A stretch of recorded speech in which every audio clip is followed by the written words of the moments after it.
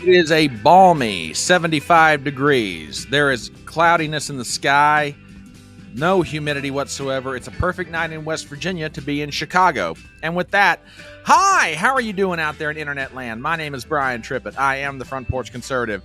Welcome to our live stream coverage of day 2 of the Democrat National Convention, otherwise known as the Universal Shit Show. Joined here with me tonight, as always, my inestimable colleague, Ruben Christopher Haynes. We will be joined momentarily by Darius Simpson from Real Talk, his YouTube channel. In the meanwhile, we are glad you guys are here. I can't speak for Ruben, but I'll let him speak for himself momentarily. It was a very short night for me. I got to bed at about 1 in the morning, having done 1 in the morning Eastern, having gotten done some things I needed to do on my side of it. And Ruben, what about you, my friend? It's been an interesting night reflecting, and then all day long looking at what is being out there on Twitter, listening what the news says, which the news is complete garbage now. Mm-hmm. And there's because of a news story that just popped up recently, it tells you that it's all fake. So essentially, we're watching the death of the Democratic Party as we know it. We're watching the death of media as we know it, and the rise of coalitions that could be coming up. There are a lot of rumors out there, but DNC last night can be summed up as one thing: a Trump hate fest. Oh, absolutely. And people are picking up on that, and they do not like it. They said that all it was a big hate Trump. They mentioned Trump 147 times. People are talking about it. They're encapsulating it. And day 2 started off very irritating to the ears. They sang the national anthem in what the most disgusting way possible. Oh, yeah. So day 2 starts off just right with these people. So I'm here to enjoy this shit show in a way that they're doing. Yeah. And it's insane. It's insane. And of course, since last night was bad enough, they don't have one barrier. They don't have 2 barriers. They put up a 3rd barrier. So the party that says walls are racist and ID is racist are having triple walls and requiring everybody's ID correct. And that is the excuse why people are saying, well, we had long lines. People had to verify their ID, and they go in, and it took a long time. So that's why photographs came out with the empty area came out. And then it was because the very first day, and it was very, very difficult. Now you see that's a little bit more populated, but still, the process that they're doing here, it goes against common sense, and it's all about, in their mind, everything's racist. Everything is bad. That is not them. Isn't them. That's not them. MAGA has never been about Republican, never been about Trump. And you notice that when you hear Trump say things, we will do this, on day 1, we will get this done. It's a more correlation of things that's going on. Right. But Kamala says, I'm going to do this. I have a pen. I can get this done. I have the power to do it, and I'm going to do it. You're already there. Make her president. Let's see for a few short months the nightmare of Kamala and what a communist is, and it'll do it. And people have come out on all her stuff that she's doing. Her horrible policies that are coming out, and Washington Post turned on her. A lot of people are turning on her, and they're going. CNN is doing hard news on it now. Absolutely, yeah, and we're going to be talking about some of that while we're waiting for the list of speakers to come up. And let me do a real quick commercial for everybody's purposes here. We're on Rumble, we are on Twitter, we are on YouTube. So thank you guys so much for sharing out the link, retweeting, passing it around. And let's say hello to some people who are in the house tonight. Miss Gypsy, as always, you are most welcome here. Glad to see you. Robert's back in the house. And Robert, I don't know if you're crazy or brave, or you may be both. The fact you're willing to be back here with us tonight. And believe me, dude, I absolutely get it. I get it. It's absolutely nuts. Hello, M169's in the house. Let's see who's over on the Rumble side of things. The wing nuts are here, at least 2/3 of them. TBA. Well, hang on, Gypsy. I saw your comment, but we'll pop it up there in a second. TBA over on Rumble. Good to see everybody. The Dems will collapse in their own rotting carcass. Agreed with that. WWG1, good evening. Hello, everybody. Yeah, Dems are totally irrelevant to anything American. All right, well, the wing nuts are in the house. And let's pop this one up. Ruben, have you heard about this? Apparently a story is broken. I have not seen this yet myself, but in matters like this, I trust Miss Gypsy. When she says that she pops something in like this, it's good. So have you heard about this story yet? Because I mean, apparently No. this is about to be a thing. It should. Well, it should be a thing. Please do it now. Please make her president. I want to happen. Or because again, I say it this way because again, that's their ultimate. How would you say, reverse Uno card in their mind. Oh no, she owns Blaze. What are you going to do? How can you change stuff? How can you do that? So let's make her president right now. Let's do it. They are that desperate.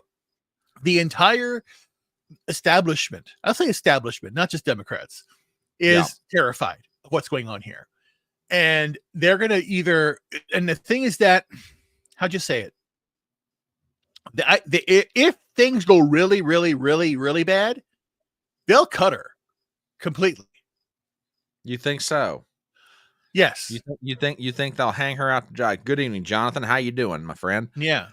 Welcome but that's to if the they party. really go bad. They really go bad because she has to explain herself now on real issues. The biggest issue she has to explain herself now was the Fed revision of the jobs report that came out. Yes. And you're the vice president. You're saying the economy is fine. So what are you going to do about that? You're going to fire Jerome Powell? Or are you going to do? And you're going to have some balls now, lady, and do something about it? You're vice president. And they say, I can't do anything, then do 25th. Get rid of Biden. You put him having the president of the United States, not the former president, the president of the United States speaking at midnight. Oh, God. Because and his speech was horrific. But again, no one heard it. But again, we have clips. People are talking about it now. Oh, and yeah. It's not the generic ABC, CBS, you hear the sanitized version. Hence, you have like Rachel Maddow saying, we're not going to lose. We're not going to show you Trump. We'll tell you what he said. We're going to take out the lies and tell you what he really said, which is total bullshit. And Trump had the best one-liner today. A reporter. Yeah. Yep. A reporter accused Trump of going someplace because it's white supremacy. And you're only going to this town because the town is known for white supremacy. And his line, I cannot do a Trump. Trump can only be Trump. But his line back to this. Allow me. Who was here in 2021? Biden. Thank you. And he starts to walk off. Yeah. Again, they're accusing the former president of being somewhere because it's a white supremacist location. And who was there in 21? Biden was. It's insane. Again, that reporter has again that old school mentality. But even not old school. I would say new school. I really think, and I know if this is controversial or not. Woodward and Birdstein are CIA assets. They were given this information. They were no great reporters. They were handpicked, selected, groomed to be assets. You're going to change the world. Nixon resigned because he thought it was the right thing to do, even though they wanted to get rid of him. Because again, it's more about the war machine. You have to remember, ever since Kennedy was assassinated, this cabal, the council, if you hear what's going on with the underground reporting, that's controlling everything. It has to be stopped. And it only stops by us doing something about it, standing up and saying no more. And the only way we can do it now is to rumble and X, and basically the town square is to get it out there. And there is a lot of that going on tonight. I'm trying to find that clip that you're talking about, Ruben, and it's out there. Don't get me wrong. Yeah, I have it. You got it. Shoot to me. Oh, while we're doing that, although he is not with us as a panelist tonight, the inestimable Professor Christian Watson is in the house. Brother, it is so good to see you. We're going to be joined momentarily by Darius Simpson from the YouTube channel Real Talk. He's going to be here probably in about 5 or 10 minutes, and we're going to there's a lineup of speakers tonight, and among the notables, among the poobahs that will be speaking, Maryland Governor Wes Moore, and I want to hear his speech because he might be an up-and-comer to keep an eye on. Senator Tammy Duckworth of Illinois. Bernie is in the house, ladies and gentlemen. Vermont Senator Bernie Sanders is going to be giving a speech. There will also be the second dude, Doug Emhoff, otherwise known as Kamala's husband. I could give him a nickname right now, and I just don't want to do it. I feel too bad for the guy. Illinois Governor J.B. Pritzker will be here. And then Michelle Obama will be introducing her husband, former President Barack Obama, for the keynote speech of the night. Ruben, I got to ask you. I have absolutely got to ask you. Hello, Midmo. Good to have you in the house tonight. Thank you so much for everybody just coming in. Yeah, Ruben just sent me the clip. Give me 1 second here. Yeah, Ruben? use the second one to give you. Second one? Better, okay. better audio. Better audio. All right. Kavitz for a second while I set this thing up, if you wouldn't. Yeah, this again. We all together, we have to make our voices heard. This is the call to action for everybody. Talk to your neighbor, talk to your local, whatever, get the word out on what's going on here. This is, again, the Democratic Party is collapsing right in front of us. There are still good people there, because the rumor also that's coming out there is that RFK Jr. may just stop his campaign and endorse Trump. Yeah, we're going to get into that. I know. That's a very big story that broke this morning, but that's the whole idea, because everything's compounding from, again, I equate last night's Biden moment, or this whole DNC, as the same as his debate performance. People saw this, it got clipped, and they're like, "Oh shit!" You had the Fev doing what it was doing regarding saying, "Oh, we overestimated by 1 million jobs." It's on you, buddy. It's on you. Hang on. Yeah, hang on a second, Ruben, because I've got a snippet of a headline. If you guys are wondering what Ruben's talking about, this is from Bloomberg. The Fed confronts up to 1 million U.S. jobs vanishing in revision. Bureau of Labor Statistics issues preliminary benchmark unemployment revision happened on Wednesday. Economists still view job growth as healthy, albeit moderating. Oh boy, now if that's not some serious Bravo Sierra right there, baby. And if you're former military, you know exactly what Bravo Sierra is all about. But yeah, we've got the clip pulled up. Let me get this thing set up now. For those who maybe didn't see this, Donald Trump is trying to do his own form of counter programming this week. Since the DNC is happening in Chicago, and I will make an argument he's having some effect. And he appeared with law enforcement officers in Michigan, and he was done giving his remarks, and as he's starting to walk away and shake hands with the various law enforcement officers there, some erstwhile young journalist, apparently not realizing what she was about to get, asked him a question, and as always, folks, give me a sound check. Let me know if you can hear this. And with that, here you go. Thank you, everybody, very much. Thank you for coming.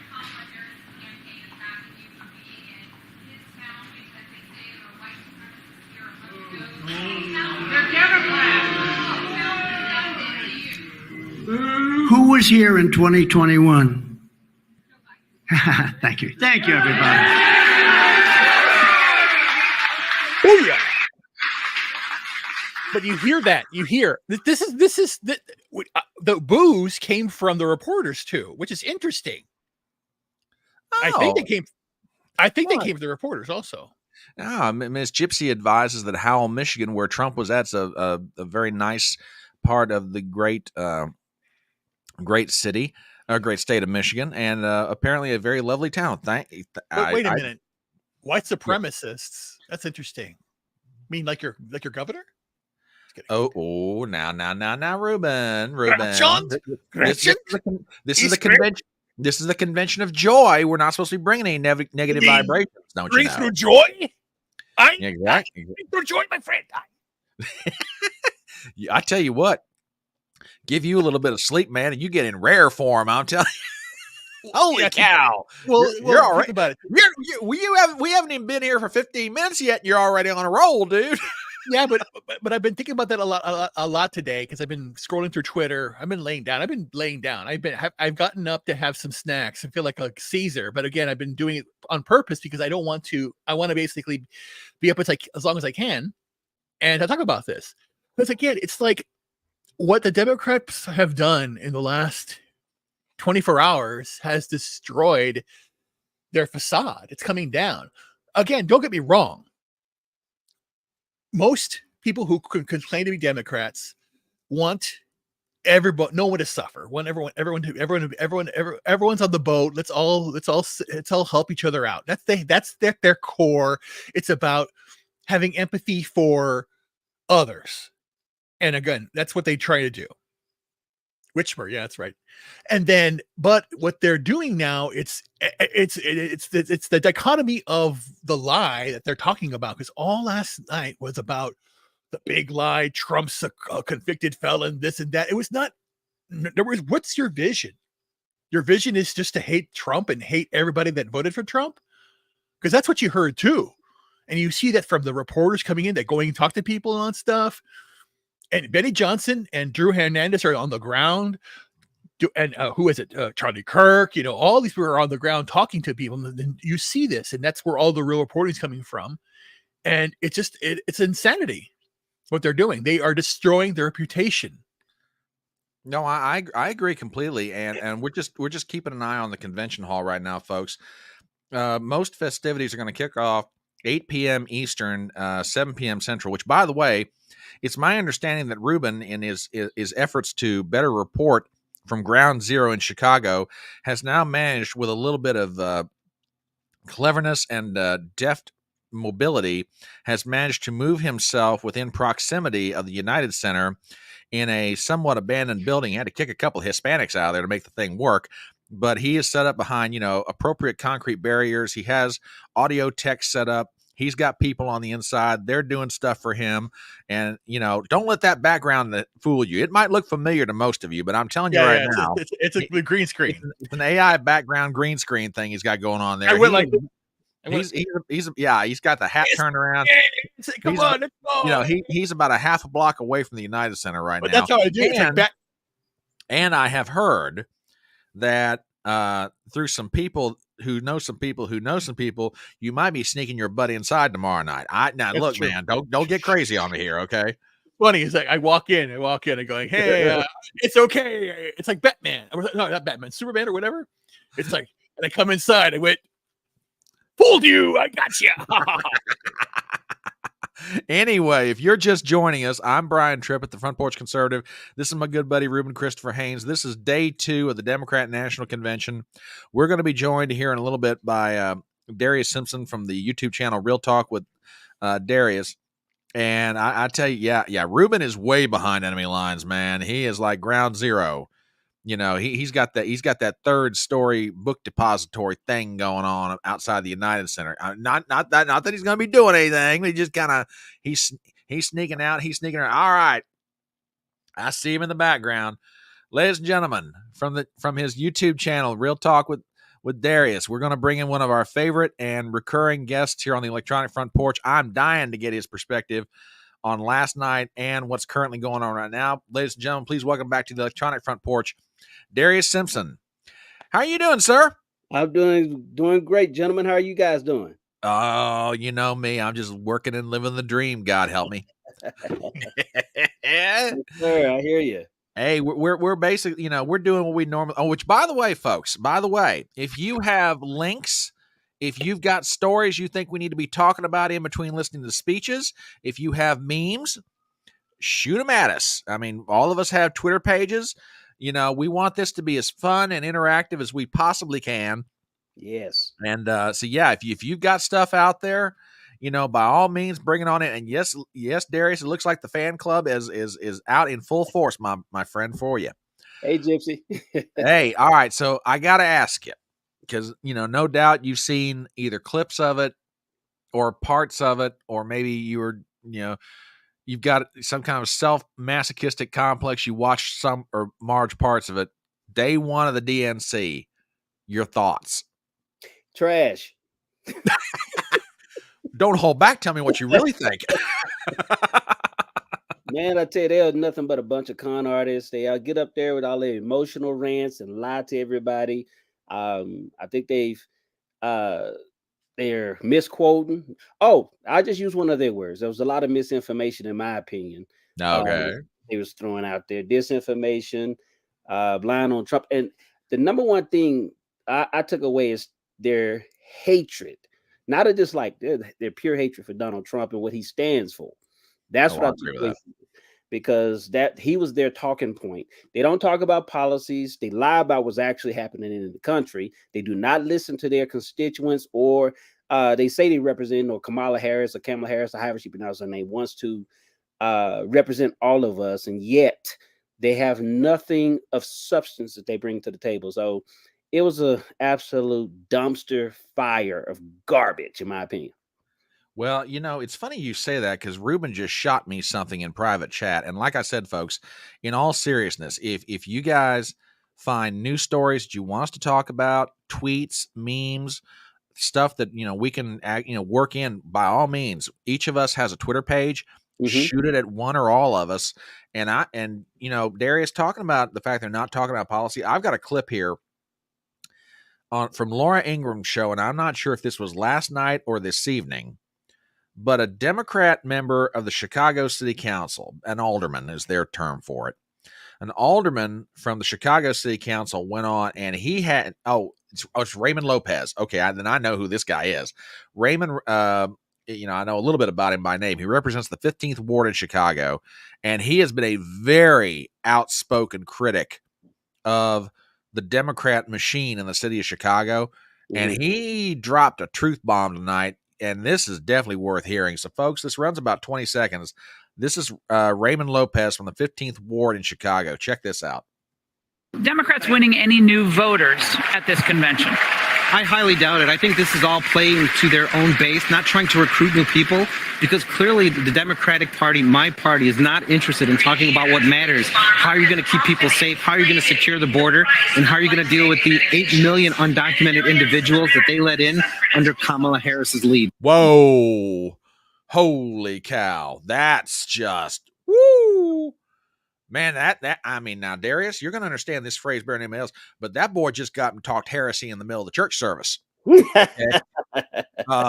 This old boy just spouted blasphemy right in the house of the Democrat, Yes, he did. But is he wrong? I mean, now, granted, you guys got to understand, I know this guy, right? Lopez is, God, what's the best analogy that I can use? Lopez is the political equivalent of John the Baptist crying out in the wilderness for the Democrat Party. Yeah. Ain't nobody. He's out there, eating wild locusts and honey. The Democrats have more or less exiled him, which the analogy is not totally perfect, but you get where I'm going with this. Right. He's out there crying out in the wilderness. The Democrats don't want to listen to guys like him, but he's not wrong. I mean, he's really not. Yeah. And now he forget blasphemer. He's now an apostate. In 169. Go ahead, girl. So, I mean, what do you think? I mean, you just said it. They're not talking policy. They're not talking about ideas. They're not talking about aspirations, as Ruben alluded to earlier. I mean, are they just playing to the base for the next 4 days? I mean, I don't see last night being inspiring, aspirational, anything. No, my question is, who is actually their base? Who are they actually speaking to? In my opinion, a big part of their base is the illegal immigrants. They seem to have a hard time saying that, but I know that's intentional because they understand the power of words. So all they're going to do is keep playing on people's emotions, and they're going to talk to a different base. They know they're not talking to every American citizen. They know that their mindset is that we are the deplorables.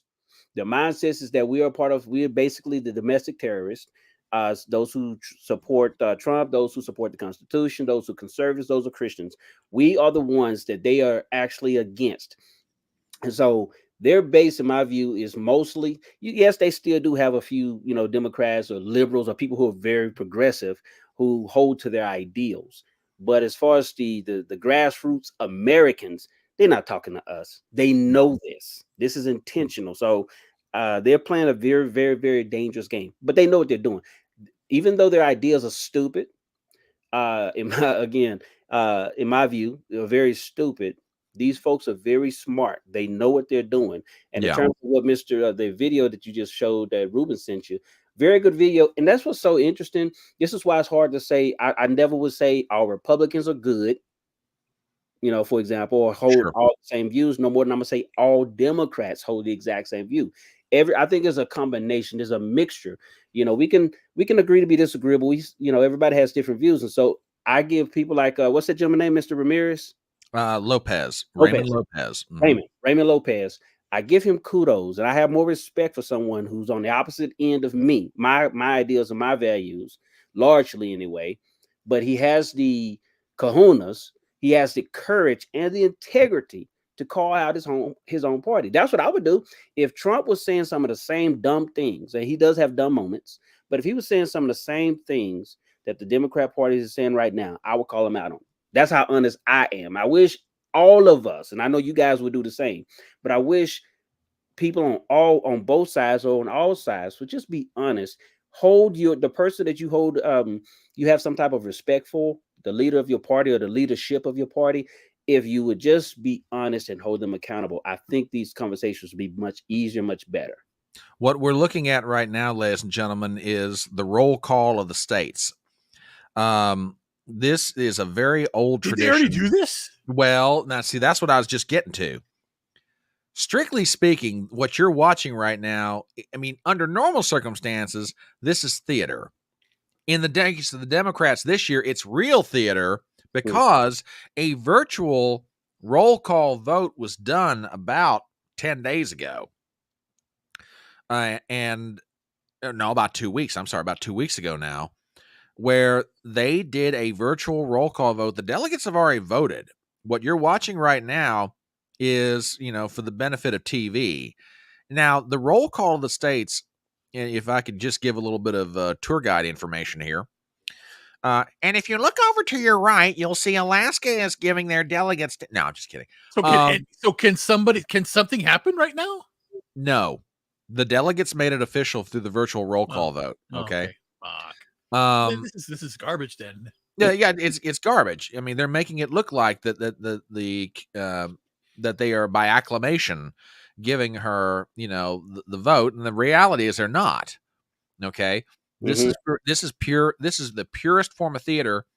I mean, like I say, normally the roll call of the states is just that. It is theater. Jesus, but in this case, it really is. They don't even need to do this, but try to convince everybody that that's what's been done. Or what is being done, that the convention of joy is such that they're all having a collective cacklegasm right now, and they're like, oh my God, we've got to vote for this woman, and that's what they're doing. So they're doing the roll call of the states. They're bad. Yeah, the guy on stage. Where's that? God, where is he? Darn it. Who are you looking for? No, nothing. If it comes back, I had a one-liner. Oh, there he is. I will say I was not doing a Sarah Palin. Okay, Sarah Palin, a whole lot better looking than I am. Dear, here we go again. And of course, they get the. Never mind.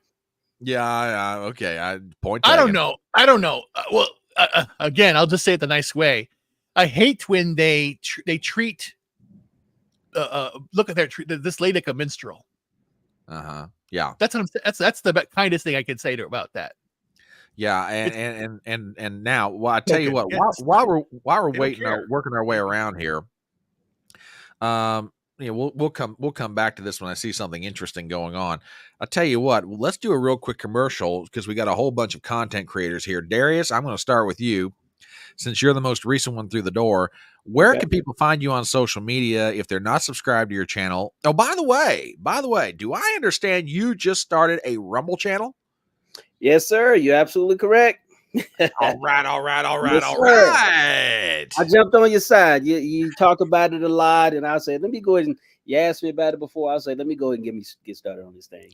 So yes, people can find me on Rumble at Real Talk with the actual word with WITH Darius. You also find me on YouTube. Find me on Instagram and Twitter. Okay. Okay. Ruben, if where can people find you on social media, and what can they do to help you out? And by the way, before people go out and subscribe to Darius's Rumble channel, he just got the thing started. What, about 10 days ago? About a week? About a week ago, yes. Okay, all right. And I sent you the link too. I mean, the link. I sent you the name of it on your. I texted to you. Okay, all right. Well, I'll tell you what. Let me pop up another Rumble thing. Ruben, go ahead and talk. Yeah. And I'm gonna find this good man's Rumble channel and drop it in chat. No problem. You can find me on Rumble, YouTube, X, Instagram at Ruben Haynes. Just use my name. Also, you can Google me, because that's the one thing that I tout myself as. I use my real name for a real reason, because I consider myself the John Hancock of what's going on right now. I put my name out there so they know who I am. I DM all of them and tell them how full of crap they are, because it's true. We have to be our own advocates here. That's what my mission in life is, to advocate. I advocate for my own health, advocate for my own well-being, and the future for each American. That's what we have to believe here. The party system has failed us. Donald Trump was a lifelong Democrat, and it reminds me of Reagan, who was a lifelong Democrat as well, and decided to do what's right for his party. Donald Trump, John F. Kennedy, George Washington, I believe also Herbert Hoover, were presidents that took no salary. You have to remember that he's not doing this for the money. There is, and again, that's the lie, that he's doing this for fame and fortune and all this stuff. Who has enriched their life?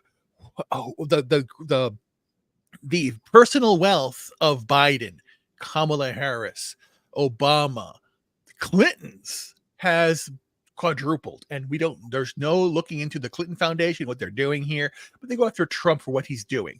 Right. For the idea of anything as simple as having somebody sign a DNA, which is very, very normalized in business, and to have it railroaded as something that's done at a state level to a federal level, from a misdemeanor to a felony, is insane. And they use that line last night. It's tired. It's old. The felon. We don't care, because it's all a lie. Project 2025. Project 2025 is like saying that the federal government is following the Federal Express's terms. Yep. More than likely, we have to realize the real thing, that the dollar is not real. The Fed is corrupt. What they have done in conjunction with the jobs report and the economy the way it is, allowing people to buy their own stock back, and that's why the stock market's inflated. That is why the billionaires have gotten more money. And to that effect, what Harris has now proposed, which is a complete bullshit line, is to have a 25% capital gains tax, unrealized gains. Just a simple thing. What that means is if they're trying to reassess everything, but they're going to screw it all up, and then you have to pay the price. You buy a house and you pay $250,000 on it. Okay, they assess it, taxes. It's worth a certain amount of money. You are responsible for that tax. So if housing prices immediately go up, then you owe taxes on that land, and property taxes, all this stuff, if they want to tax you to death, which that's what they're doing now. Taxes are wrong. It's theft. It's always been theft. I've known it my entire life. I pay as little as possible because I want to. I don't give a shit. I'm done with this crap. But they want to destroy the economy. They want to ruin everything. So please get involved and do something with your life to make a difference. Know that this has to stop now. Real talk, Ruben. Absolutely. Now, I want to go back to something. And by the way, I see people are subscribing to Darius's channel on Rumble. I genuinely appreciate it. Thank y'all. Now, Ruben alluded to this a little bit earlier, and I want to pop this up here because this is really making the rounds right now. Nicole Shanahan, who is Robert Kennedy Jr.'s vice presidential pick, was on an interview, I guess either today or in the past couple of days, and a clip of that has gotten out, and it is absolutely stirring the drink. So while we're waiting to see what goes on, okay, the roll call of the states is still going on right now. And while we're waiting, we may as well take a look at this because this is huge with its potential implications. And Nicole Shanahan, RFK Jr.'s vice presidential pick on their independent ticket, is being interviewed. Listen to this. Tell me what you guys think. And I want to get Ruben and Darius's reaction to this. Here we go. You know, there's two options that we're looking at. And one is staying in, forming that new party, but we run the risk of a Kamala Harris and Waltz presidency because we draw votes from Trump, or we draw somehow more votes from Trump, or we walk away right now and join forces with Donald Trump and you know, we walk away from that and we explain to our base why we're making this decision. Now, that's the clip. And like I say, when that went round, it just sent shockwaves because right now, depending on which state you're talking about, if RFK stays in this thing, he's going to wind up, you know, most pollsters would argue that RFK Jr. hurts Trump, particularly in a state like Pennsylvania, maybe in New Hampshire, a few other places. Mm-hmm. Darius, I'll start with you first. What's your take on this? You know, I saw that video earlier today or yesterday, I forget. But anyway, I thought it was convenient. I thought it was very interesting because I wondered, it was a few days ago, last week sometime, RFK Jr. was being interviewed by Jesse Waters. And before the interview concluded, that segment concluded, Jesse asked him point blank are you in it for the long haul? And of course, RFK Jr. said he was. But my thought is if you're not getting a lot of votes or getting the needed votes in order to actually make an impact in this presidential election, why not go ahead and side with Trump? I mean, I know he's a staunch Democrat, but as he's already experiencing, is that because he does not hold to the values of this progressive left, the very far left, and he's been rejected by his own party, he should look at the enemy of my enemy as my friend. That should be the ideal. So the fact that she comes out, his VP selection, the fact that she comes out and says that, and I would like to hear Robert say the same thing as well to confirm that. But the fact she come out and say that, I thought that was very interesting. So I think it will be a good move, and I think it would also bolster Trump's chances and opportunities because now you bring in some of those voters. Now, was I really concerned about Robert taking a lot of Trump's voters? No, but Robert is an intelligent gentleman, and some of his ideas I do like, you know. But I thought it was a pretty good move. So if they truly decide to do this, I think it's going to definitely, like you were saying a little bit ago, Brian, I think it's going to definitely send some shockwaves if they actually join his party, because that just makes Trump and his team even stronger. There you go. Ruben, your thoughts. When it comes to RFK, I have respected him. I've known him for a very long time because I was born in 1968. So I know what he's been through historically and the family's been through. And he's been a staunch advocate for personal health and going away from pharma and taking care of yourself, and has a very strong conservationist point of view. And I believe that Trump has already been talking to him because they are good friends. And it is going to be something in the realm of, this is going to show people one of two things. Number one, his base will be upset a little bit, but they'll be upset only because of what they have been fed in their mind by the mainstream media. Once they have Trump, imagine Trump and Vance sitting with RFK and the running mate. I forgot her name, but they're there. Jeanette, and they're there, and they have a press conference and they talk about it. And he starts doing like town halls with all of them, and they have because Trump does one thing. He is a coalition maker. You saw his entire life. Forget about politics. Mm-hmm. Yeah. I saw him sitting down with Muhammad Ali, Jesse Jackson, Tupac. He would involve himself in the culture, be it politics, be it music, be it entertainment, be it, and people will say, how did Trump do all this stuff? How did he put up these buildings so quickly? How did he get all this stuff done? He does this, and sometimes he does this on his own, where he has somebody, a family member, a guy that he met on the street, changes his tire, he helps out. He just does it and thus leaves. And he's doing it out of love for country, love for what the possibilities are. And if that message then comes from RFK and their supporters of what they're trying to do, it's a coalition. Mm-hmm. And something like that has not been done ever. Because right now you have the Democrats here who are delusional, just saying we are going to again, RFK was a lifelong Democrat, and then the DNC kicked him out. You're not welcome here. Trump says, come on board. So we'll see what happens. If it happens, it happens. It'll be earth shattering. But right now, all Trump is, this is where I disagree with some of the commentators that are saying Trump has to hit back. Trump has to go fast. He's doing what he's doing. Let him do what he's doing. And again, he's giving the Democrats enough rope right now to hang themselves.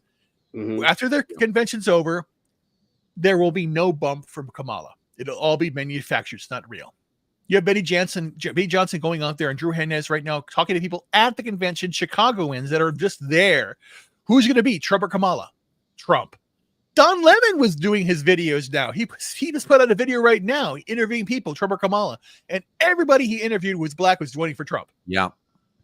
So again, there is that breaking down of the because Don Lemon or the independenter, like Don Lemon and a few other people are out there going to start saying things and questioning and saying, I'm gonna be a real journalist. I'm gonna go after it. Because again, they want the gravy train. Mm-hmm. As soon as they see that Trump will bring in business, money, this and that, they're gonna change their tune so quickly.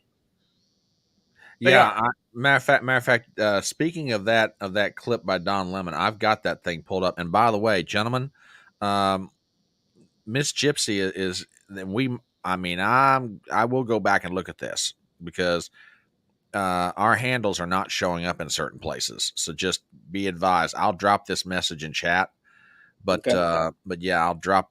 Let me see if I can. Yeah, I'll get it. I'll grab it anyway. But I've got the Don Lemon clip right here, and this runs about minute 20, but it's worth every bit of it. Now, Don Lemon's been out and about, I guess trying to do what he calls independent journalism, I guess. He's interviewed. Yeah, I know. A very laughable proposition. But, and by the way, Zippy's over on Rumble, the third wingnut's in the house. Hello, Zippy. We're glad to have you here tonight. But yeah, Don Lemon is out on the streets, and he's asking people who you're voting for. And here's what people are saying, and this is going to surprise you. How are you feeling about the election? I'm going for Trump. I feel like every time they don't want somebody who is good for us to win, they throw somebody black in our face thinking that's going to make us vote for the black person. I voted for Obama because he was black. I don't want to vote for her because she's the first black woman to run for president or to win. I don't vote. Well, I want Donald Trump. I'm sorry. I want Donald Trump. Why do you apologize? Well, I know nobody likes him, but we had good times with Donald Trump. I'm running for Trump, so. You are? Yeah. Yeah. Well, why? Yeah. I don't know. I just always been a fan of his, so that's what I'm running for. I used to be against Trump. I used to live in Virginia. I saw the bad side of it, but really moving to Cleveland, but I saw the other side of it. I'm supporting Trump. Mm-hmm. Because it has to change. Yeah. It has to change. And now I vote more for what fits me better as a person rather than voting for the black person or voting for the first woman. So what do you think about Kamala Harris? I think they say she's phony and fake, you know what I'm saying? So I'm like Trump saying, what are you, so I'm not feeling her. People get mad about it, I'm just not feeling her. I don't like her the way she speaks, the giddiness, the laughing. Everything's a joke, and it's not a joke. We're in trouble. I'm going for Trump. Kamala was on Biden's team, and I don't like Biden. Gas wasn't this high when Trump was our president. Food wasn't this high. I'm going for Trump. Now, the interesting thing about this, he was in New Jersey, I guess 2 or 3 days ago, maybe, got almost the same reaction. And Lemon was, I think it just kind of gobsmacked him because he couldn't believe it. Yeah. I mean, come on. He was especially amongst black women, because you hear a lot of that from black men, the black males, but to hear from some black women now is really throwing him for a loop, because he expected a lot of what you say, gobsmackers, trying to shame Trump and disrespecting Trump, as you continually hear in certain circles.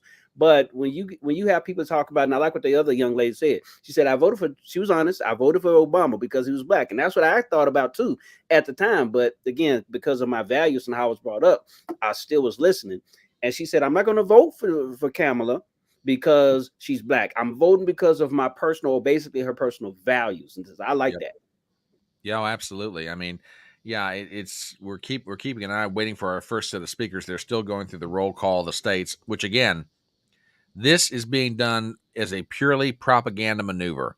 There's not one reason in the world why the Democrats need to do this, except make everybody think that this convention of joy is just, they're all just so giddy and they can't wait to give pledge their delegates to her and make her the nominee. It's already been done, folks. Kamala Harris even came out, the Monday following that weekend and said, "Thank you for making me the nominee." She knows she's already the nominee of the party. Right. Okay. That this is just like and by the way, this POS, Andy Bashir, did you guys hear about the comment he dropped today about wanting to see JD Vance's kid get graped? Oh man, that was horrible. Yeah. Oh, it was absolutely horrible. We'll play it here in a second if people haven't seen it. I mean, you want something to get your blood. Yeah. Love, tolerance. They're all about that. Right. Yeah. Except for people that, don't agree with him politically.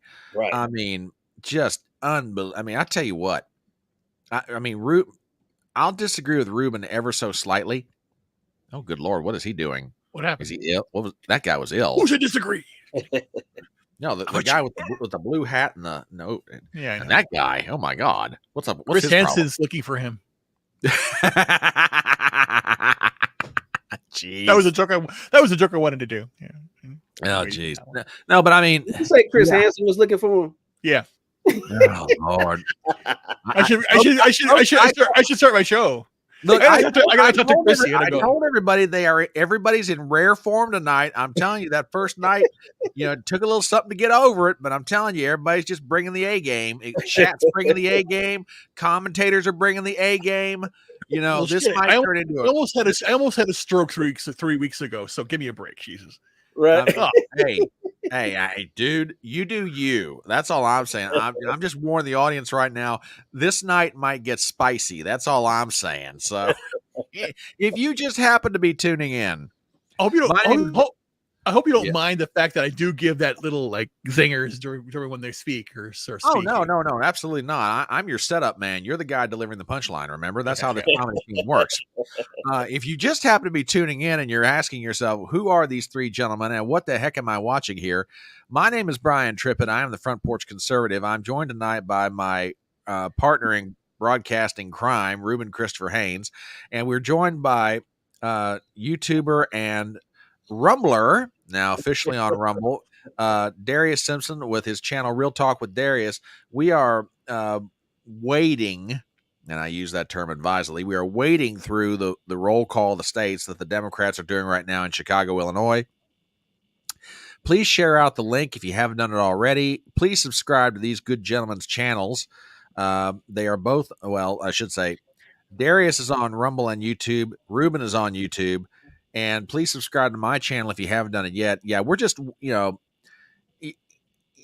we're talking your way through the Republican convention is one thing, because there's an actual policy. It's a lot of theater, I grant you, but there's actual policy. Wading through the Democrat convention is much like, freshly plopped poop for which you need hip waders. It's like giant red pill. Giant red pill. Giant red pill indeed.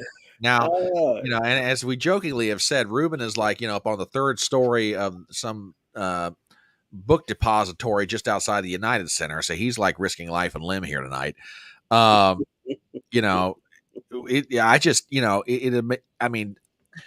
to get your guys' take on this too.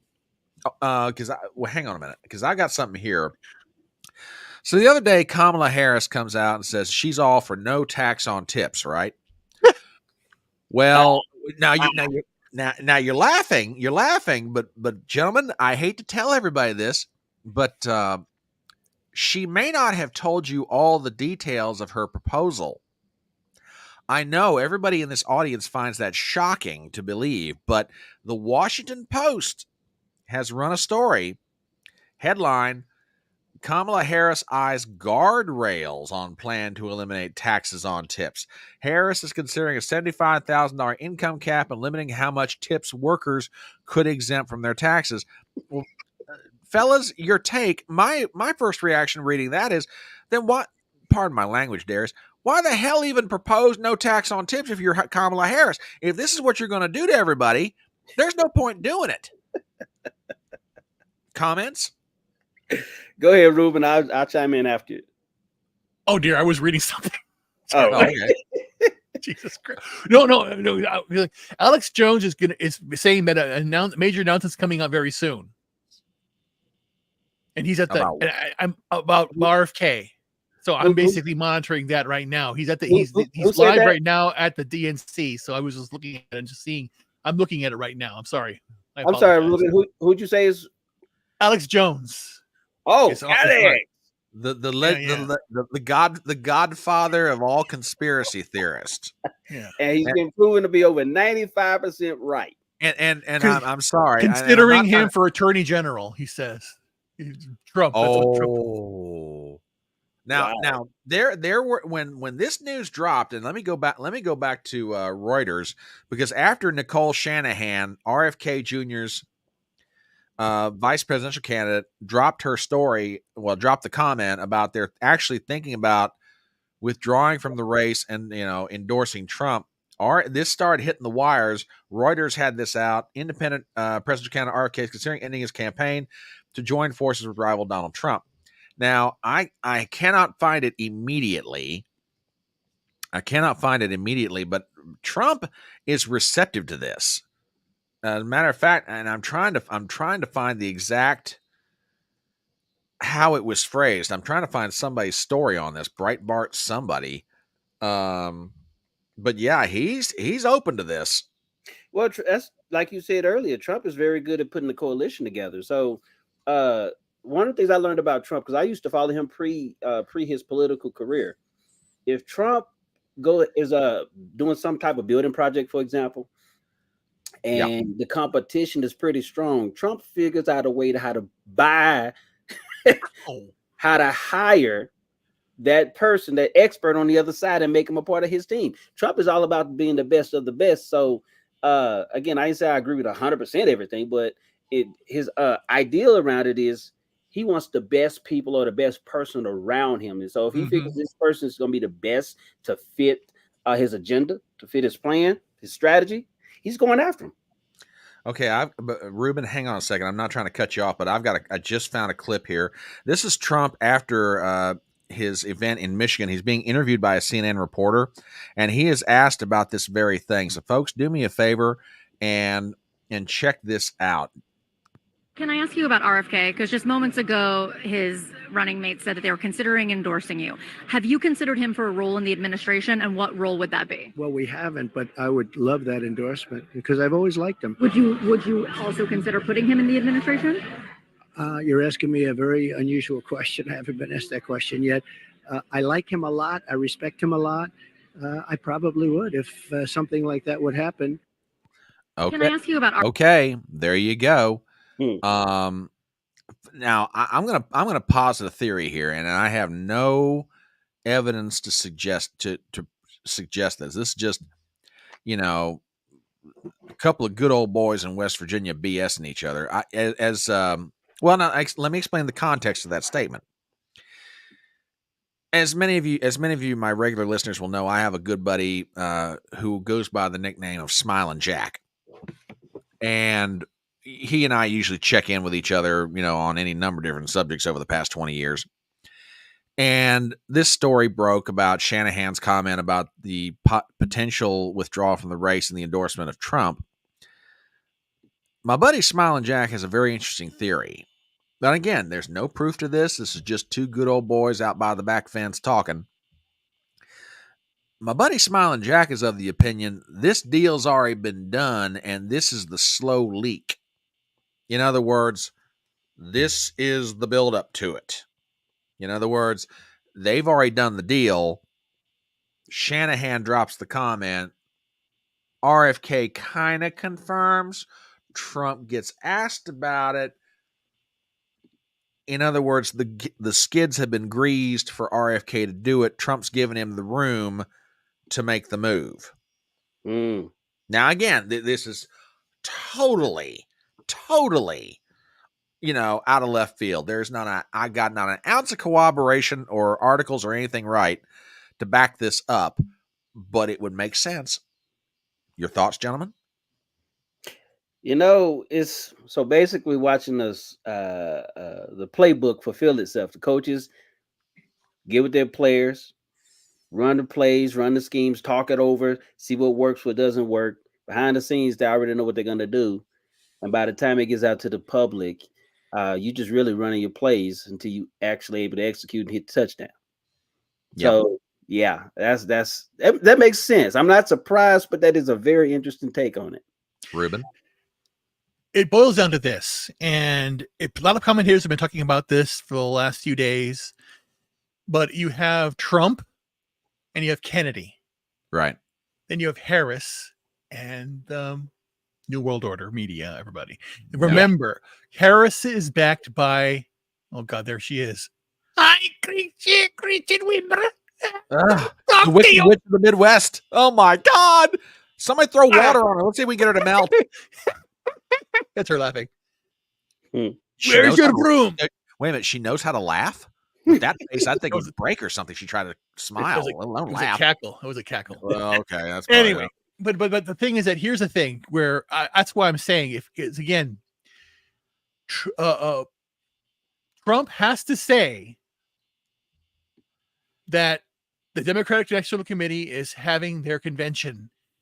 Not only are they triple fenced IDs, they have just announced by proclamation and the show of everybody not having a choice and just this cabal in United Center in Chicago anointing somebody.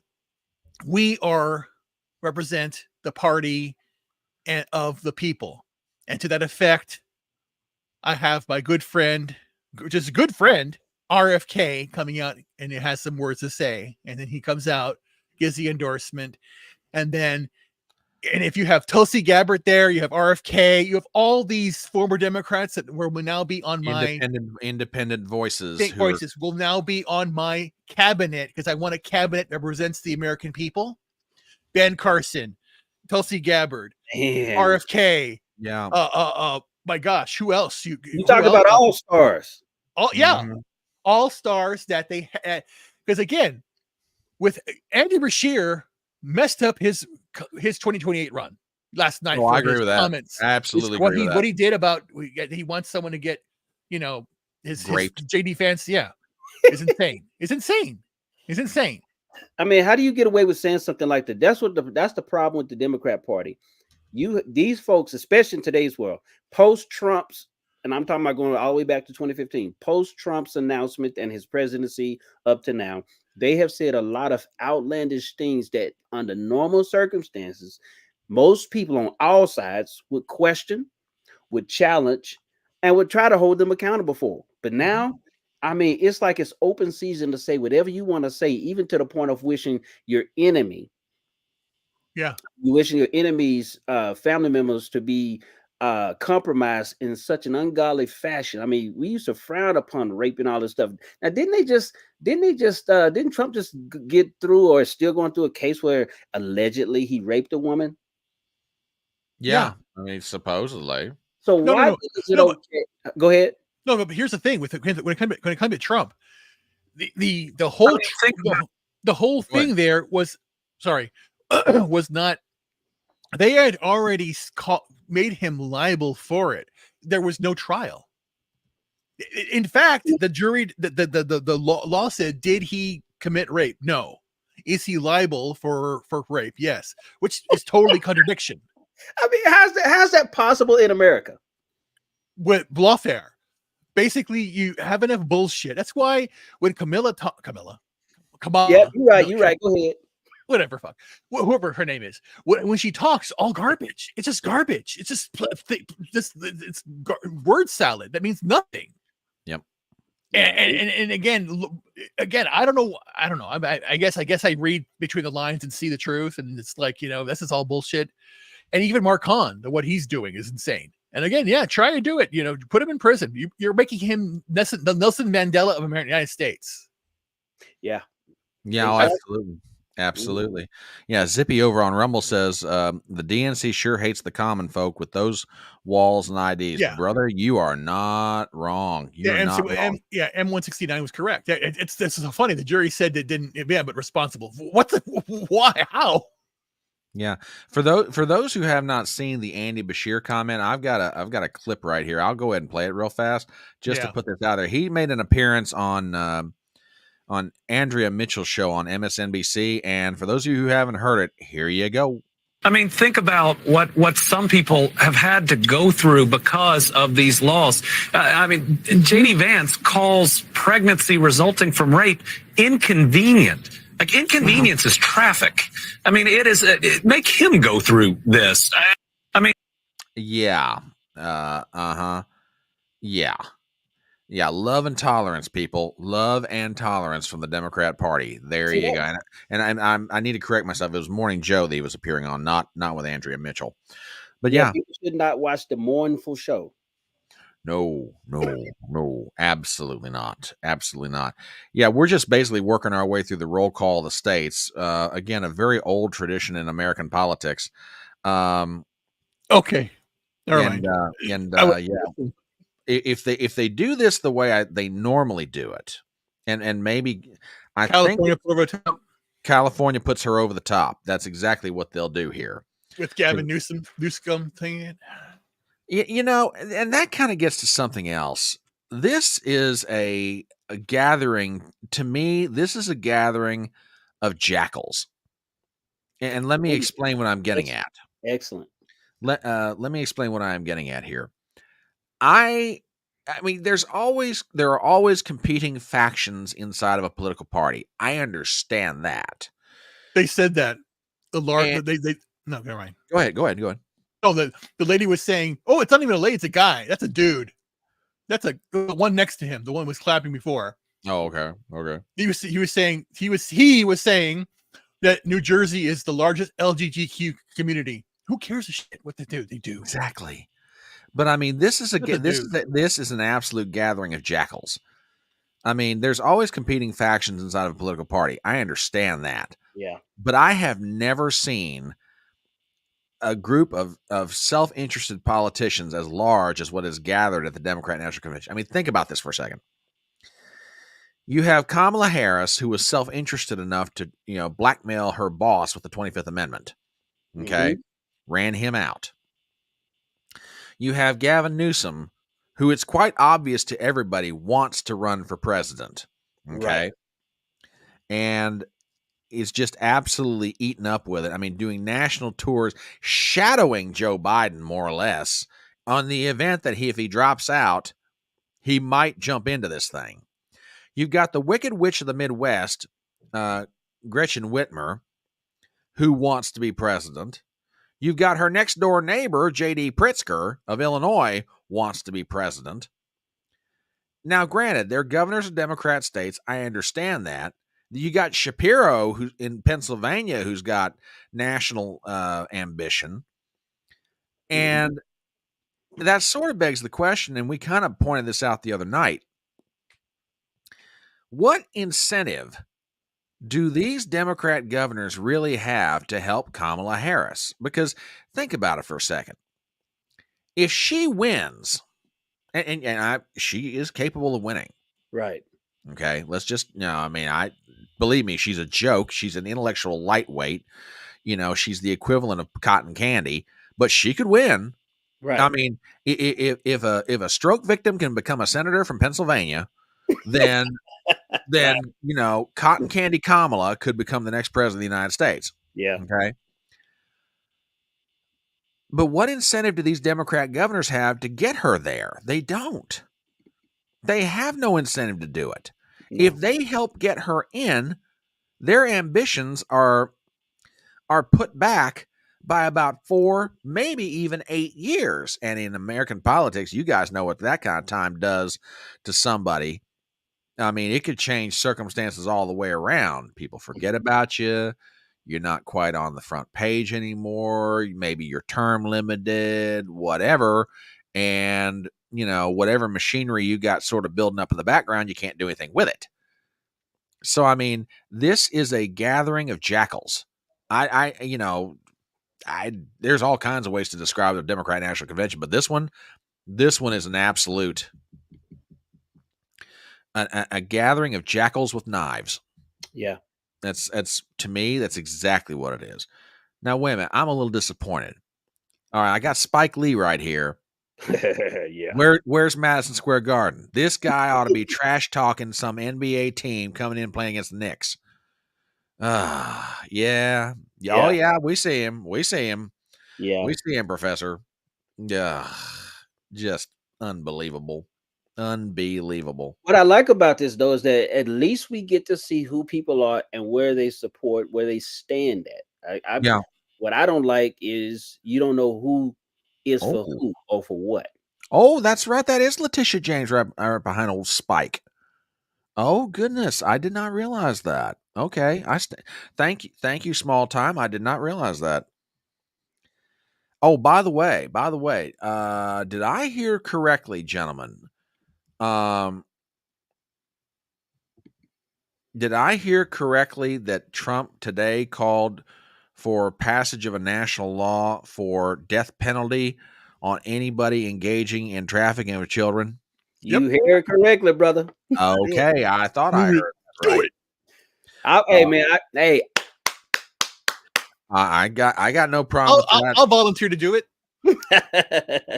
Now, my only question is, do we get to use a wood chipper or not? Just saying. Nah, it's not fun enough. Maybe off the books. I'll do it.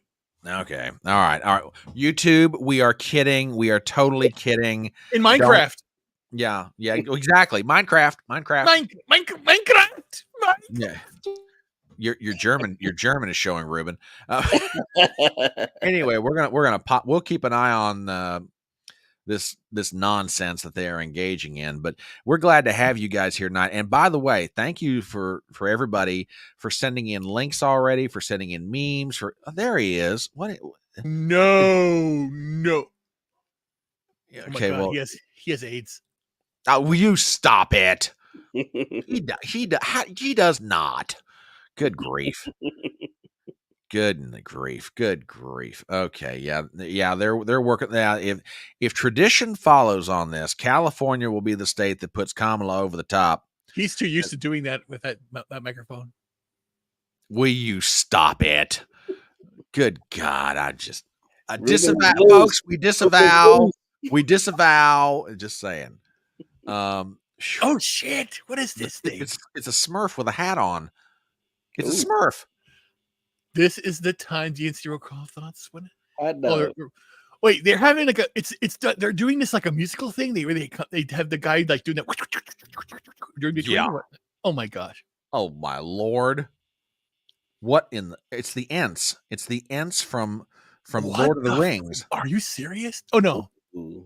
No, they're traditional. They're wearing traditional garb from like. Okay. All right. From there. Zippy with a rumble rant. AIDS? Where's Fauci? Oh, for heaven's sake.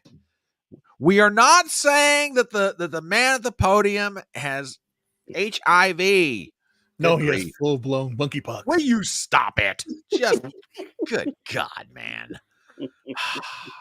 Monkeypox. Monkey. Well, now that one, just anyway. We're being funny. Oh my Lord! Just straight up crazy. Oh, come on, you guys can't be. No! Don't you dare! There we go. Okay, we're getting them back on track. Oh, for heavens! Oh man! Woo! Tell you what. Goodness. Yeah, they're working their way around to Ohio. Yeah, I mean, I tell you what, under normal circumstances, trying to counter program a national convention doesn't really work out all that well. On the other hand, Trump's done this now for what, this is his third straight time. I don't know. I mean, again, the media is going to be the media. They're going to do everything they can to try and help Kamala here.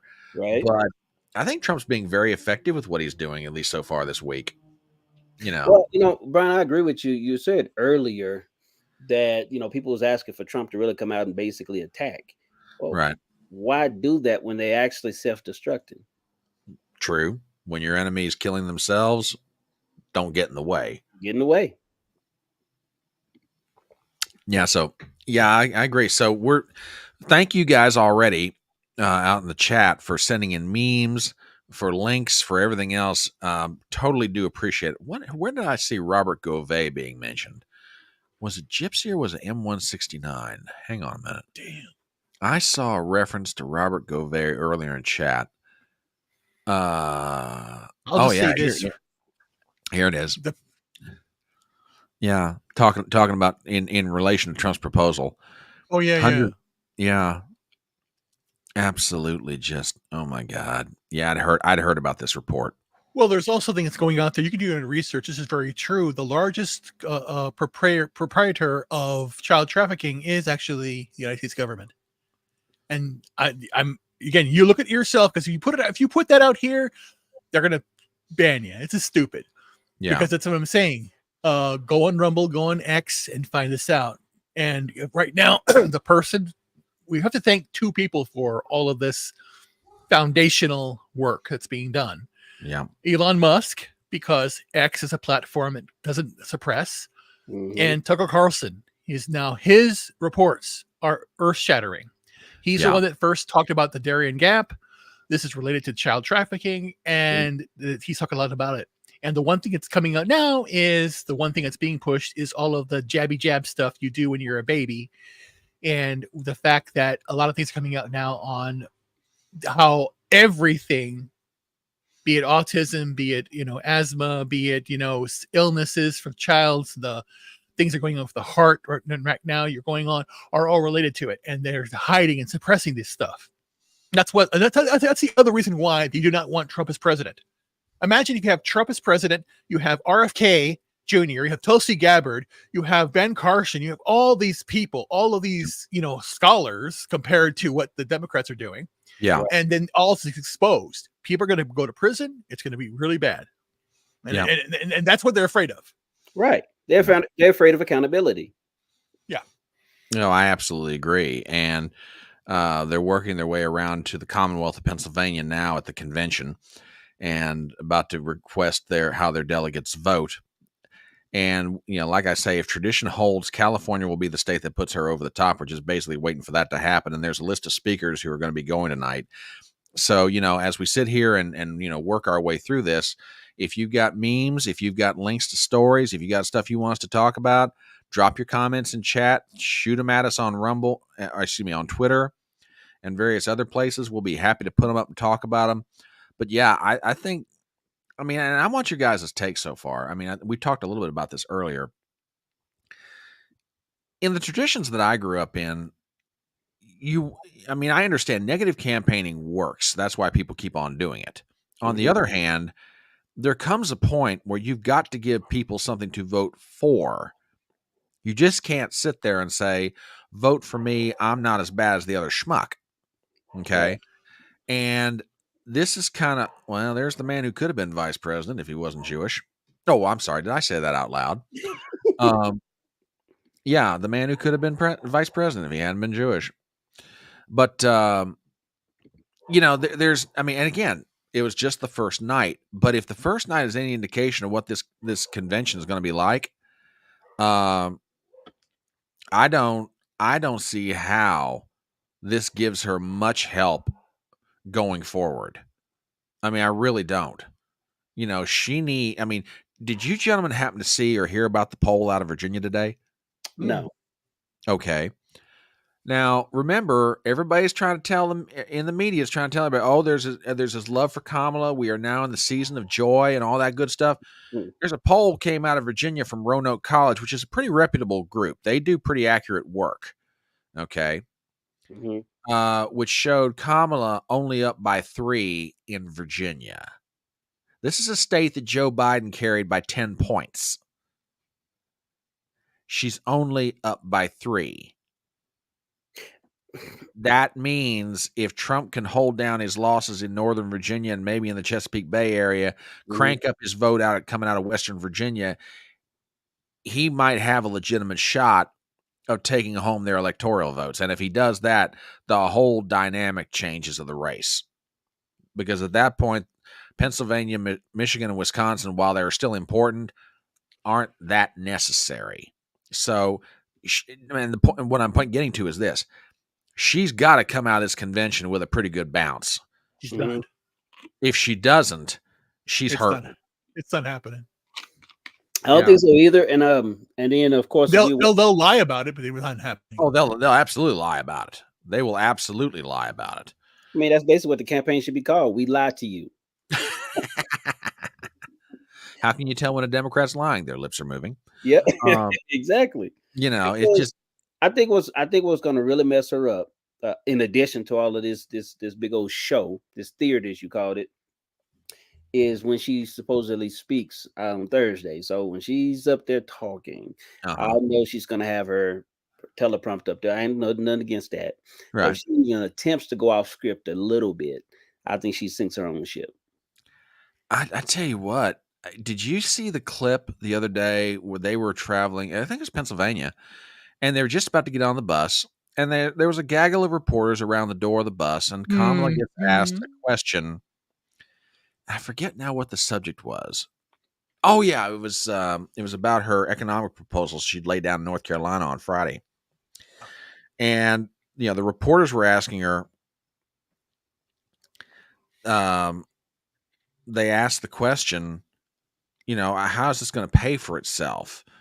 Well, for about a good minute and a half, she just went to return on investment. It pays for itself. We're going to have return on, and you could literally look over and watch Kamala's husband, Doug Emhoff, and Governor Tim Walz of Minnesota, her running mate. Tim Walz looking down at the ground, kind of kicking his shoes, like, can we get out of here, please? Can we get out of here? Da, da, da. There is a real good question. There's a couple things. Christian, I saw yours. I'm going to get to it in a second. But I would like an answer to this. I mean, we talk about polls on this live stream all the time. I'd really be curious. That's a good question. If you have been contacted for a poll, and I don't care if this is on the Rumble side of it or if it's on the YouTube side of it, if you've been contacted for a poll, drop an F in the chat. If you have not been contacted for a poll, we'll just leave it. Don't do anything. But if you've been contacted, I'd like to see this. I really would, because this is a good question. Yeah. I'd really kind of like to know. Really would. Well, I know I haven't been polled. I haven't. So let's see. Christian just sent me something, and let me get this thing pulled up. Oh yeah. This looks. Yeah, I saw a bit of this today. Hang on a minute. Yeah. You sent me something? No. I'm about to, but okay. I'll do it. What do you and the panel think of the rise of Gen Z leftist icon Parker Short, who was seen on video verbally attacking Charlie Kirk? I DM'd you the video. Okay, we'll take a look at this. We will take a look at this while we're waiting for the Democrats to go through this dog and pony show of a roll call. Yeah, they're up to South Dakota now. I'm feeling tribal all of a sudden. I don't know why. And we got something else here too. We'll get to that here in just 1 second. Gypsy, thank you for sending that in. Yeah, like I say, folks, we're going to be here for a while tonight. And Darius, if you got to bounce at any point, you just let us know, dude. We get it. I mean, you got stuff you got to do. I'm on vacation this week. Ruben's doing his thing, running multiple multinational corporations, and we just don't understand it or realize it. He's just that sneaky. But I mean, seriously, dude, I'm not trying to run you off. I'm just saying, if at any point you got to bounce, we get it. Just let us know. California did throw her over. It's official. California did put her over the top. Yeah. Okay. All right. Let me grab this thing from friend Christian. And Wait, no, go pass ahead. this. They passed because they want to do it. They passed. Okay. That's what I figured they were doing. Because normally the home state of the presidential candidate, the roll call goes alphabetically. It's tradition, and the home state of the presidential candidate normally will be passed over, and then the chairman will recognize the home state of the presidential candidate, and bring them up, so they are the state that officially puts them over the top. It's a very old custom, and it's kind of cool. I really like it myself. But let me get this pulled up. Compliments of the professor. And yeah, apparently there was an exchange that went down between Parker Scott, who's like the Georgia Young Democrats, and Charlie Kirk of Turning Point USA. I'm going to be very interested to see this. So, folks, if you have not watched this yet, check this out, and we'll comment on it. Republican Secretary of State in the state of Georgia. What's your name? You said Parker? My name's Parker. We have a Republican governor and Republican Secretary of State in Georgia that approved our elections, and Donald Trump said that wasn't. Oh, okay. Hang on. Sorry, guys. I've got stuff that's messing up my. Let me see if I can thin this down a little bit. Right, Donald Trump tried to undermine our Constitution. You're at 10. I just walked in. I'm here to just learn. Hey, you're an anti-patriotic, anti-constitutional person crashing our party because you tried to stop our democracy. I got one question. Donald Trump called the Secretary of State of Georgia and told him to find him some votes. What is a woman? Oh my God, Charlie, that is so fucking weird, y'all. Maybe you should meet one. Whoa, I'm married to one. Same. I gotta say here, and I saw Christian's tweet about this earlier in the day, but I gotta say this. To me, I gotta agree with the professor on this one. Charlie sort of wasted a shot. It's like, dude, why didn't you just ask him, tell me about the phone call? Yes. Can you put that comment in context? Because I can, Yeah. Oh my goodness! Here's some good news coming out of the state of Florida. Apparently, they're having a primary down there tonight. Gates successfully fended off challenge from Navy veteran Aaron Dimmock. Okay, interesting last name. All right, thank you for that piece of information. Your thoughts about that exchange that you just saw? It's gotcha stuff. It just gotcha. It just basically he pulls his camera up. He does it. I just got here, dude. Just you're dismissing him because it's just that he's saying Georgia. He's trying to subvert Georgia. Georgia is it's coming out what really happened in Georgia. So again, he's serving all old news. So what it would do is basically it'll have people saying, well, yeah, what happened in Georgia? You pull up the news now, it's going to say that the Georgia is now they're looking into the impropriety. So he just screwed himself. He thought he got a win, and it's a whole old tired line. You should know what a woman is. Get a woman. I do have a win. They think that all the people on the right who complain are incels, are in the basement. That's them. It's like it's insane. Yeah, absolutely. Gypsy just sent us something from outside the convention hall, and I'm going to pop this up here. We're still working our way through the roll call of the states. I'm waiting to see. They just got to Texas, and okay. They're now down to Utah. So we'll pop this up here real quick. And let me get this put in. This is from outside the convention hall, and apparently it's getting ugly out there. Very much so. This was hang on a minute.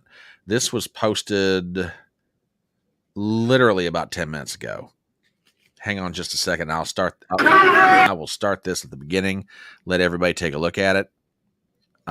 Folks, This is about 10 minutes ago outside of the United Center. You got riot footage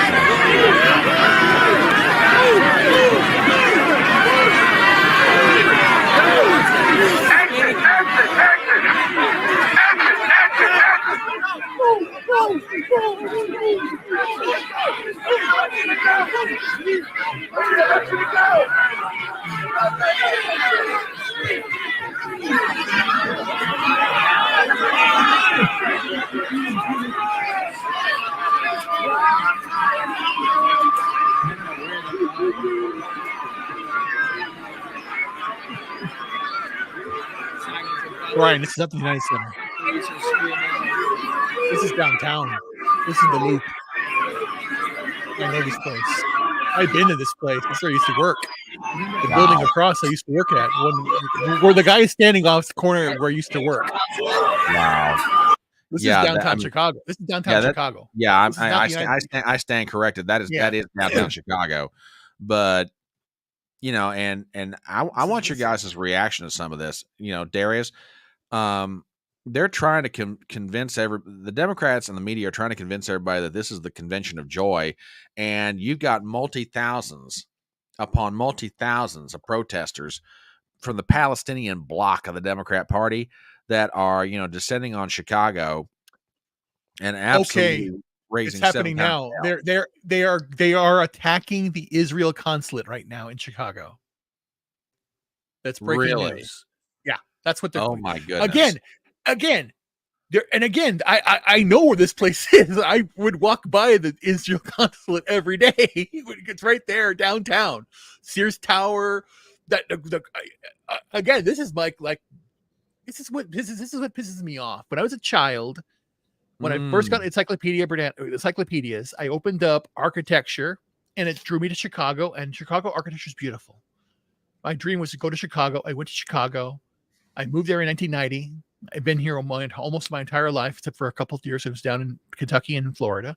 Right. And it pains me that my beautiful city that I love so much is being run by idiots, Democrats, and now they're doing this to this town, boarding everything up. Yeah, and WWG1 over on Rumble has maybe the best line of the night to describe the Democrat National Convention in Chicago. Happy, happy, joy, joy, happy, happy, joy, joy. Mm-hmm. A little Ren and Stimpy reference for y'all. Yeah. I just sent you the one we're attacking right now. Oh my goodness. Okay, hang on. Let me get this thing popped up here. Yeah, go ahead. This is go ahead, Darius. While I'm working on this, go right ahead. This is insane. I was hearing a lot of last week about 1968, what happened in Chicago. Yeah. So I started looking into it. I didn't get a chance to finish, but I tweeted out to somebody else. I was like, this is insane. They call the Trump supporters, they call MAGA supporters the threat to democracy. This is the real threat to democracy. Really, the actual word I used was this is the threat to our republic. We're seeing how come this is not on TV right now? I mean, I know they're watching the convention and all, but how come this is not on mainstream? I got my TV right now on Fox. They should be showing what's going on outside as well. Oh, absolutely. Because what we're watching, we are literally watching an attack on America, the Constitution, all this. So this is insane. Now, I'm going to do this without sound, but this clip runs about 13 seconds. This is right outside the Israeli consulate in Chicago, Illinois. Take a look at this. Yeah, this is just, oh my God. There you go. Yeah, it's insane. Yeah. This is insane. You're going to mess with an Israeli consulate. What do you think Israel's going to think about this? Well, not just the nation of Israel, but let's talk about Jewish voters here in, yeah. This is insane. I agree. I agree, fellas. And Zippy with a Rumble rant. Thank you very much. Without nuance, everything is the same. Thus, nothing matters. Sip. Well, all righty then. Getting deeply philosophical this evening, as only Zippy can do in moments like this. Oh yeah. Oh, hang on. Oh, wait. Well, okay, folks. Good news. Now, see, lest y'all think as we're watching this crazy convention that the Democrats are doing, that all this is about, extraordinarily serious commentary, which, by the way, it is. in part because all three of us are just that smart, and so are you.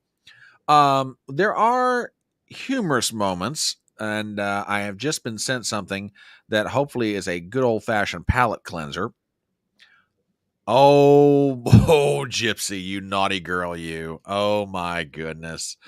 Well, ladies and gentlemen, it has been said that oh gosh, West Virginia's voting. I cannot stop for that. No, I will not stop for that. I cannot watch. Now they're burning the American flag. Oh goodness. Outside. Now see, what is so silly? That normally, notice they only doing this when there's a Democratic convention or when it's largely a group of Democrats. They're not doing this like in places in Texas.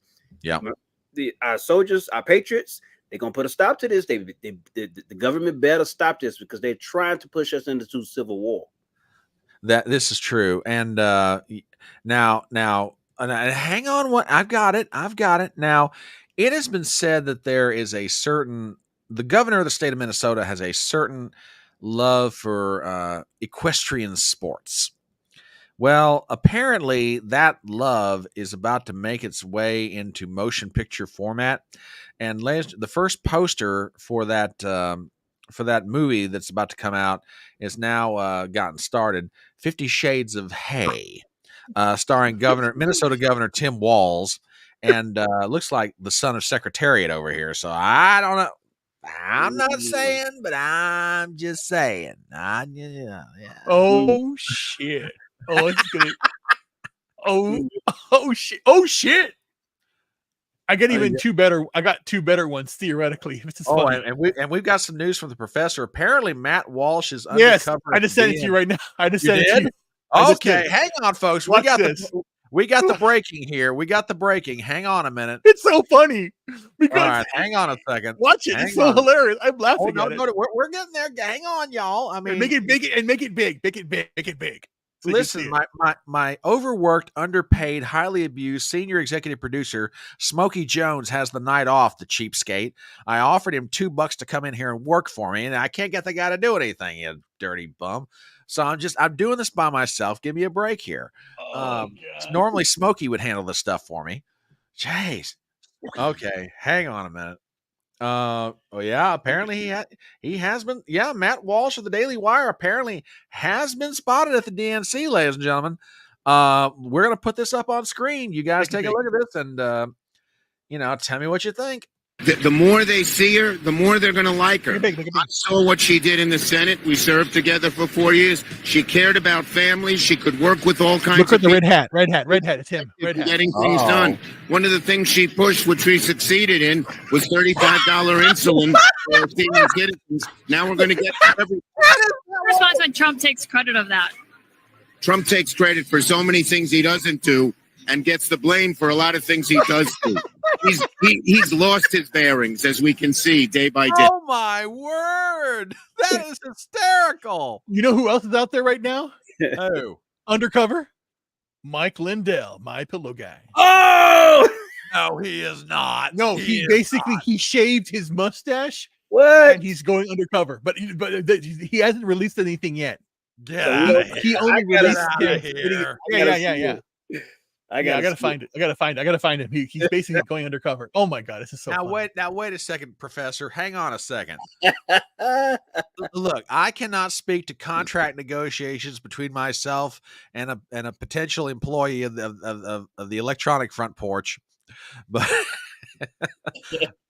we're not going to answer this question lest I get labor law problems. Okay.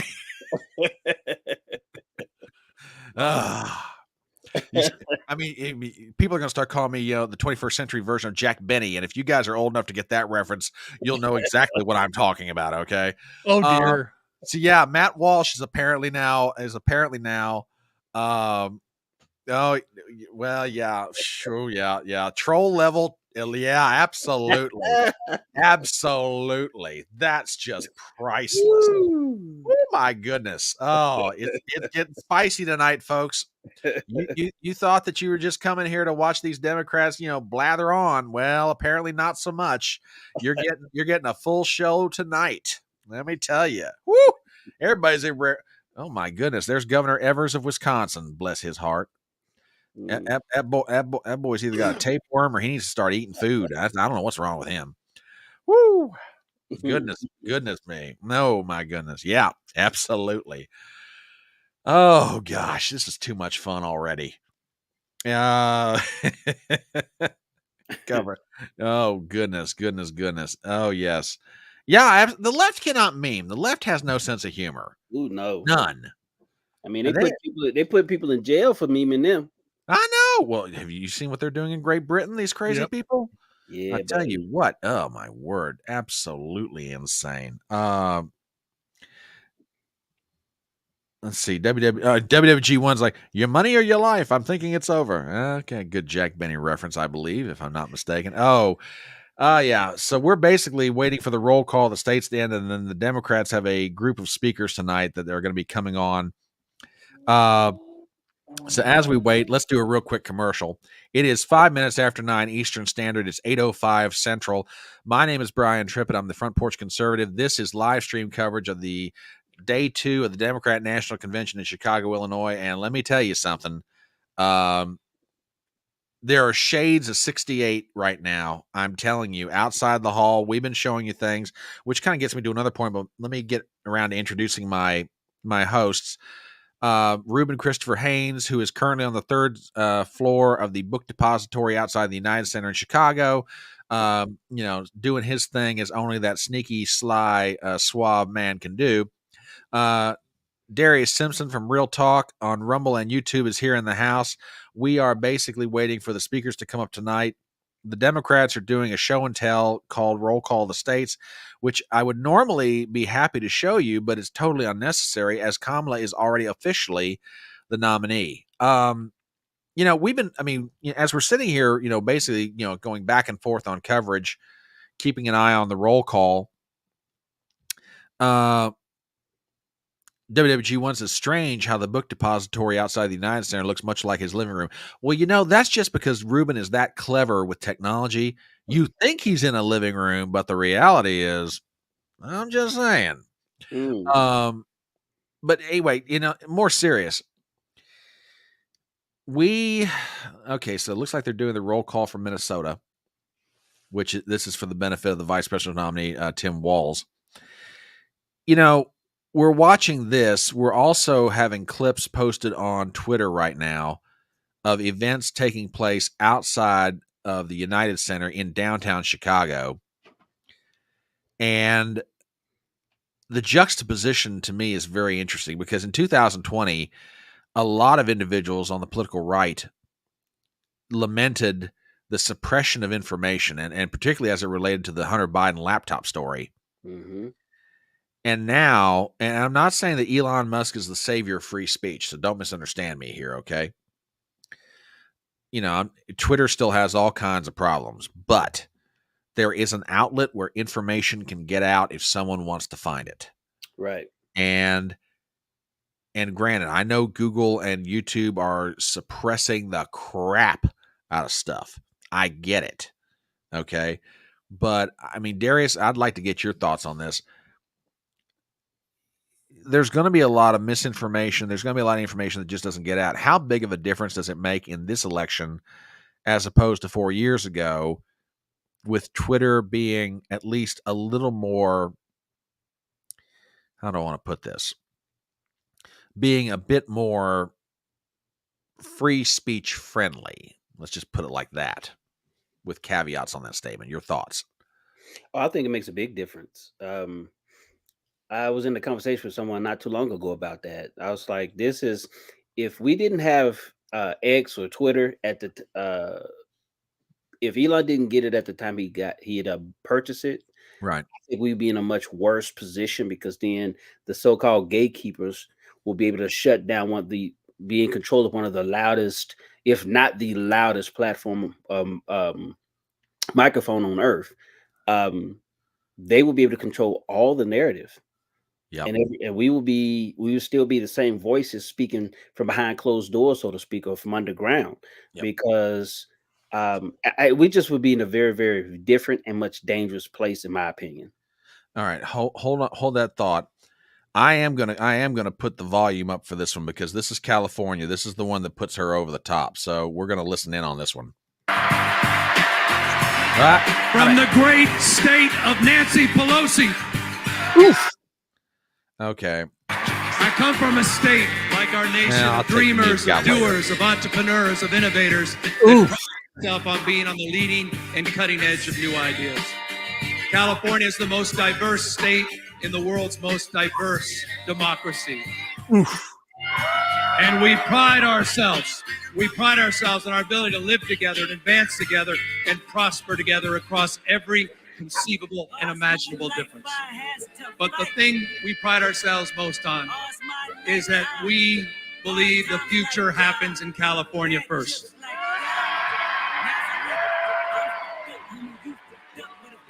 And Democrats, I've had the privilege for over 20 years to see that future taking shape with a star in Alameda courtroom by the name of Kamala Harris. Oh, Lord. I saw that star fighting for criminal justice, racial justice, economic justice, social justice. I saw that star get even brighter as Attorney General of California, as a United States Senator, and as Vice President of the United States of America. Kamala Harris has always done the right thing. A champion for voting rights, civil rights, LGBTQ rights, the rights for women and girls.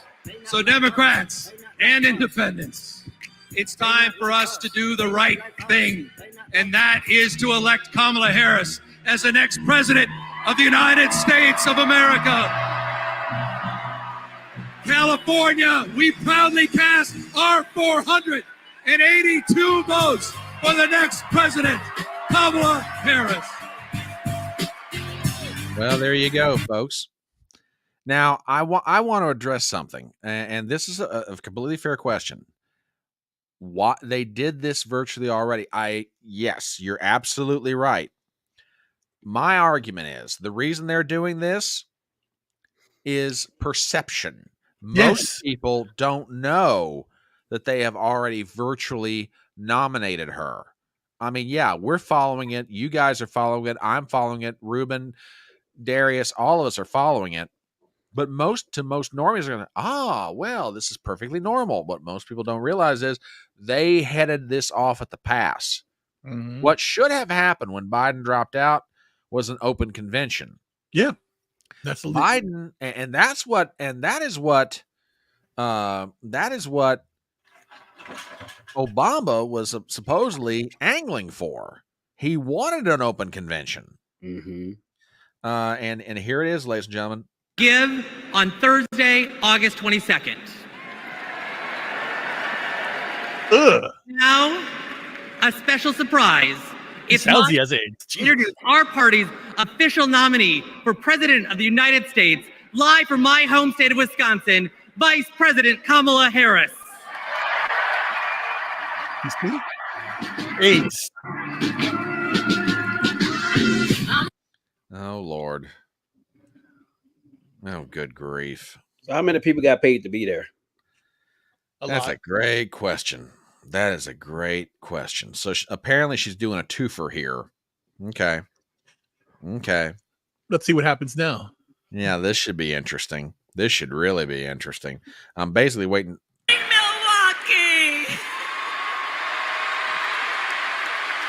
I'll be right back, gentlemen. I feel the need to throw up. Hello to everyone joining us from exciting Chicago. The delegates at the Democratic National Convention, well, they just completed their roll call. No. And they have nominated Coach Walz and me to be the next Vice President and President of the United States. He's not a coach. America. Oh, my God. Shut the fuck up. Yeah, folks, you got me. I'm going to talk. Thank everyone there and here for believing in what we can do together. We are so honored to be your nominees. This is a people-powered campaign, and Together, we will chart a new way forward. A future for freedom, opportunity, of optimism and faith. So to everyone in Chicago and across America, thank you. Thank you. Thank you. And you're going to hear from our wonderful second gentleman shortly. I'll see you in 2 days, Chicago.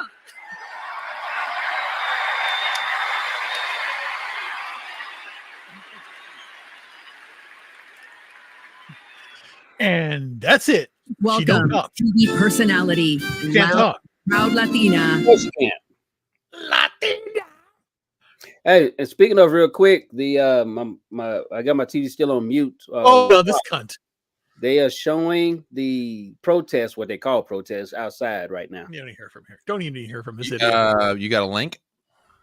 I'll send you a link. This is Fox showing it right now. Let me see if they posted it online yet. Tell you what, use the private chat function on StreamYard. Okay. If you've got a link, drop it in there, and I'll throw it up on the screen. Okay. Yeah, folks, they've it's now official. Well, I mean, it was official virtually. They're doing this for no other purpose than to convince the normies that everything that's happening in Chicago right now is otherwise perfectly normal. The problem is, it's what's going on outside the convention hall that is most certainly not normal. Right. So yeah, now the Democrats are rolling through their list of speakers, and I've got a few of them that I want to highlight tonight. We'll definitely listen in on some of this. Not her. But yeah, but definitely not that woman. Yeah, I agree, Jonathan. I agree. Yeah, at least we can all, and thank God I came prepared tonight. I'm just saying, I got my puke bucket. I am a host that does his dead level best to try to make his preparations work. Shipsy's got a great line. Hey, look, I love my wine, but I ain't running for control. Jeez. I'm telling you, chat is on fire tonight. Absolutely on fire. Okay, yeah, Darius. Yeah, Trump put a TikTok out. I don't know what the fuck this is. I had one account with the kids. Whatever. I don't care. Okay, hang on. And then I put it in the private. It's basically the idea that he's not calling for a ban on abortion. It's already over. He's answering the question he did. Which, again, think about this. Trump didn't get rid of Roe v. Wade. The Supreme Court did. After he was president. Yep. After he was no longer president. Yep. Morons. Yep. It's like no one gets this shit. Wait, ask AOC what the three branches of government are. She doesn't even know. Let's see.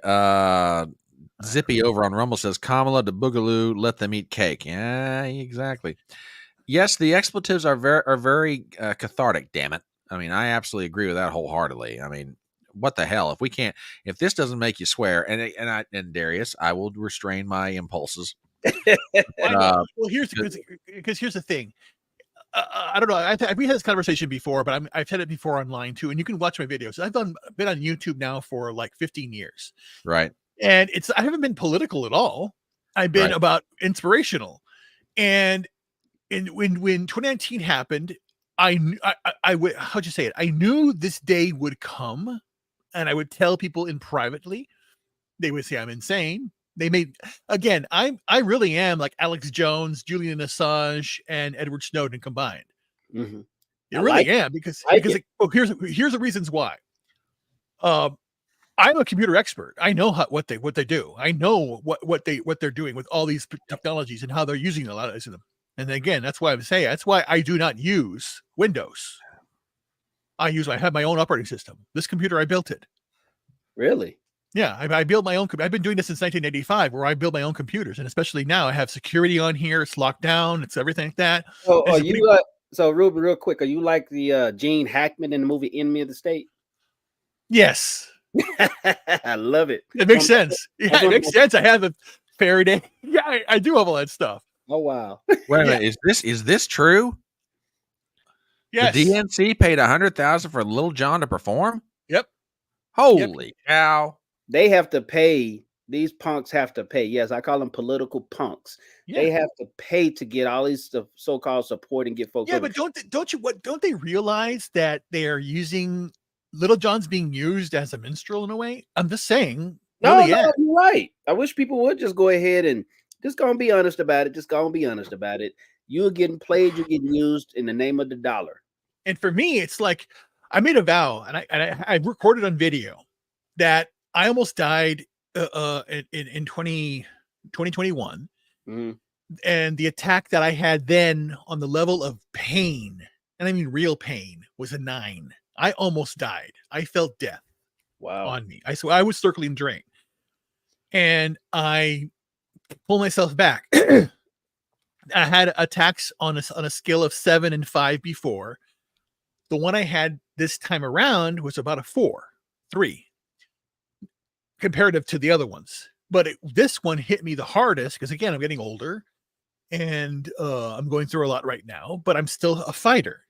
Mm-hmm. And I've been laying down and resting for the last 3 weeks. I've been in rehab, and the 2 weeks before that, I was bedridden. And it just, there's a lot to live for now, and we have to fight for ourselves. And this is the calling we all have to have.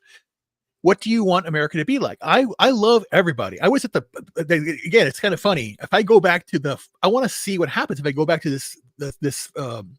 the rehabilitation center, which I was there for 3 weeks, recovering, and hear my voice, how it sounds. That's my condition. Mm-hmm. It makes my muscles weak. But I would go back. I wonder if I went back and all I did was wear my hat. Would people think of me differently?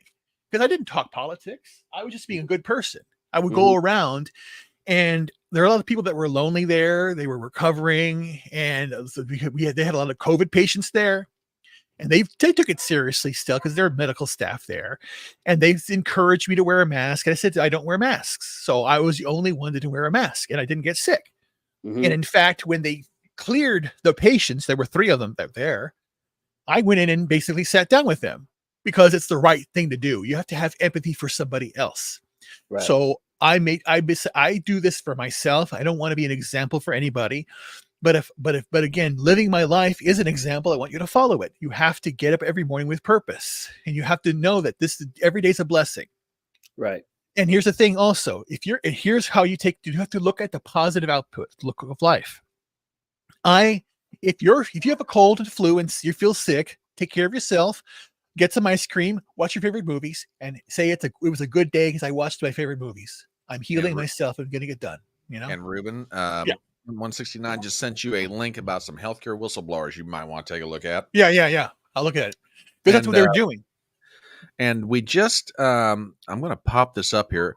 One of our other regulars on the channel up in Connecticut right now, Chuck Schumer is speaking at the podium at the DNC. And believe me, that is most certainly not worth listening to.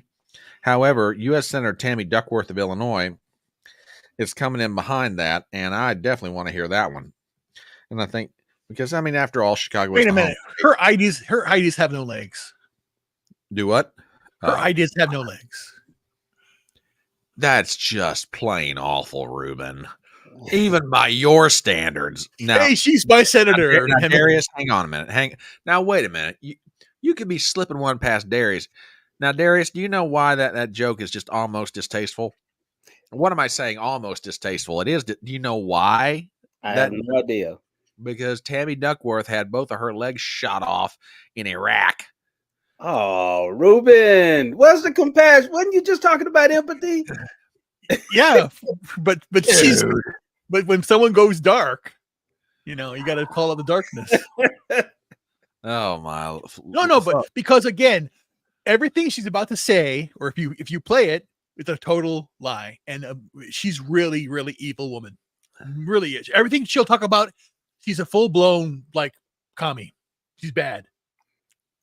I'm telling you what. Hiding behind a war record or a failed record because she crashed. Well, here's I tell you what, and we were talking about some of this the other night. Remember, I don't care. Oh, what do you mean? What do you mean he should have run that joke by me ahead of time? I mean, come on, Ruben. Now look what you started. Good grief. I like that one. That's a good one. Yeah, bring it Get them on. in the chat, y'all. Tell them. No, but are you gonna play her at least, or is she fucking now? I will as soon as she hits the podium. As soon as she Please. hits the podium. Okay, and then of course, okay, everybody, we have to have those puns ready. We have to do this. We have to do this. Get your best puns ready about this. Now, Ruben, I get it that we're not going to let them use their handicap situation in her case, her world record or whatnot, to use that to peddle globalism, because that's basically what it is. But let's show that we have a little bit more class than they do. I do. Okay, I'll do this. Okay, all right. Her ideas. If he drinks with a pinky out, that's the end of class. That's the end of class. I mean, we'll all just join in. Growing up, you know what I love? The idea that says but you're fat. Okay, hello, genius. Thank you. You have eyes.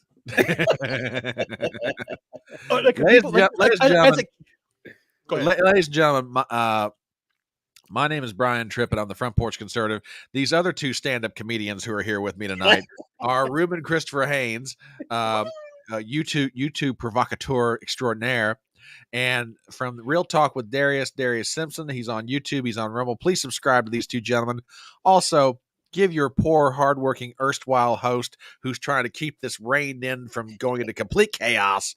Please give me a sub on my channels. I would greatly appreciate it. This is a stand-up guy. Hook him up. Because I do remember one thing growing up, because again, my humor is my humor, of course. When I was a kid, and people would say, "You're full of shit. You're full of shit," like that, like making fun of me, right? And I would basically, no, I'm actually full of organs. My heart's right here, my lungs are right here, my kidneys are right here, and I would point them out because I love anatomy too, and that it would just disarm these people. I disarmed by laughing at bullies, which everyone was trying to bully me because I was just different. Because I'm a nonconformist. I have never conformed. I'm the guy that basically says, "Okay, everybody, sit together on the ground, or let's hold hands." I said, "No, I'm not doing that. I don't do this. I sit on the chair. I do this." Literally, when I was in school, you know how you have the teacher and you have the rows, and I said, I don't want to be in a row. I want to be off to my side by myself. I did not want to conform. Okay, it looks like the next speaker is about to come up, and if scheduled, well, I thought it was going to be. Oh, wait a minute, we definitely got to go in for this one. Bernie is coming in the house. Oh, lordy, billionaires, good billionaires. Okay, that's it. Thank you. Thank you. Thank you. Okay. Now this is going to be fun. My fellow Americans, it is an honor.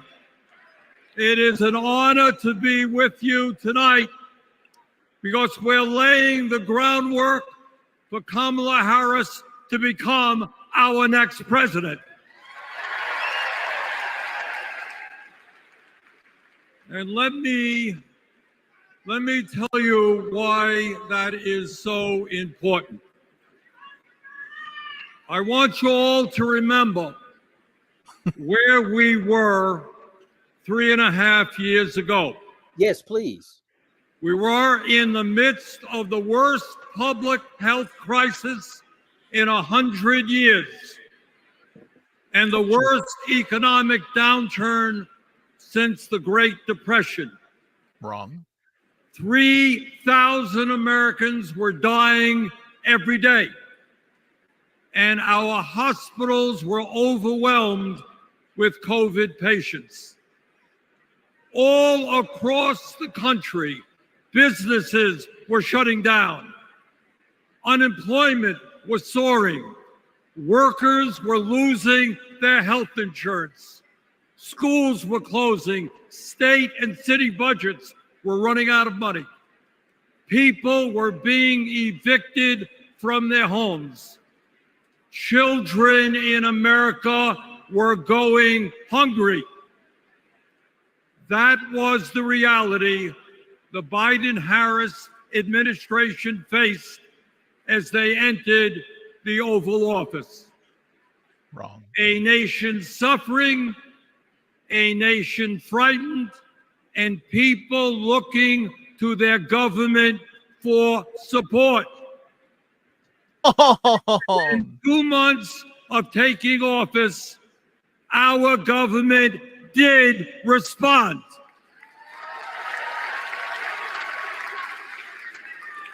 We passed the American Rescue Plan, which provided $1,400 for every man, woman, and child in the working class. Huh? And drove up. We extended and expanded benefits for the unemployed. We provided emergency assistance for small businesses to stay open. We guaranteed health care coverage to tens of millions of Americans through one of the largest expansions of Medicaid in history.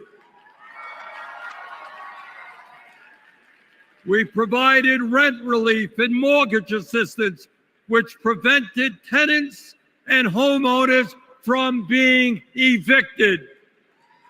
Didn't happen. We established emergency food programs for hungry children and the elderly, and protected the pensions of millions of union workers and retirees from being slashed by up to 65%. Oh, and by the way, we cut childhood poverty by over 40% through an expanded child tax credit. Thank you, President Biden. Thank you, Vice President Harris. Thank you, Democratic Congress.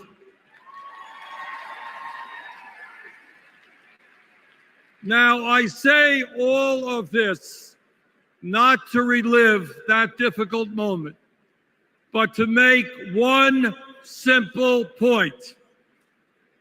When the political will is there, government can effectively deliver for the people of our country. Bullshit. And now we need to summon that will again, because too many of our fellow Americans are struggling every day to just get by. Because of what you guys did. Table, to pay the rent and to get the health care they need. Because of the inflation you created. created. Brothers and sisters, bottom line, we need an economy that works for all of us, not just the billionaire class. You had that under Donald Trump, you bonehead. My fellow Americans, when 60% of our people live paycheck to paycheck, the top 1% have never, ever had it so good. And they're having it so good under and the Democrats. These oligarchs tell us we shouldn't tax the rich. The oligarchs tell us we shouldn't take on price gouging. We shouldn't expand Medicare to cover dental, hearing, and vision. And we shouldn't increase Social Security benefits for struggling seniors. Well, I've got some bad news for them.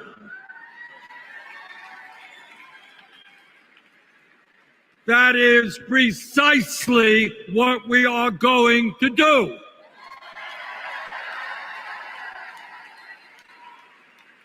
And we're going to win this struggle because this is precisely what the American people want from their government.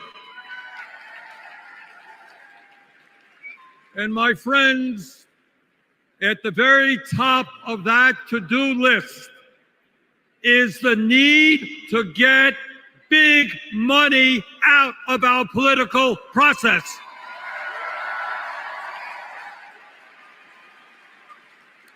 Billionaires in both parties should not be able to buy elections, including primary elections.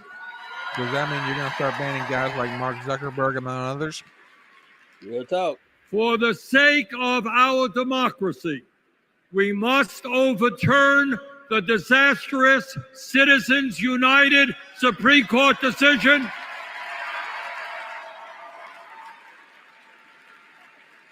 and move toward public funding of elections.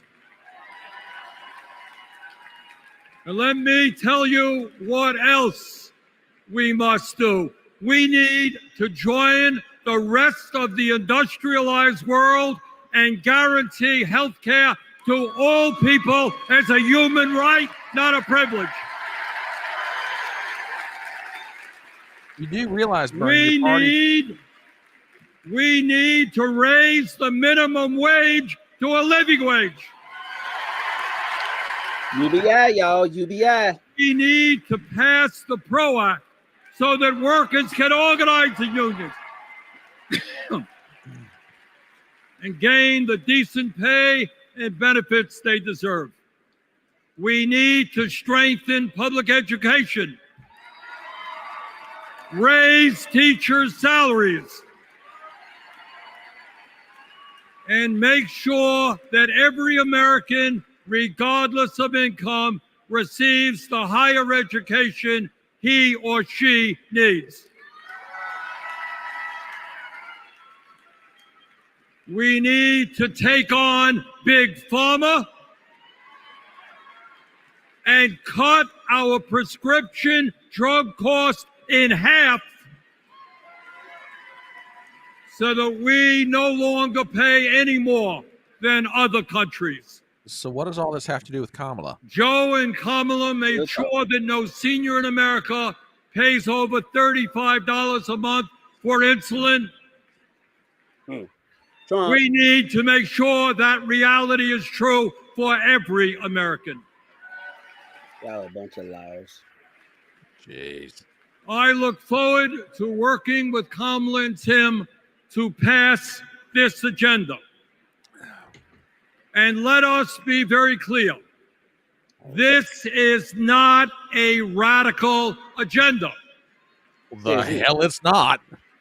But let me tell you what a radical agenda is. And that is Trump's Project 2025. That's not his project. At a time of massive income and wealth inequality, giving more tax breaks to billionaires is radical. Putting forth budgets to cut Social Security, Medicare, and Medicaid is radical. Not true. Letting polluters destroy our planet is radical. Please prove to me how he's doing that.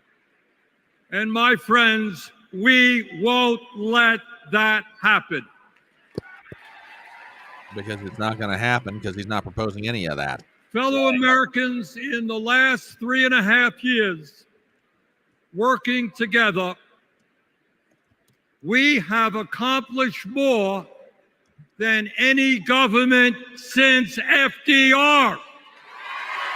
Yep, and you screwed up the whole country doing it, buddy. Exactly. But much, much more remains to be done.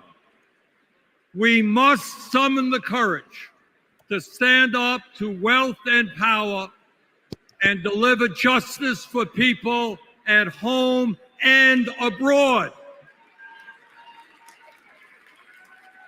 Abroad, we must end this horrific war in Gaza.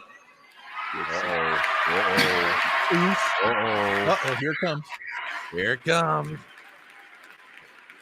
Bring home the hostages and demand an immediate ceasefire. Oh, boy.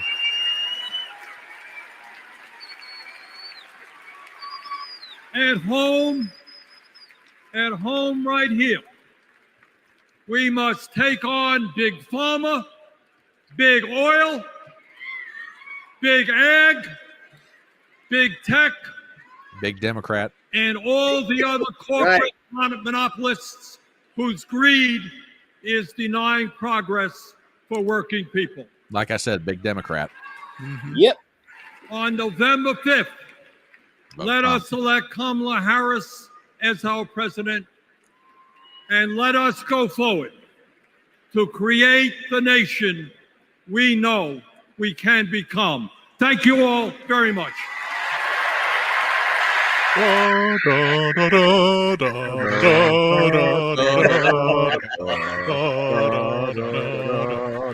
I'm a singer too. I do everything. Yeah, it's just come on.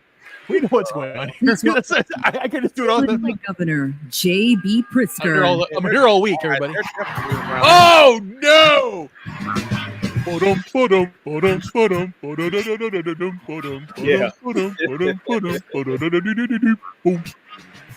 Otherwise known as J.D. Hogg in a better suit.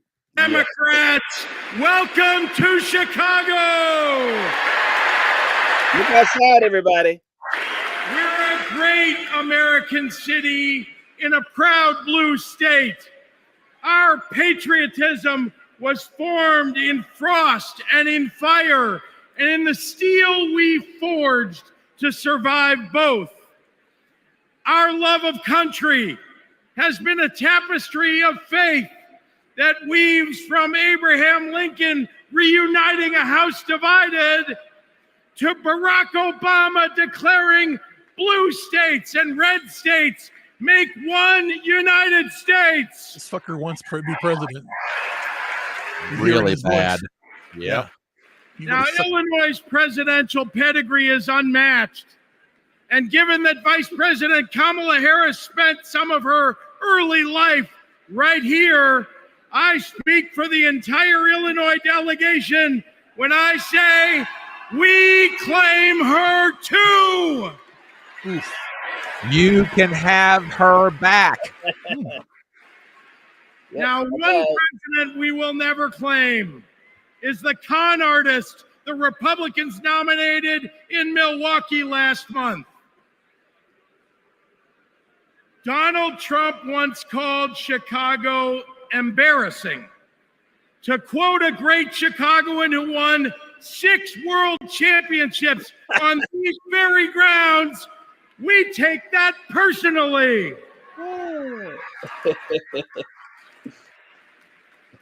I had to govern for 2 years while Trump was president.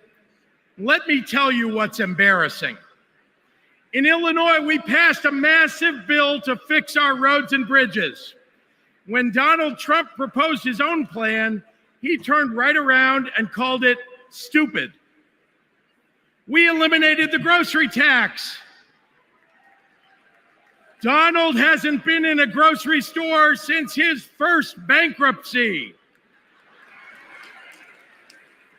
Illinois invested in clean energy and the jobs it brings. Donald claimed that windmills in the ocean made the whales a little batty. During COVID, yes, it does. Small businesses very dangerous to whales. And Donald, well, Donald told us to inject bleach. Fuck you. I'm sorry. Donald Trump thinks I'm done with we this. should trust him on the economy because he claims to be very rich. But take it from an actual billionaire.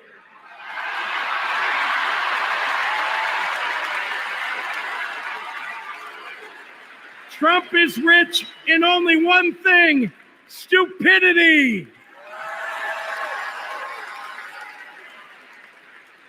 Now, I meet with business leaders all the time, and there's one universal thing they all need: people. They need more workers to fill all the jobs they have. But the anti-freedom, anti-family policies of MAGA Republicans are driving workers away. Here's the thing. Americans don't want to be forced to drive 100 miles to deliver a baby because a draconian abortion law shut down the maternity ward. Americans want the hope of giving birth through IVF, not the fear that it might be taken away. Americans with LGBTQ kids don't want them facing discrimination at school because the state sanctioned it.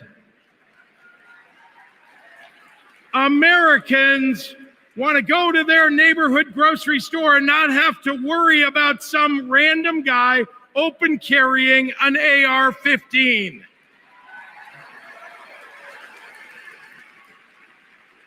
Americans don't want their kids to be taught in history class that slavery was a jobs program. And if Americans are black or brown, they want to get promoted at work without being derided as a DEI hire for the sin of being successful while not white.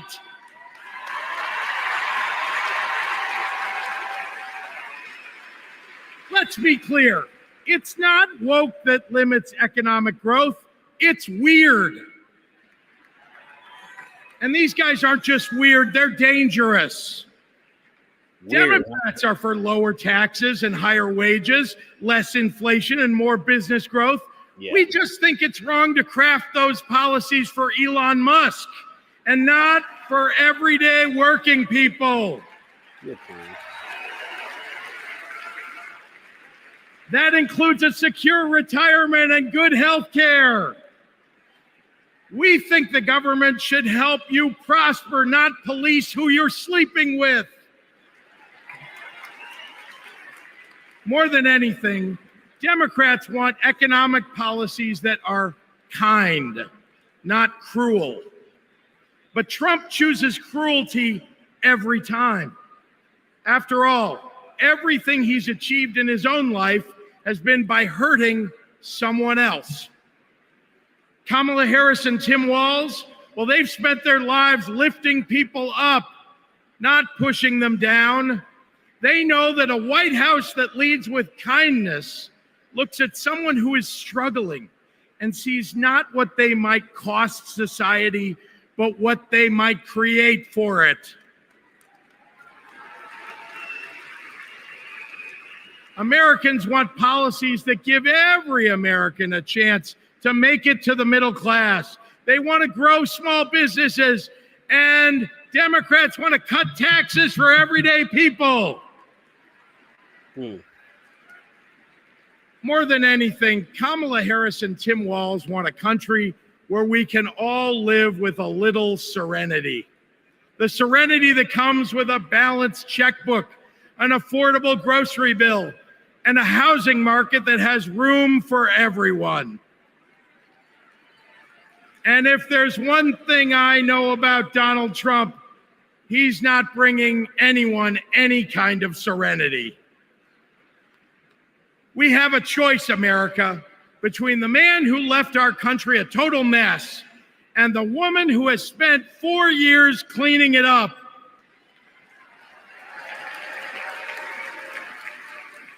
And I think it's time we stop expecting women to clean up messes without the authority and the title to match the job.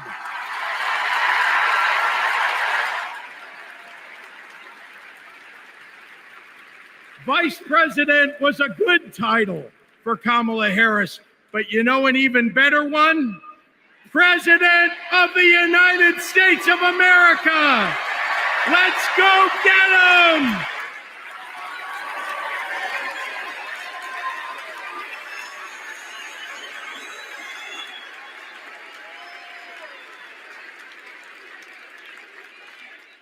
Please welcome former chair and CEO of American Express and current chair and managing director of General Catalyst, Ken Chenault.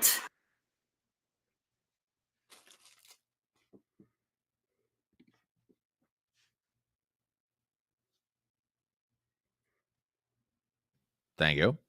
Yeah, we're going to step away for because Smokey Jones isn't here tonight to operate my soundboard. The bastard.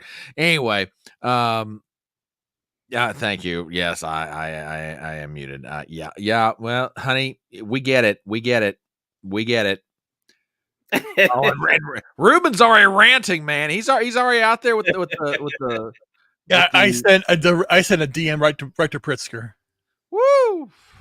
This guy is just, I mean, Pritzker is a major league POS. When he did that, he did that whole bleach thing, that went over the line. I know. Yeah, we're all ranting in real time, my friend. We're all ranting in real time.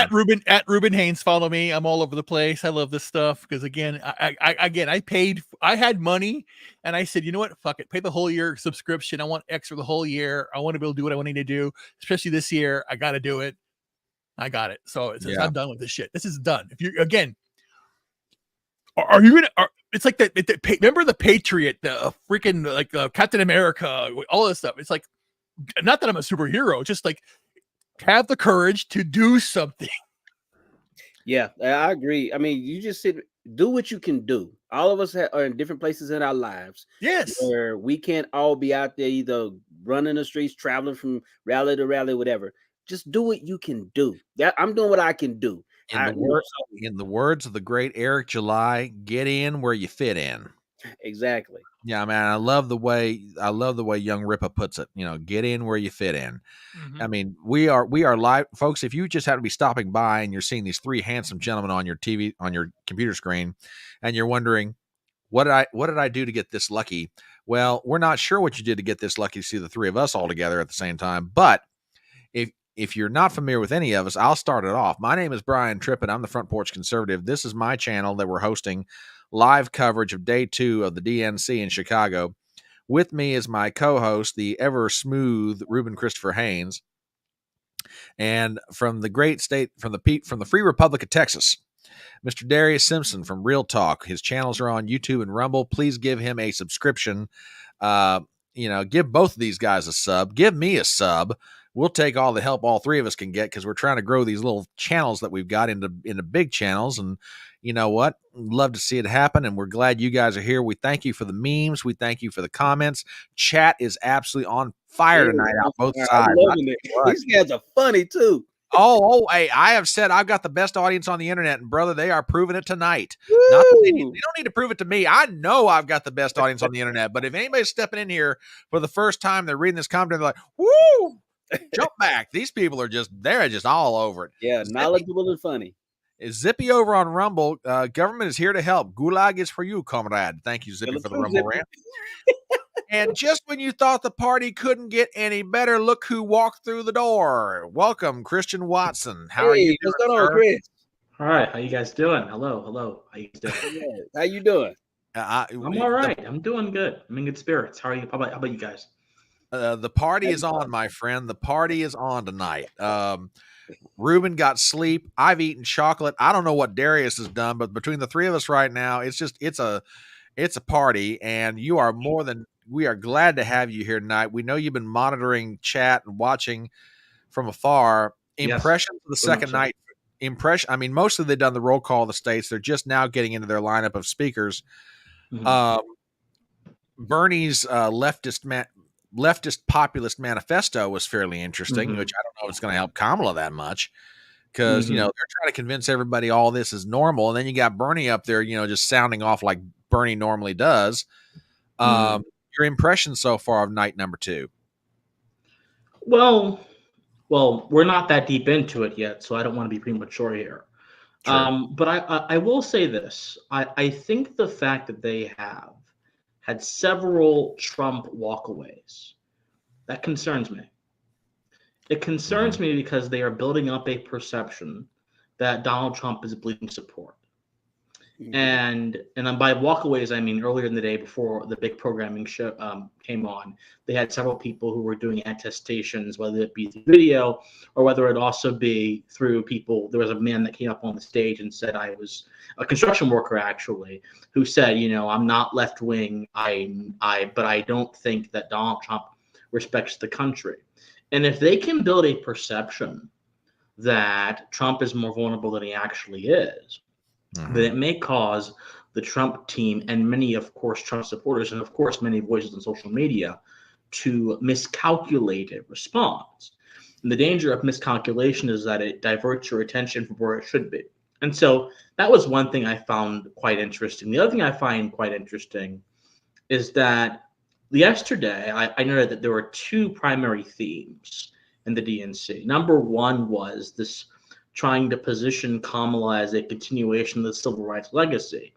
But the other theme was this sort of communitarian ethic that they are posing to justify their political arguments, where they are basically saying, and this is echoed pretty well by Raphael Warnock, they are basically saying that we all have an obligation to each other simply because we are human beings.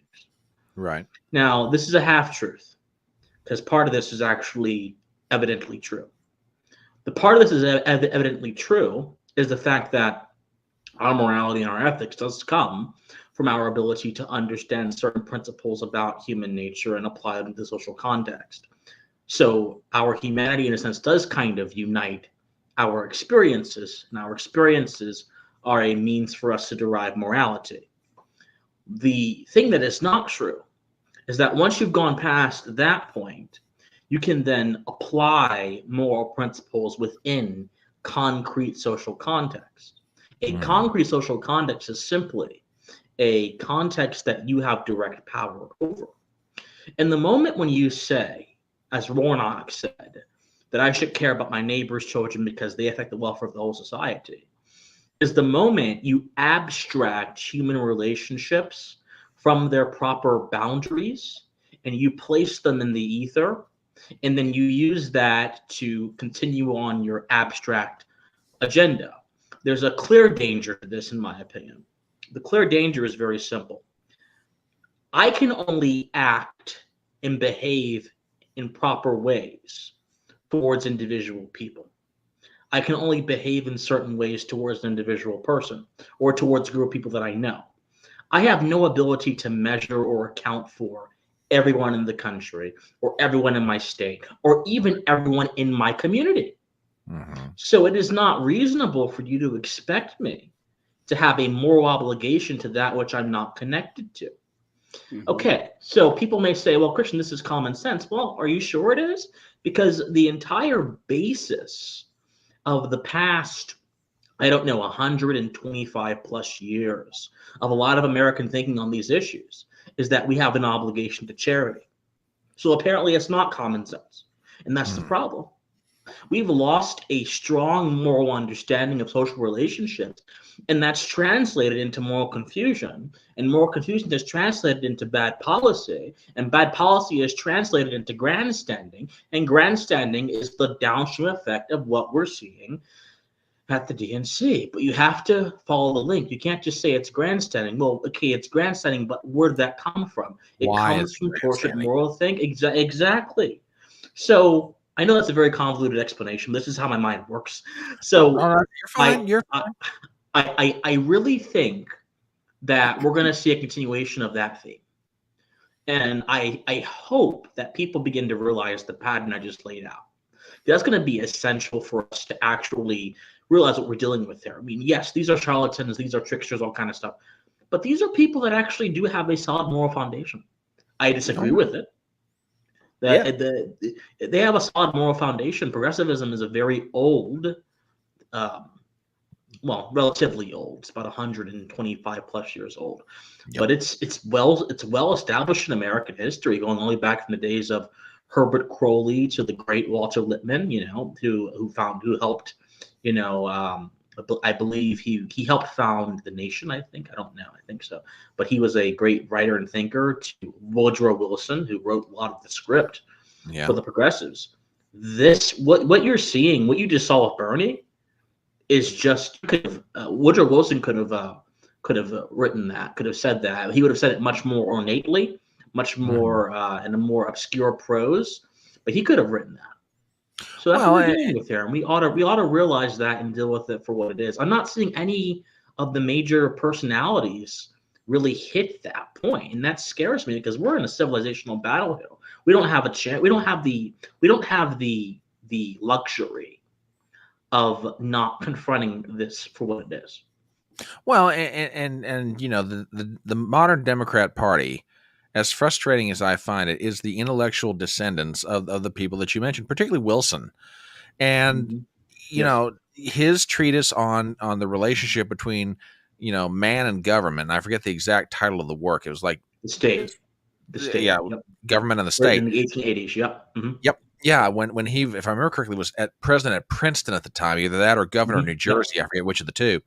And because up to that point we had a very Jeffersonian idea, Lockean tradition of American government. In other words, the power is given from God to man, and man gives part of that power to government to do for him what he may not be able to individually do for himself. Wilson came along and said, no.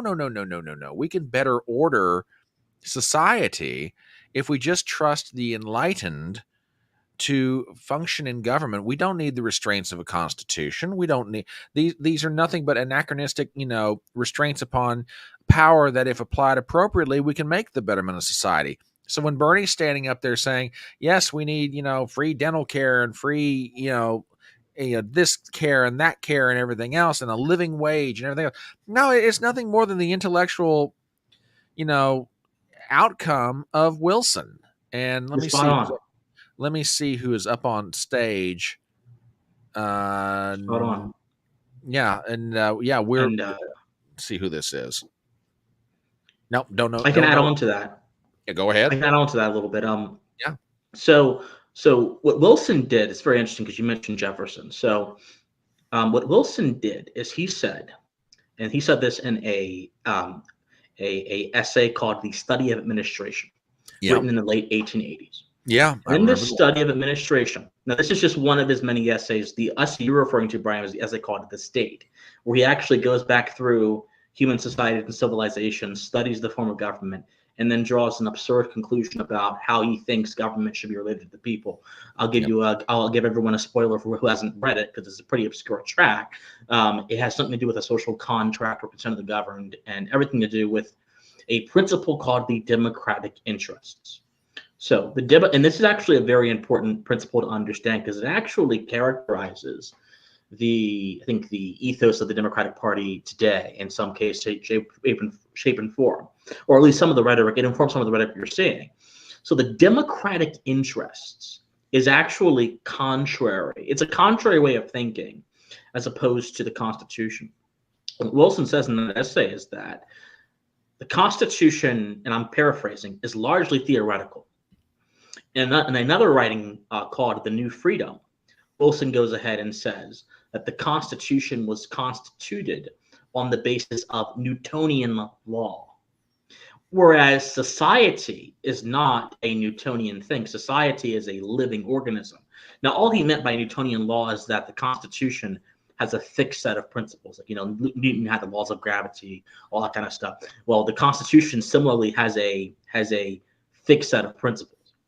And so he said that society, however, is not a fixed thing. It's a living thing. And we are subject, these are his exact words, to the whims of Darwin. And so as society must evolve, the Constitution must evolve. Now, some of you are maybe thinking, oh, this sounds familiar. Yeah, because this is the foundation of the idea called judicial activism, or the idea of the living Constitution. It goes back to what he was saying in his essay, The New Freedom, 1913. So he then goes further and says, okay, if society must evolve and it's an organism, then, and he says this is actually quite funny in the next paragraph, every part of the government must work together in unison, like every part of the body must also work together to preserve the body. Yep. Because if the body's functions don't work together and the body attacks itself, this can lead to like anaphylactic shock. It can like kill you. Mm-hmm. So he says, no, the government must be in unison all the time. And this is where you get the basis of abolishing the separation of powers, because they are an impediment to the unison within the government. And so a lot of the things that Bernie Sanders mentioned, first of all, a lot of those things that he mentioned require congressional approval, and Kamala Harris most likely will not. If the data right now happens to translate into reality, she will not get a strong enough Congress to pass those initiatives. But the fact that he even said it in the first place reflects, I think, this kind of Wilsonian vision of government power. It reflects, I think, this kind of managerial vision of government power, and not enough people really get this. Now, I could go on and on. I don't want to hog up time because there are others here, of course, so I want to be mindful of that. But the Jeffersonian vision, unfortunately, has been under attack since the founding of America, because John Adams, as Alexander Hamilton, the Federalists, they didn't like the Jeffersonian vision very much. No. And they are the people who tried to position America closer to Britain in the crown culturally. Whereas the Jeffersonian, people like John Tyler, one of my favorite, he's not really well known, but one of my favorite polemicists and Jeffersonian writers, he quite clearly said, America was a disruption in the political universe. And anyone that doesn't understand that does not understand America. And so I think that what we're seeing now is just a downstream effect of hundreds of years of tension. And it's important to have this backdrop to deal with this problem, in my opinion. No, absolutely. And it goes back to something that I've talked about, and I'm sure Ruben's talked about, Darius has talked about it in varying forms. And I'm just keeping an eye on the stage because I think I know who's coming up next. We'll see. Who is this? No, not exactly who I was thinking it was going to be. Anyway, no, I mean, you're right. You call it a civilizational election. I call it. To me, if ever there was an election that boils the choice down very simply, it's this. And the way that I frame it is, do you want individual liberty or do you want supposed benevolent despotism? Individual liberty says, look, I know how I need to order my life. I know what I want to do for me to be a successful person, economically, spiritually, in my community, etc. I simply want the freedom and the power that God's granted me to go make that happen. Supposedly benevolent despotism is the government coming along, be it at the civic level, state level, or in this case, federal level, saying to everyone, no, you just give us your liberty and your money, and we'll take care of you. We'll fix it. But the trade-off is this, and it's a very inverse relationship. Here's my money and power on the one side. Mm-hmm. Here is government control on the other. You have to give up one to get the other, and that's the trade-off. Kamala is going to try and continue really the fourth term of Barack Obama. I mean, when Barack Obama said, I'm going to fundamentally change America, he wasn't kidding. Nope. We are now almost on the verge of 16 years of that philosophical statement being enacted into American existence. Mm-hmm. And it is, I mean, Obama can say what you want to. People will say, well, he didn't do much to change America. I profoundly disagree with that idea. Oh, he did. And unfortunately, he did. He's very subtle with it, too. Yeah, and very, very subtle with it, and it was all in the guise of hope and change. Now, I jokingly said at the time, well, I just hope I have changed by the time this guy's done with me.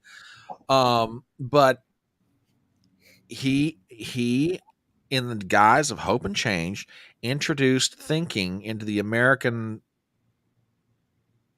consciousness, for lack of a better term, where basically, government is supposed to do this for you. It was the continuation of Wilson, the continuation of FDR, the continuation of LBJ. Clinton, not so much. I don't consider Clinton to be an intellectual descendant of that line of thinking. No, he was a blue dog. He was definitely he was a blue dog. But Obama, oh no, he was a true believer. He can take it all the way back to Wilson, and for the 8 years of his presidency, that's exactly what he did. Mm-hmm. For the 4 years of Biden, that's what's continued to happen. Yeah. Yeah. Well, I'll say this very quickly about Kamala and Obama. I hate to push back, Brian. I wouldn't compare the two. I think Obama was far more effective and intelligent than Kamala could ever wish to be. That's not me complimenting him. That's me just looking at the facts. I mean, in Audacity of Hope, Obama quite literally said, and I'm paraphrasing, Go ahead. That the problem of our age is too much individualism. He quite literally said that. He said that it atrophies communities. Now, this is not the audacity of hope. You know, it's not like it's like obviously like a pop, you know, book that a lot of politicians just write when they're about to run for office. But Sure. it has depth. It has depth to it, though. Mm-hmm. And so when I look at his administration, particularly his domestic policy, because you know, I think his foreign policy does reflect the sort of kind of early progressivist fantasy, because he was very much in step with the UN and everything. But his domestic policy, especially, I see someone who is very shrewd and very smart in implementing his agenda, whereas Kamala Harris is not competent. She's just not competent at all. So I don't, you know, I think Obama, for all of his faults, actually was capable of managing a country, which is a bare minimum. I don't think Kamala Harris is capable of managing a country or thinking beyond stage one. So I don't know. Is she going to continue Obama? Well, if that was what she did, it wouldn't be the worst thing in the world. But my fear is that she's going to be worse than Obama, which would be the worst thing in the world. So Chris, let me ask you this though. So do you think she's also, most people believe that Obama is actually, like Brian just said, running his fourth term, on his third term under Biden. Do you think that he will also have some influence with Kamala? Because Obama, I mean, I agree 100%. Obama, he will be at least a part of the mastermind group, so to speak, pushing this administration in the direction it's going. So do you think he would have any effect if she wins, which I don't think she will, but do you think he would have some impact on her, on how she rules over this country? To the extent that a former Democratic president, statesman, and it would have an impact on any administration of similar kind. You know, not this. So it used to be custom, and that former presidents really didn't get involved in politics, at least outwardly. But they would sometimes privately advise the incumbent president in some cases. Well, Donald Trump kind of turned that rule up on its head in several cases. Number one, he outwardly attacked the Bush family during his run for the primary in 2016, which then alienated them from him, which means no more advice for you. He shut that entire, that entire stratosphere off from him. I think the only two living Republican presidents at that time, former ones, were Bush and his dad when Trump ran. So he shut that off from him. So that was no longer a thing. And, they responded, I think, in kind, and that kind of ruined that tradition. I think what we're seeing here is a creature of that effect. We're seeing a very active former president, not only active in the Biden administration, but also active with the Obama Foundation, making speeches around college campuses across the country, influencing policy, pushing policy. I mean, Obama visited a university out in California a few years back, and for an Obama Foundation speech, and he literally called for censorship and literally called for monitoring internet hate. And he keeps doing this kind of thing. So at the very least, if Harris wins, I think he will still have a social impact with the Obama Foundation, which is, by the way, people would say, well, it's not the White House. It's still dangerous because the Obama Foundation has its tendrils in so many of our key institutions. In fact, I would argue that he's more dangerous there than he would be in the White House. Because at least in the White House, you have corrective around you in the legislative system that could stop. But if you have good relationships with the universities or with other social institutions, then there is no corrective, really. You have free reign. But, I think the reason why Obama did have so much influence during this presidency is because Joe was his vice president. I really don't think it was for any other reason than that. I think that if Kamala got into office, which, by the way, again, I'm not anticipating, although, look, I mean, I really do think, I've looked at some of the polling and looked at some of the tactics. Trump is responding to the polling because his past two rallies, there's been no music, no fanfare. He's walked right into the podium and he spoke. So he's actually doing it. Like he did a rally today in Michigan. Brilliant job. He's speaking very calmly. He's on message. He's on point. 2 weeks ago, the style was different because 2 weeks ago, the circumstances he was responding to were also different. So if he keeps going this way, I think there's a good chance. But if she does win, I don't think Obama will hold as nearly as much influence in her administration as he does now, because the dynamic is not there. You may be right. Let me jump in with a couple things real quick. Zippy over on Rumble with a couple of different Rumble rants. Individualism means competition from both the ruling and the corporate noble class. Interesting. And the other one's a little less serious. I, as a kitty, I cannot focus enough to do more dumb anti-woke videos and game streaming. Thank you very much for that, Zippy. The other thing I want to jump in with, and M169 sent this over to us. I'm sure you gentlemen are familiar with a reporter, Andy. Last name is NGO. Yeah. Andy No. Andy No, yeah. He has just posted something on Twitter, and I'm going to put this up here. Police have made arrests of riot suspects who are masquerading as press. This tactic became popular with Antifa in Portland in 2020. NYC Antifa cameraman Josh Pacheco was just arrested. Chicago PD are taking him out now in cuffs. Do me a favor, please get out of the way, or you will be placed in custody. Boy, this is yeah.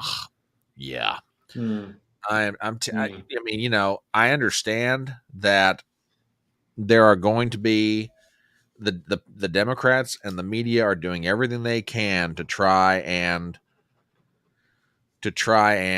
keep this as bottled up as they can. This imagery is just not going to stay confined. It's going to get out. Now, how widespread it's going to be, how much impact it's going to have, yet to be determined. But this is a bad convention.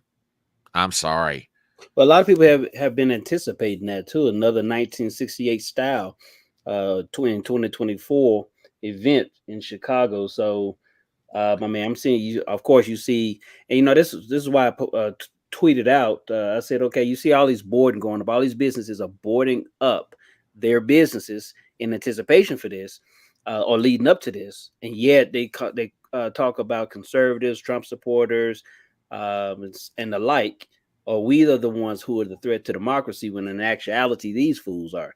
So, you know, on top of when you have Antifa, these protesters dressing up like Trump supporters or like MAGA supporters, it's always a bad look, because people going on and then they masked up at the same time too.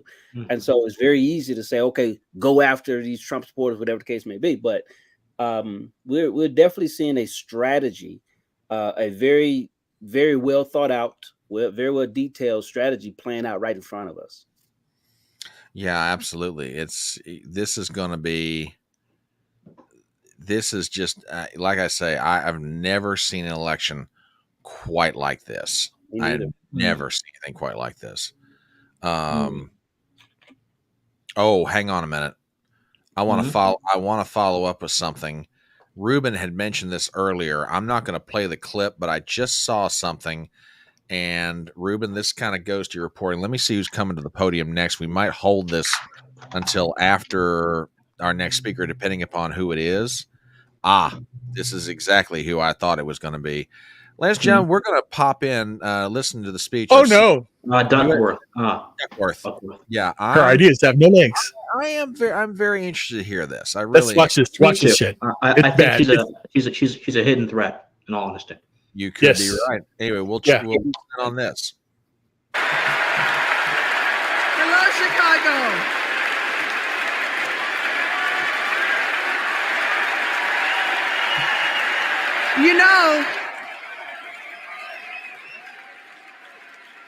You know, I went to war to protect America's rights and freedoms. So I take it personally when a 5-time draft dodging coward like Donald Trump tries to take away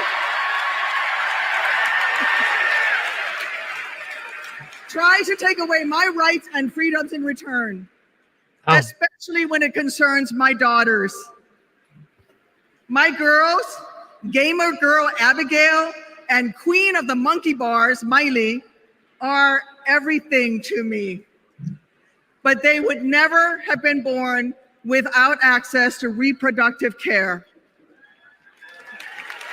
Okay. because after 10 years of struggling with infertility, I was only able to have them through the miracle of IVF. And what's But now, Trump's anti-woman crusade has put other Americans' right to have their own families at risk. Because if they win, Republicans will not stop at banning abortion. They will come for IVF next. who the fuck's saying this? Doctors, they will shame and spy on women. And if you think They're that's spying on everybody right now. just look up what happened in Alabama last year. Yep. So let That's a me state, say, moron. every That's a would-be state. parent, I see you. I'm with you. And together, in November, we'll send a message to old Cadet Bone Spurs. This makes no sense. Stay out of our doctors' offices, and when you're at it, out of the Oval Office too. They're already in everybody's, well, and everyone that has normal computers. Your TV, the TV spying on you, your computer spying on you. Was more painful than any wound I earned on the battlefield.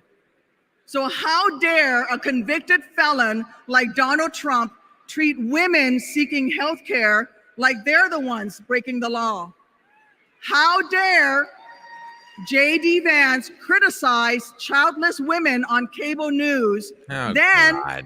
Here we go again. vote against legislation that would have actually helped Americans to start She's families? an idiot. He really is an idiot. How dare the GOP endanger the dreams of countless veterans whose combat wounds prevent them from having kids without IVF, punishing our heroes for their willingness to serve? It's simple. Every American deserves the right to be called mommy or daddy without being treated like a criminal. There are two genders. Kamala Harris believes that. So let's make some history and elect her in November. God bless America. Oh, shut up. And that was Illinois Senator Tammy Duckworth, one of the host delegates. You could make an argument. We're just basically waiting to see who's stepping up next.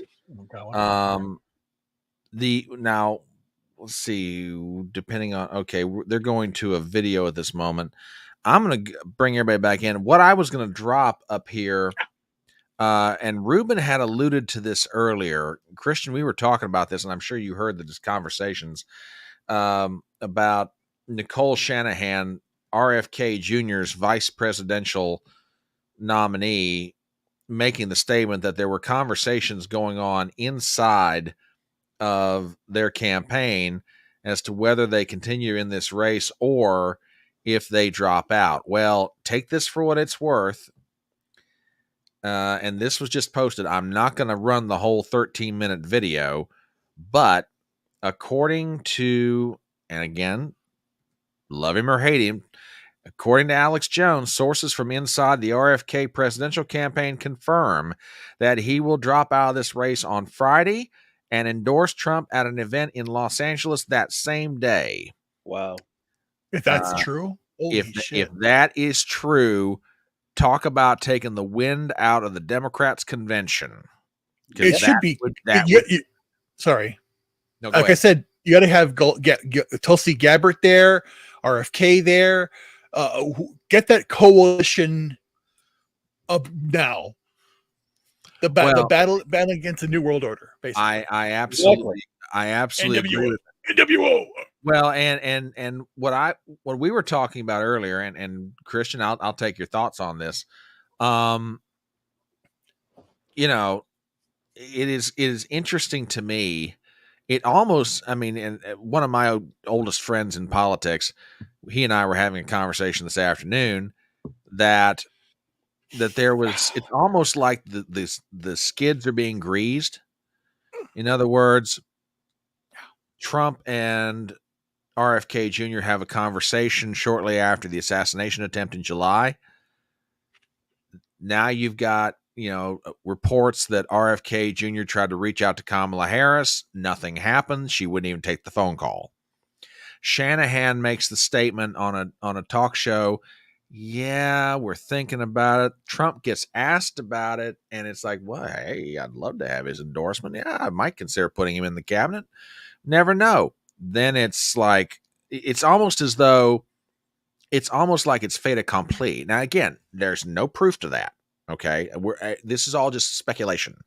Guys hanging out by the back fence, just shooting the breeze and saying, well, what if?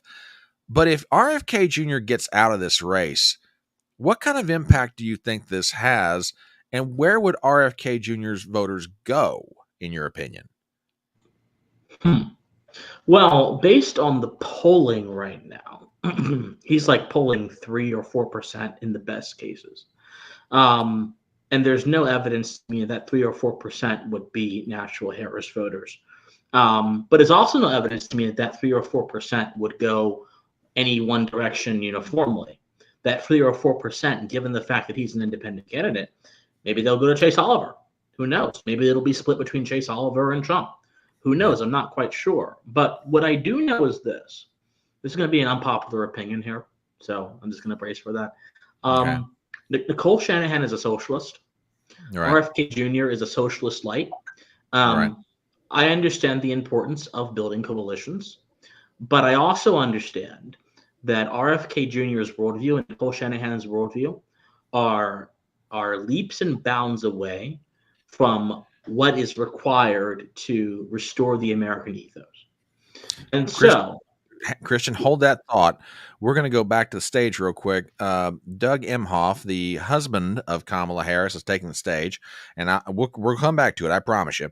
But I want to get this in. He's about ready to take the stage, and this should be interesting for what it's worth. There. I love you so much. Aren't you proud of Cole? Wow. And a special shout out to my mother. I see you. Oh. My mother is the only person in the whole world who thinks Kamala is the lucky one for marrying me. And to Kamala, who, well, we just saw where she is. She's out on the trail listening to and talking with voters. Honey, I can't wait for you to come back to Chicago because we're having a great time here.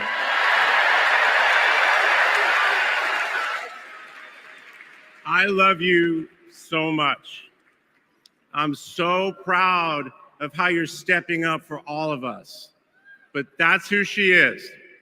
Wherever she's needed, however she's needed, Kamala rises to the occasion. And she did it for me and our family. And now that the country needs her, she's showing you what we already know. She's ready to lead. She brings both joy and toughness to this task, and she will be a great president we will all be proud of. Now, I'm the son of two Brooklynites, Mike and Barb. They've been together almost 70 years. My dad worked in the shoe business in Manhattan, and he moved our family out to New Jersey. Where's New Jersey? I see you out there. When I was a little kid. And in a lot of ways, I had a typical Jersey suburban childhood. I biked around the neighborhood. I took the bus to Hebrew school.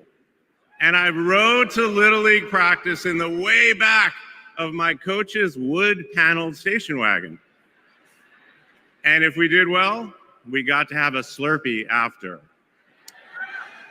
In my neighborhood, everyone left their garage door open. Wherever you ended up at dinner time, that's the family that fed you. Everyone took care of everyone else. And the guys I grew up with are still my best friends. The group chat is active every day, and it's probably blowing up right now, guys. Oh, God. Ooh, trying to be relatable. My dad had to get a new job. We moved across the country to LA. Money was tight. Hey, California.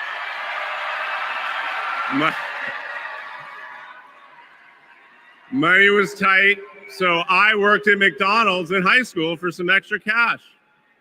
Not only was I Employee of the Month, but I still have the frame picture, which you just saw, and there was a ring, golden arches and all. And then I waited tables, parked cars. I was working full-time so I could afford to go to college part-time. And thanks to partial scholarships, student loans, and a little help from my dad, I got myself through law school. And I got my first job as a lawyer, which is also where I met the guys in my fantasy football league. And a lot has changed in our lives since the early 90s, but my team name is still Nirvana.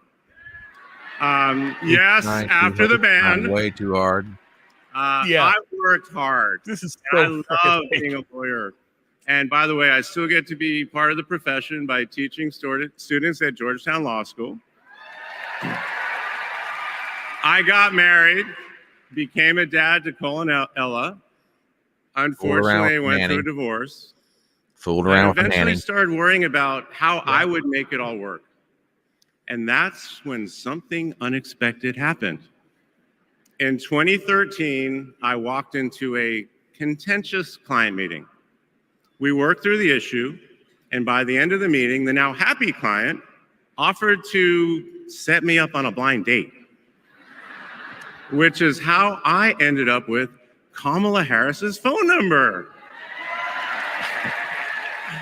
Now, for generations, people have debated when to call the person you're being set up with.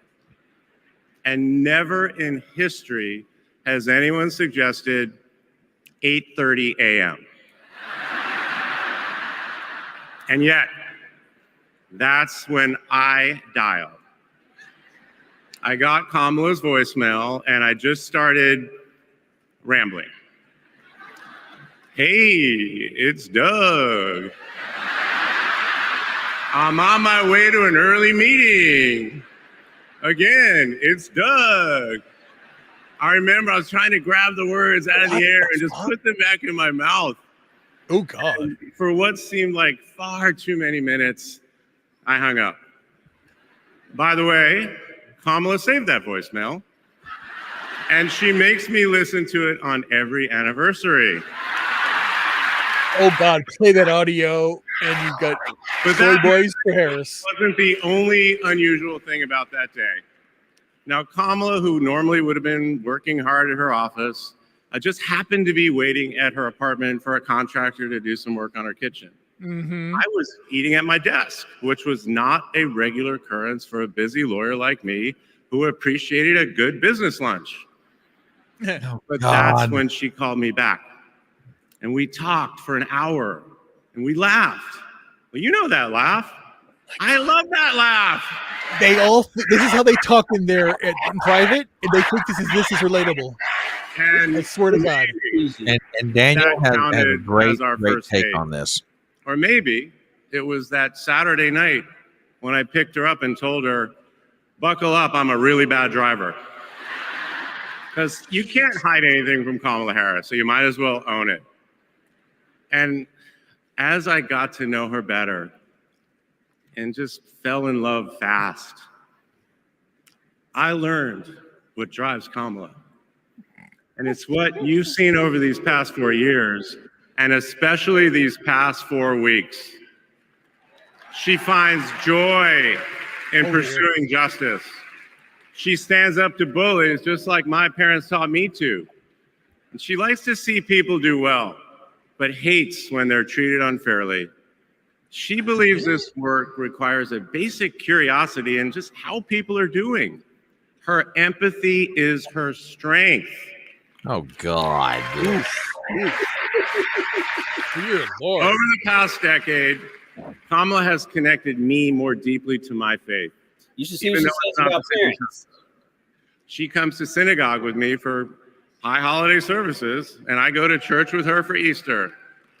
I get to enjoy her mom's chili relleno recipe every Christmas, and she makes a mean brisket for Passover. Small town. Right to my grandmother's apartment in Brooklyn, you know, the one with the plastic covered couches. But Kamala has fought against anti-Semitism and all forms of hate her whole career. She's me a second gentleman to take up that fight, which is so personal to me. And those of you who belong to blended families know that they can be a little complicated. But as soon as our kids started calling her Mamala, I knew we'd be okay. Oh, I just can't. Ella calls us a three-headed parenting machine. Kamala and Kirsten, thank you both. Thank you both for always putting your family and the kids first. Now, Cole and Ella's friends knew that when they come over for Sunday dinner with Mamala, it was going to be real talk. In between taking cooking instructions, they'd have to answer questions about what problem they wanted to solve in the world. They learned that you've always got to be prepared because Kamala is going to prosecute the case. It was proud that Colin Greenlee told us that they asked Kamala to officiate their wedding. And in the same way that she always steps up when it matters, I have to do this. Kamala put so much time into those parts, and she bound them in a book that matched her dark red dress, and then turned that into a gift for the happy couple. A few days ago, during this incredible time we're going through, there was a brief window when Kamala was back at home. And I saw her sitting on her favorite chair. And in the middle of a wild month, I just hoped that she was having a quiet moment for herself. Then I realized she was on the phone. I'm one of the participants. And of course, my mind went. Are we in like the clown? This is clown world. That the vice president could be dealing with. Was it domestic? Was it foreign? Was it campaign? I could see she was focused. And all I knew was that it must be something important. And it turns out it was. That's Kamala. That's Kamala. Oh, that's the look at this. Look at this. Ella, oh my God. And that scene was a perfect map of her heart. She's always been there for our children, and I know she'll always be there for yours too. Oof. Yeah. Kamala is a joyful warrior. Oh, it's doing for her country what she has always done for the people that she loves. Her passion will benefit all of us when she's our president. I'll do that. And here's the thing about joyful warriors. They're still warriors. And Kamala is as tough as it comes. Just as the criminals, the witnesses, and the witnesses before the Senate Judiciary Committee. She never runs from a fight. And she knows the best way to deal with a coward. Where's the debate? September 4th in Fox. Because we all know cowards are weak. And Kamala Harris can smell weakness. She doesn't tolerate any BS. You've all seen that look. And you know that look I'm talking about.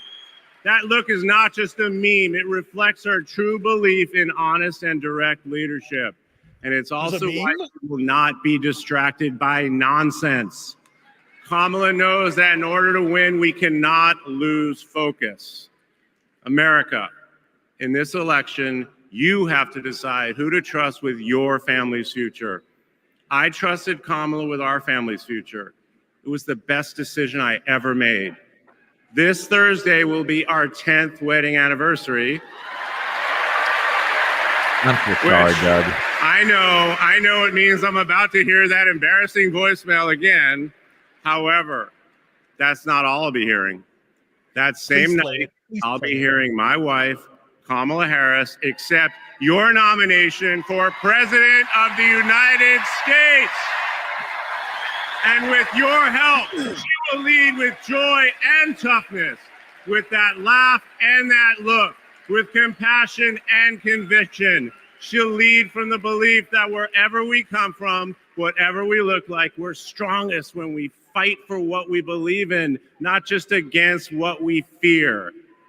Kamala Harris was exactly the right person for me at an important moment in my life. And at this moment in our nation's history, she is exactly the right president. Thank you so much.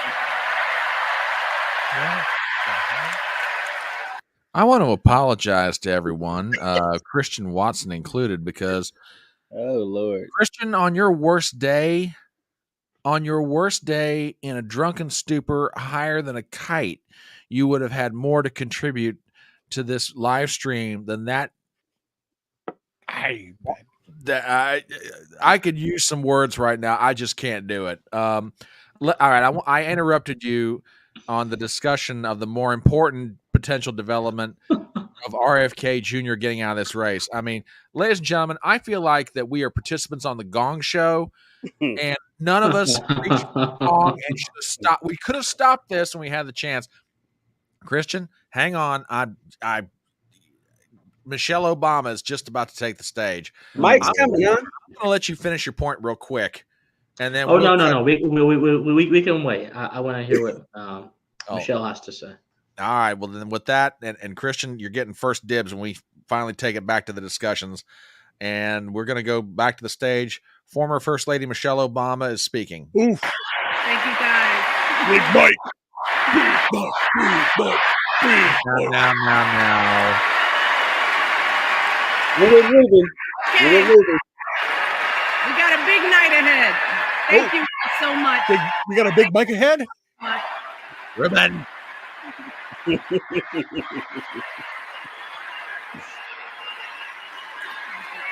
running for president. That's what she said. Okay. Hey.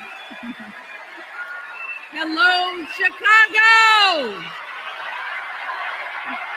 Goodbye, Michelle. Yeah. All right.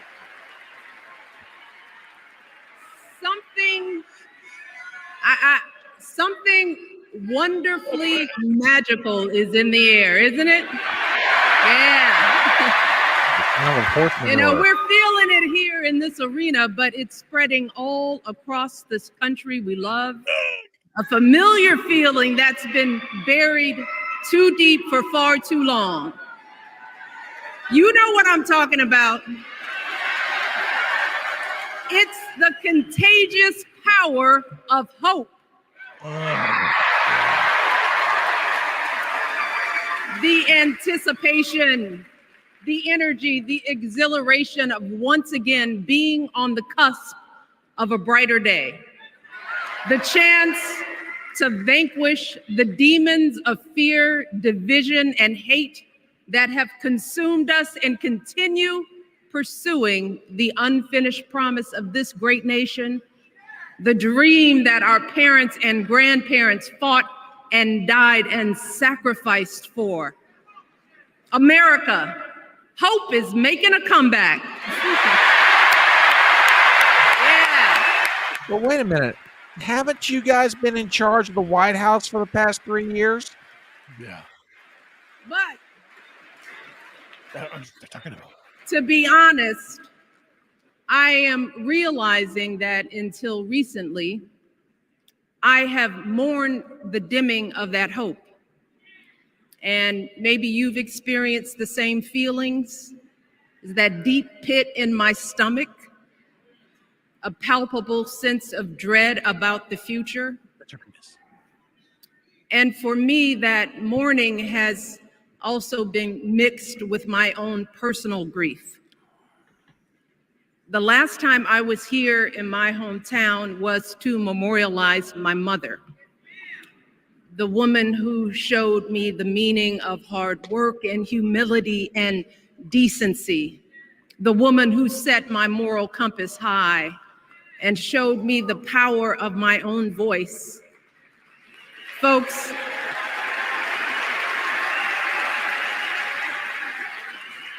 I still feel her loss so profoundly. I wasn't even sure if I'd be steady enough to stand before you tonight, but my heart compelled me to be here because of the sense of duty that I feel to honor her memory and to remind us all not to squander the sacrifices our elders made to give us a better future. You see, my mom, in her steady, quiet way, lived out that striving sense of hope every single day of her life. She believed that all children, all people have value, that anyone can succeed if given the opportunity. She and my father didn't aspire to be wealthy. In fact, they were suspicious of folks who took more than they needed. They understood that it wasn't enough for their kids to thrive if everyone else around us was drowning. So my mother volunteered at the local school. She always looked out for the other kids on the block. She was glad to do the thankless, unglamorous work that for generations has strengthened the fabric of this nation.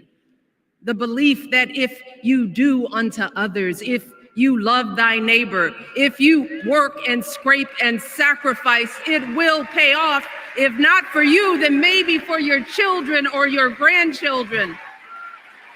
You see, those values have been passed on through family farms and factory towns, through tree-lined streets and crowded tenements, through prayer groups and National Guard units and social studies classrooms. Those were the values my mother poured into me until her very last breath. Kamala Harris and I built our lives on those same foundational values. Even though our mothers grew up an ocean apart, they shared the same belief in the promise of this country. That's why her mother moved here from India at 19. It's why she taught Kamala about justice, about the obligation to lift others up, about our responsibility to give more than we take. She'd often tell her daughter, don't sit around and complain about things, do something. So, with that voice in her head, Kamala went out and she worked hard in school, graduating from an HBCU, earning her law degree at a state school.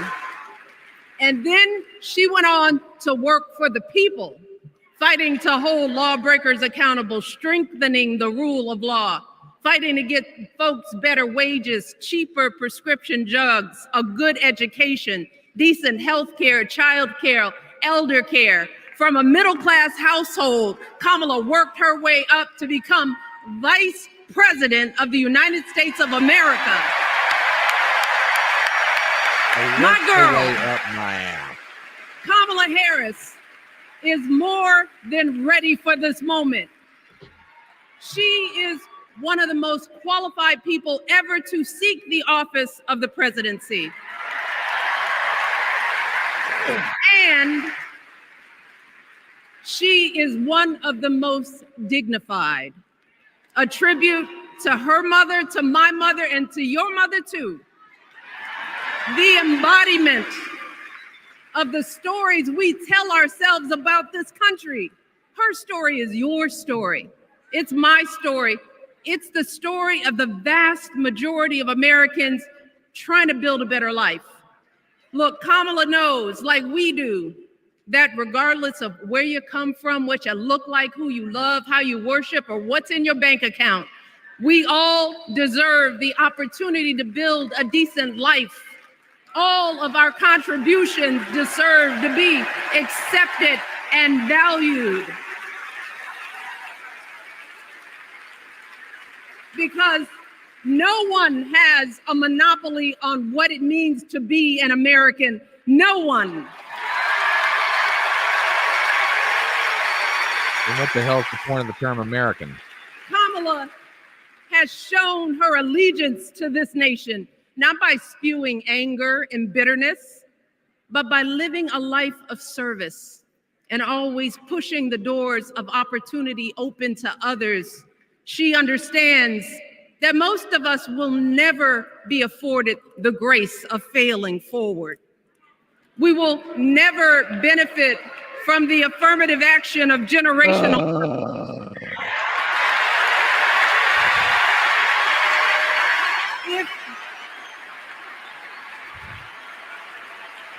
If we bankrupt a business, or choke in a crisis, we don't get a second, third, or fourth chance. If things don't go our way, we don't have the luxury of whining or cheating others to get further ahead. No. We don't get to change the rules so we always win. If we see a mountain in front of us, we don't expect there to be an escalator waiting to take us to the top. No. We put our heads down. We get to work. In America, we do something. And throughout her entire life, that's what we've seen from Kamala Harris. The steel of her spine, the steadiness of her upbringing, the honesty of her example, and yes, the joy of her laughter and her light. It couldn't be more obvious. Of the two major candidates in this race, only Kamala Harris truly understands the unseen labor and unwavering commitment that has always made America great.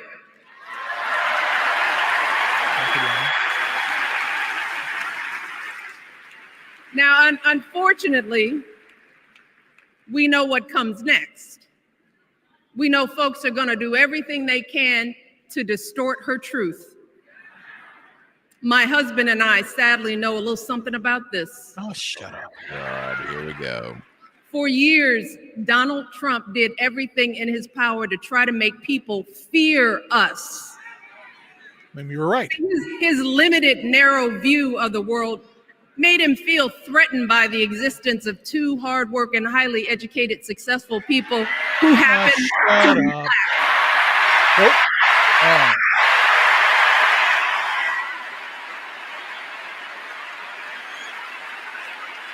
Oh, telling that old shit again. Yeah, I know. Yes, it's that. I want to know. Who's going to tell him that the job he's currently seeking might just be one of those black jobs?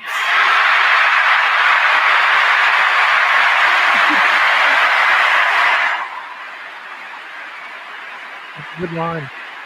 Look, It's a good line. It's a good jab. it's his same old con. Doubling down on ugly, misogynistic, racist lies as a substitute for real ideas and solutions that will actually make people's lives better. Look, because cutting our health care, taking away our freedom to control our bodies, the freedom to become a mother through IVF like I did, those things are not going to improve the health outcomes of our wives, mothers, and daughters. Shutting down the Department of Education, banning books, none of that will prepare our kids for the future. Demonizing our children for being who they are and loving who they love. Look, that doesn't make anybody's life better.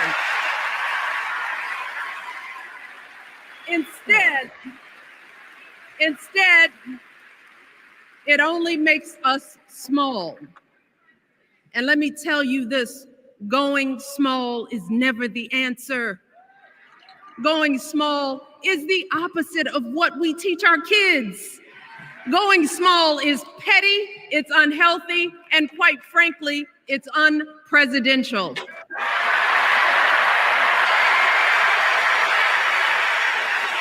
So, why would any of us accept this from anyone seeking our highest office? Why would we normalize that type of backward leadership?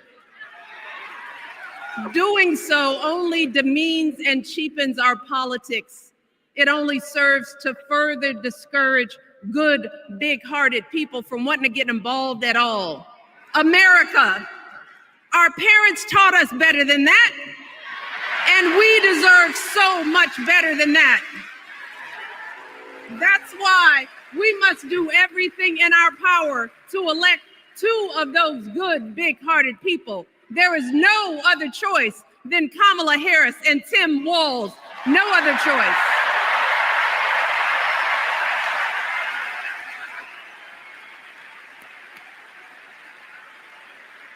But as we embrace this renewed sense of hope, let us not forget the despair we have felt. Let us not forget what we are up against. Yes, Kamala and Tim are doing great now. We're loving it. They're packing arenas across the country. Folks are energized. We are feeling good. But remember, there are still so many people who are desperate for a different outcome, who are ready to question and criticize every move Kamala makes, who are eager to spread those lies, who don't want to vote for a woman, who will continue to prioritize building their wealth over ensuring that everyone has enough. So no matter how good we feel tonight or tomorrow or the next day, this is going to be an uphill battle. So folks, we cannot be our own worst enemies. No. See, because the minute something goes wrong, the minute a lie takes hold, folks, we cannot start wringing our hands. We cannot get a Goldilocks complex about whether everything is just right. And we cannot indulge our anxieties about whether this country will elect someone like Kamala instead of doing everything we can to get someone like Kamala elected.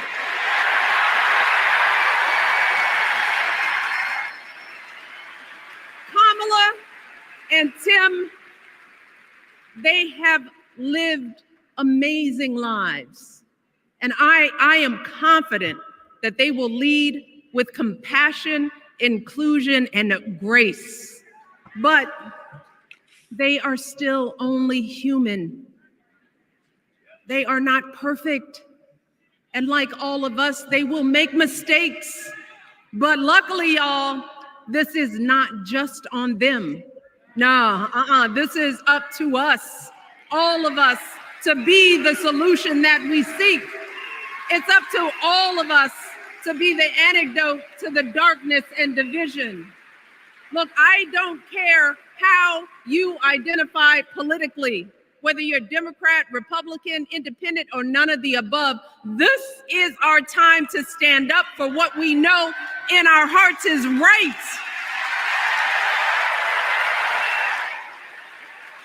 As long as we agree with you. Stand up, not just for our basic freedoms, but for decency and humanity, for basic respect, dignity, and empathy, for the values at the very foundation of this democracy. It's up to us to remember what Kamala's mother told her. Don't just sit around and complain, do something. So if they lie about her, and they will, we've got to do something. If we see a bad role, and we will, we got to put down that phone and do something. If we start feeling tired, if we start feeling that dread creeping back in, we got to pick ourselves up, throw water on our face, and what? We only have 2.5 months, y'all, to get this done. Only 11 weeks to make sure every single person we know is registered and has a voting plan. So we cannot afford for anyone America to sit even if they're dead. Wait to be called. Don't complain if no one from the campaign has specifically reached out to you to ask you for your support. There is simply no time for that kind of foolishness. You know what you need to do. So yeah, they expected the black vote and they're not losing it, so that that's always the message to all the brothers out there. Michelle Obama is asking you, no, I'm telling y'all to do something.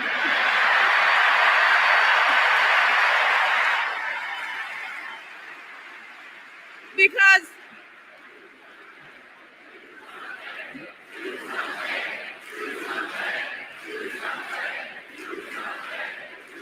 you all, this election is going to be close. In some states, just a handful, listen to me, a handful of votes in every precinct could decide the winner. So we need to vote in numbers that erase any doubt. We need to overwhelm any effort to suppress us. Our fate is in our hands. In 77 days, we have the power to turn our country away from the fear, division, and smallness of the past. We have the power to marry our hope with our action. We have the power to pay forward the love, sweat, and sacrifice of our mothers and fathers and all those who came before us. We did it before, y'all, and we sure can do it again. Let us work like our lives depend on it. And let us keep moving our country forward and go higher. Yes, always higher than we've ever gone before as we elect the next president and vice president of the United States, Kamala Harris and Tim Walz. Thank you all. God bless.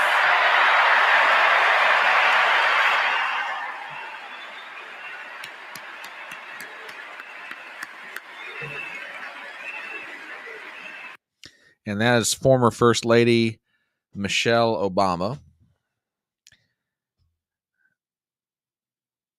And I think she is about to introduce. Hang on, I'm just reading the captions real quick. Yeah, she's about ready to introduce the former president. But we'll take it back there real quick. Hang on. Somebody who knows a whole lot about hope.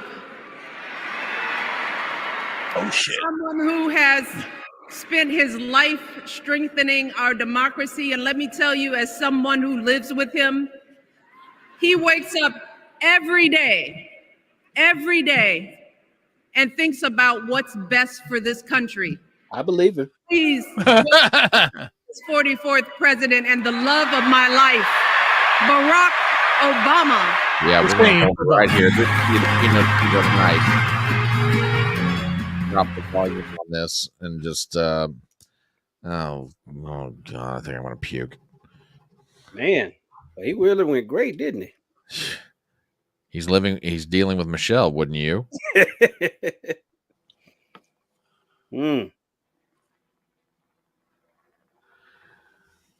This is live stream coverage of the second night of the Democrat National Convention. You want to hear the platform? This is it right here. Yeah, the keynote speaker is for the evening is now taking the stage. Former President Barack Obama, native of the city of Chicago. Yeah, well, I understand. I get it, Gypsy. I get it. I understand. But yeah, please consider subscribing to my channel on YouTube and Rumble. Ruben Christopher Haynes is here. Darius Simpson is here. Christian Watson is here. If you are not subscribed to their channels, please subscribe to them wherever they may be on social media, on YouTube, on Rumble, Twitter, wherever they are. And with that, we're going to go to the stage and hear the comments of the 44th President of the United States.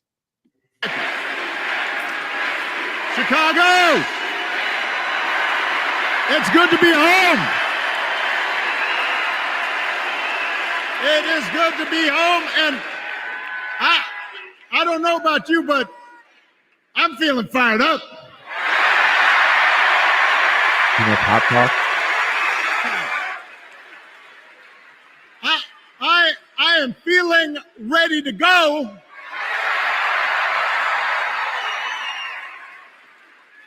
Even if I am the only person stupid enough to speak after Michelle Obama.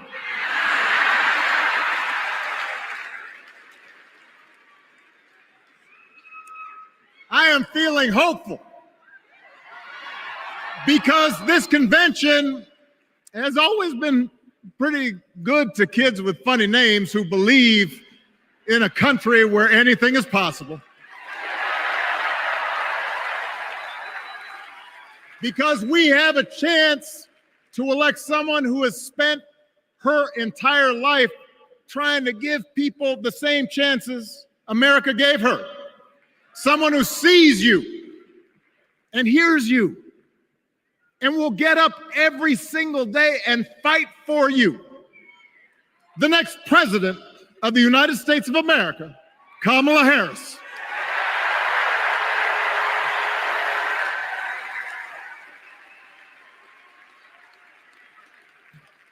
It's been 16 years since I had the honor of accepting this party's nomination for president.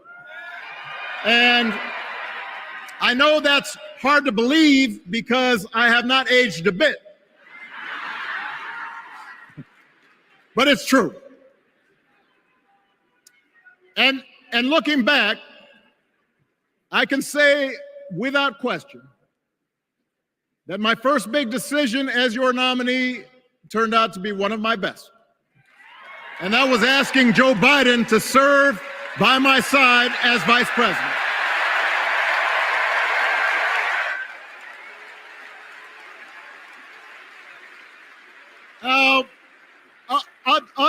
Other than some common Irish blood, Joe and I come from different backgrounds, but we became brothers. And as we worked together for 8, sometimes pretty tough years, what I came to admire most about Joe wasn't just his smarts, his experience. It was his empathy and his decency and his hard-earned resilience, his unshakable belief that everyone in this country deserves a fair shot.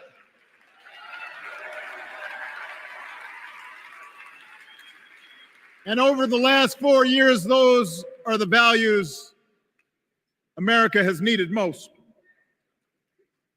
At a time when millions of our fellow citizens were sick and dying, we needed a leader with the character to put politics aside and do what was right. At a time when our economy was reeling, we needed a leader with the determination to drive what would become the world's strongest recovery. 15 million jobs, higher wages, lower healthcare costs. At a time when the other party had turned into a cult of personality, we needed a leader who was steady and brought people together and was selfless enough to do the rarest thing there is in politics, putting his own ambition aside for the sake of the country.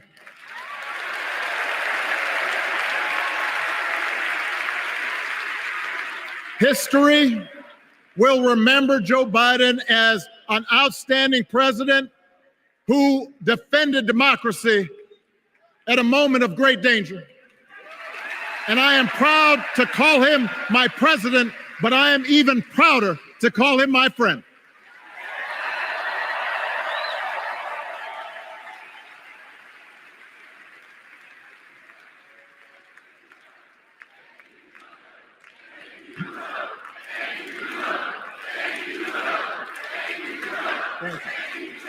Now, the torch has been passed. Now it is up to all of us to fight for the America we believe in.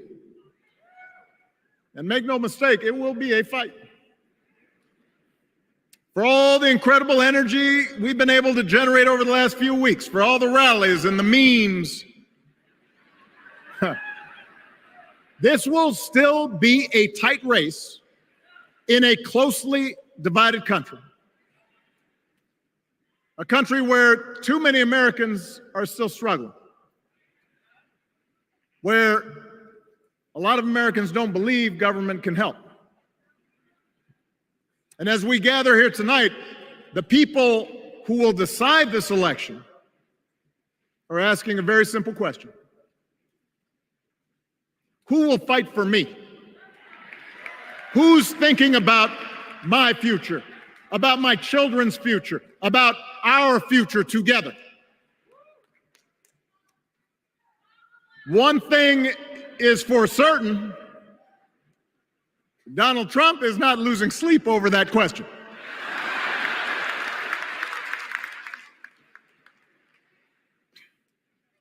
Here's a 78-year-old billionaire who has not stopped whining about his problems since he rode down his golden escalator 9 years ago. It has been a constant You stream spied on him for of those gripes since then. and That's what you did. grievances. Oh. That's actually been getting worse now that he's afraid of losing to Kamala. There's the childish nicknames, the crazy conspiracy theories, this weird obsession with crowd sizes. Oh, shit, dude. That was intentional. It just goes on and on and on. The other day, I heard someone compare Trump to the neighbor who keeps running his leaf blower outside your window every minute of every day.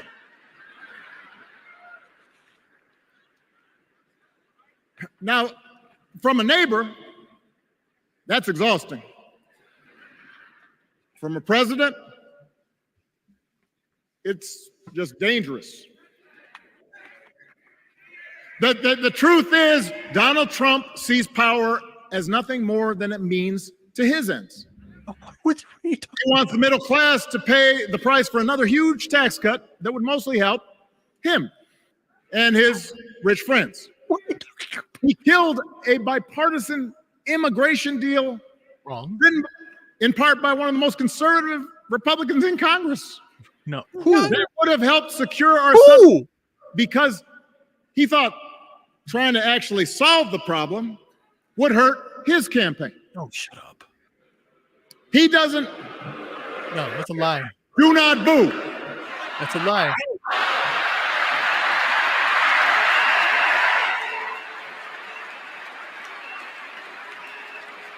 He doesn't seem to care if more women lose their reproductive freedom, since it won't affect his life. This is going on now. And most of all, Donald Trump wants us to think that this country is hopelessly divided between us and them. Well, you just said we're a Between divided country. The real Americans, who of course support him, and the outsiders who don't. And he wants you to think that you'll be richer and safer if you will just give him the power to put those other people back in their place. It is one of the oldest tricks in politics.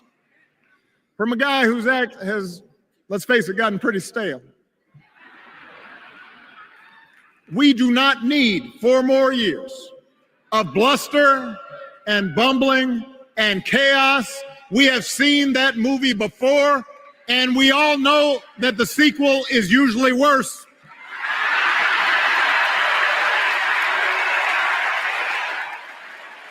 America's ready for a new chapter. America's ready for a better story. We are ready for a President Kamala Harris.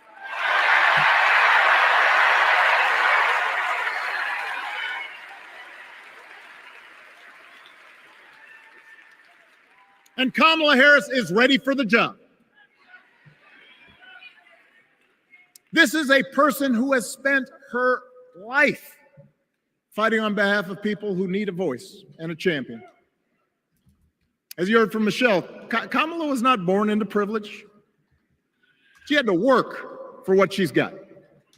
And she actually cares about what other people are going through. She's not the neighbor running the leaf blower. She's the neighbor rushing over to help when you need a hand. As a prosecutor, Kamala stood up for children who had been victims of sexual abuse. As an attorney general of the most populous state in the country, she fought big banks and for-profit colleges, securing billions of dollars for the people they had scammed. After the home mortgage crisis, she pushed me and my administration hard to make sure homeowners got a fair settlement. Didn't matter that I was a Democrat. Didn't matter that she had knocked on doors for my campaign in Iowa. She was going to fight to get as much relief as possible for the families who deserved it.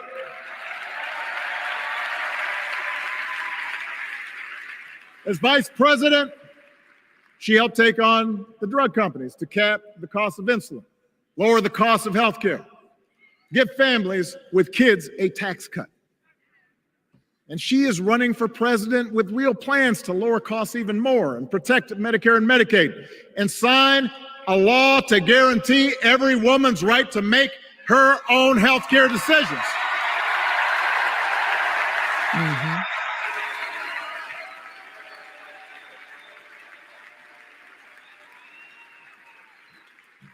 In other words, Kamala Harris won't be focused on her problems. She'll be focused on yours. As president, she won't just cater to her own supporters and punish those who refuse to kiss the ring or bend the knee.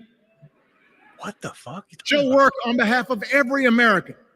That's who Kamala is. It's called confession through projection. And in the White House, she will have an outstanding partner in Governor Tim Walz.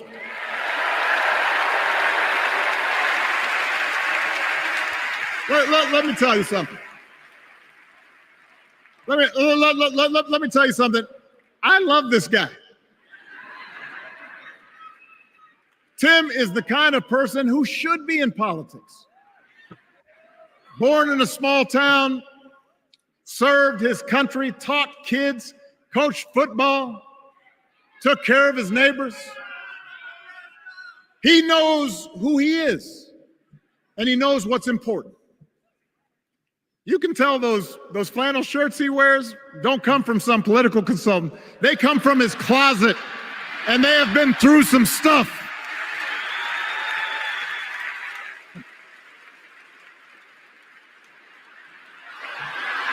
They have been through some stuff. That's right.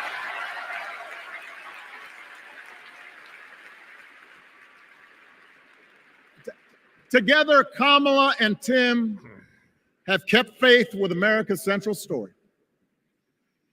A story that says we are all created equal.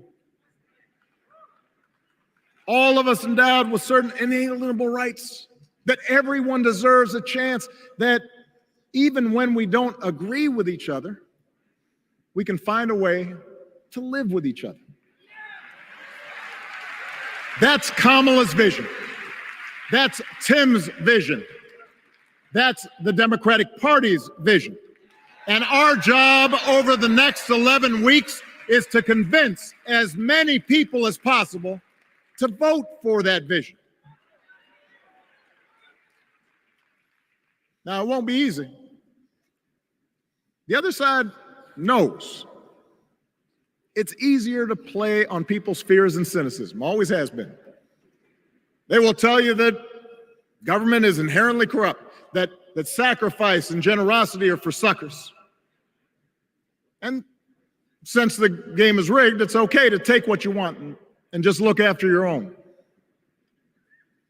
That's the easy path. We have a different task. Our job is to convince people that democracy can actually deliver. And in doing that, we can't just point to what we've already accomplished. We can't just rely on the ideas of the past. We need to chart a new way forward to meet the challenges of today. And Kamala understands this. She knows, for example, that if we want to make it easier for more young people to buy a home, we need to build more units and clear away some of the outdated laws and regulations that made it harder to build homes for working people in this country. That is a priority, and she's put out a bold new plan to do just that.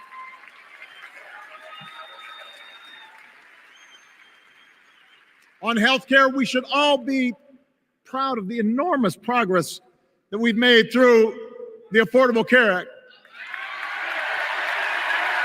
providing millions of people access to affordable coverage, protecting millions more from unscrupulous insurance practices. I noticed, by the way, that since it's become popular, they don't call it Obamacare no more.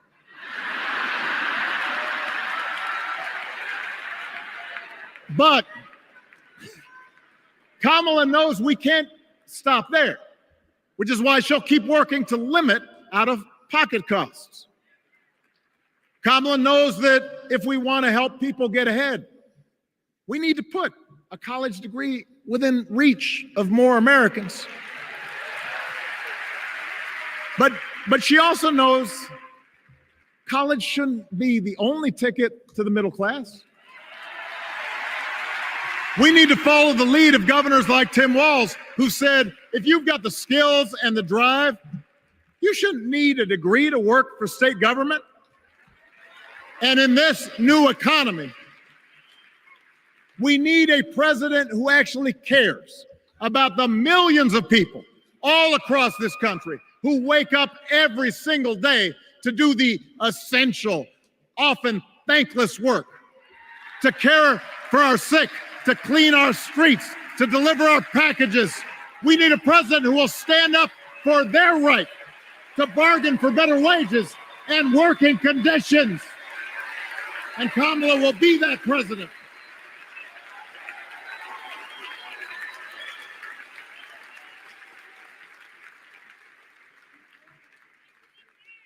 Yes, she can.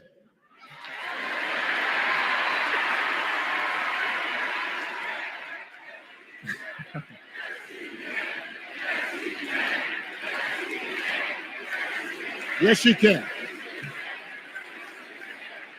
Harris-Walz administration can help us move past some of the tired old debates that keep stifling progress. Because at their core, Kamala and Tim understand that when everybody gets a fair shot, we are all better off. They understand that when every child gets a good education, the whole economy gets stronger. When women are paid the same as men for doing the same job, all families benefit.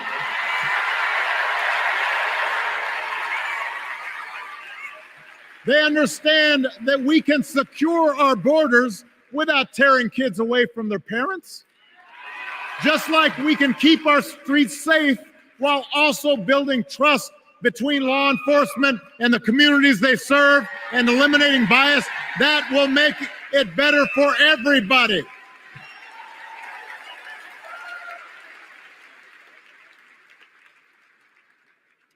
Donald Trump and his well-heeled donors, they don't see the world that way. For them, one group's gains is necessarily another group's loss. For them, freedom means that the powerful can do pretty much what they please, whether it's fire workers trying to organize a union or put poison in our rivers or avoid paying taxes like everybody else has to do. Well, we have a broader idea of freedom. We believe in the freedom to provide for your family if you're willing to work hard. The freedom to breathe clean air and drink clean water and send your kids to school without worrying if they'll come home. We believe that true freedom gives each of us the right to make decisions about our own life, how we worship, what our family looks like, how many kids we have, who we marry. And we believe that freedom requires us to recognize that other people have the freedom to make choices that are different than ours. That's okay.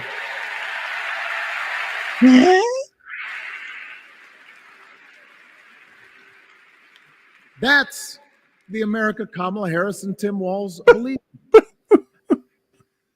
An America where we, the people, includes everyone. Because that's the only way this American experiment works. And despite what our politics might suggest, I think most Americans understand that. Democracy isn't just a bunch of abstract principles and dusty laws in some book somewhere. It's the values we live by. No. It's the way we treat each other, including those who don't look like us, or pray like us, or see the world. Wait. Democracy is just democracy. It's not all this shit. Democracy is mob rule, period. That's what it is. Watson right now is probably like writing a tome of notes. That sense of mutual respect has to be part of our message. Our politics have become so polarized these days that all of us across the political spectrum, his fault. He's the one who did it. seem so quick to assume the worst in others, unless they agree with us on every single issue.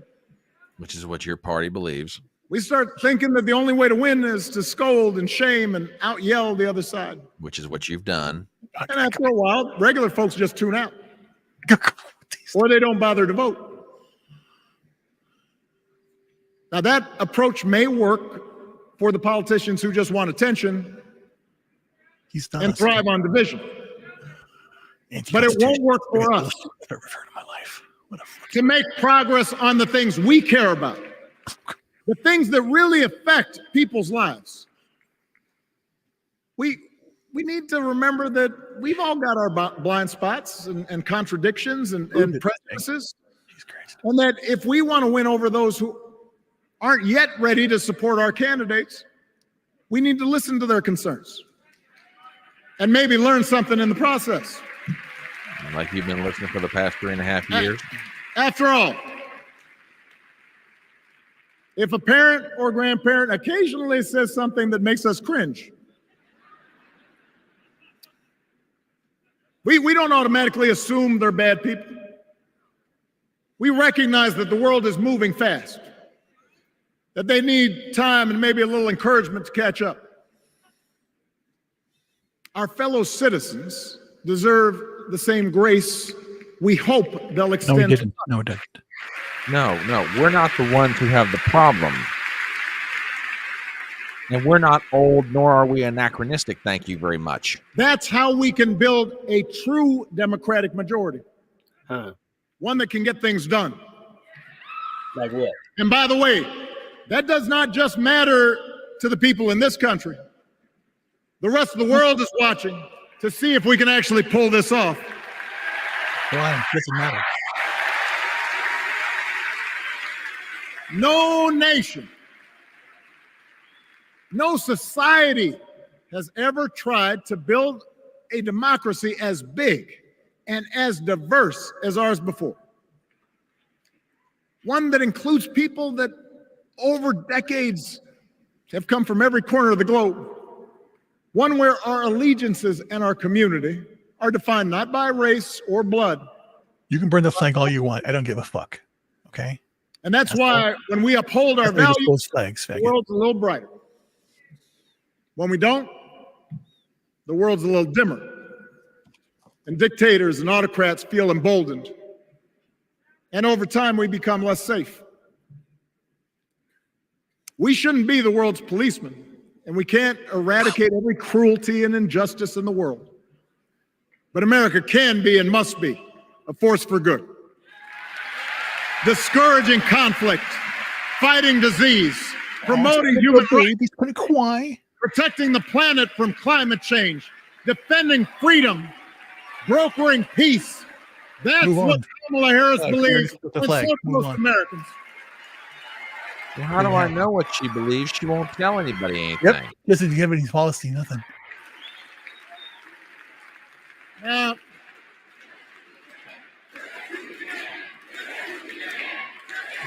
I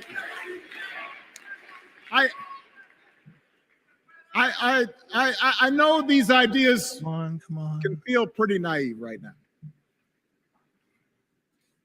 We live in a time of such confusion and rancor, with a culture that puts a premium on things that don't last. Money, fame, status, likes. We chase the approval of strangers on our phones. You are crying. We build all manner of walls and fences around ourselves, and then we wonder why we feel so alone. We don't trust each other as much because we don't take the time to know each other. And in that space between us, politicians and algorithms teach us to caricature each other. That's not true either. What Control each other. election? Democratic nominations, no, nothing. But here's the good news, Chicago.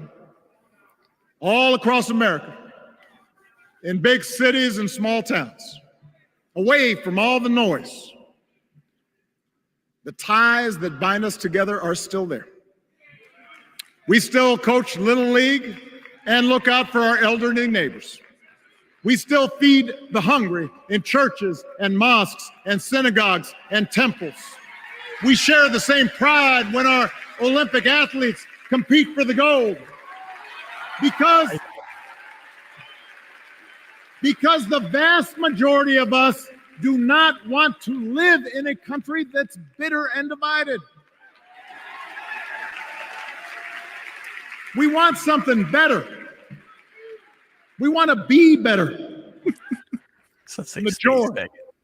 And the excitement that we're seeing around this campaign tells us we're not alone.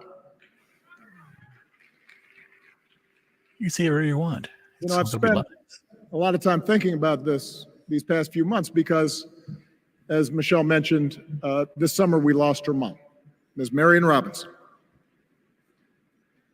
And I don't know that anybody has ever loved their mother-in-law any more than I love mine. Mostly it's because she was funny and wise and the least pretentious person I knew.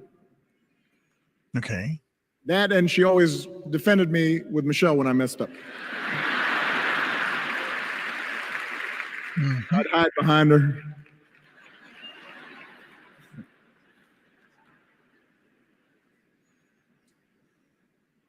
But I also think one of the reasons Mary and I became so close was she reminded me of my grandmother, the woman who helped raise me as a child.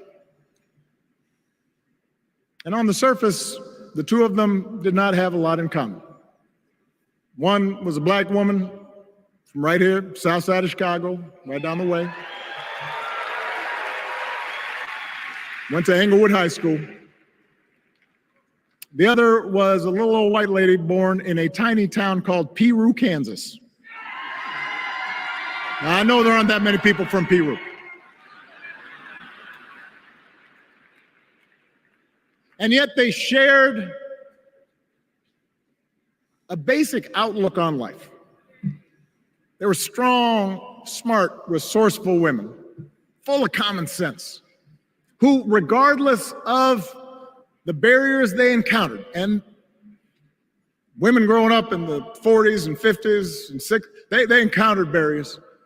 They still went about their business without fuss or complaint and provided an unshakable foundation of love for their children and their grandchildren. In that sense, they both represented an entire generation of working people who, through war and depression, discrimination and limited opportunity, helped build this country.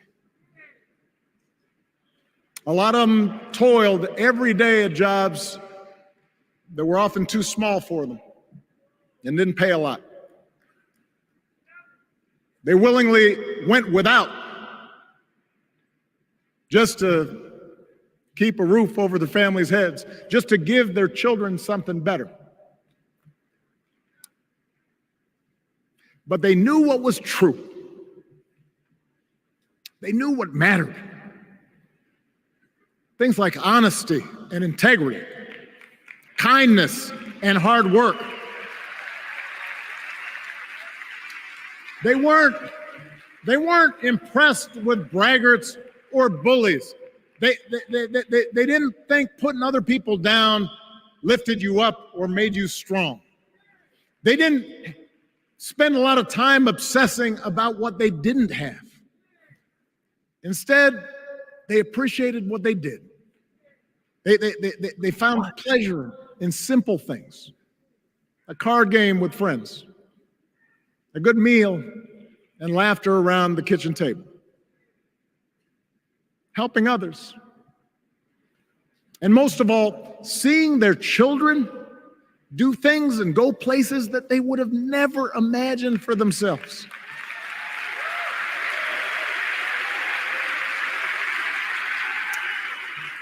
Whether you are a Democrat or a Republican or somewhere in between, we have all had people like that in our lives. People like Kamala's parents, who crossed oceans because they believed in the promise of America. People like Tim's parents, who taught him about the importance of service. Good, hard-working people who weren't famous or powerful, but who managed in countless ways to lead this country just a little bit better than they found it. As much as any policy or program, I believe that's what we yearn for. A return to an America where we work together and look out for each other. A restoration of what Lincoln called, on the eve of civil war.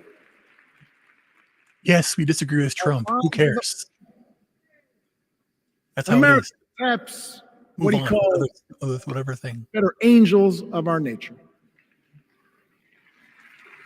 That is what this election is about.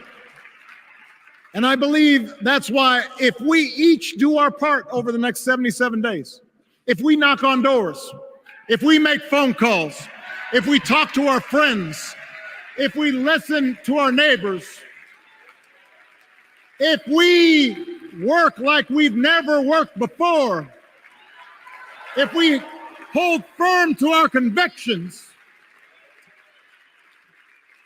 we will elect Kamala Harris as the next president of the United States, and Tim Walz as the next vice president of the United States. They have their own flag. It's We fine. will elect leaders up and down the ballot who will fight for the hopeful, forward-looking America we all believe in. And together, we too will build a country that is more secure and more just, more equal, and more free.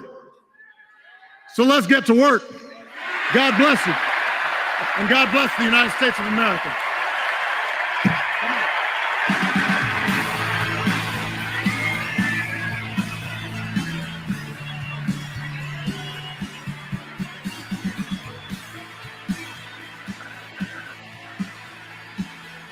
The current shadow president of the United States, Barack Obama.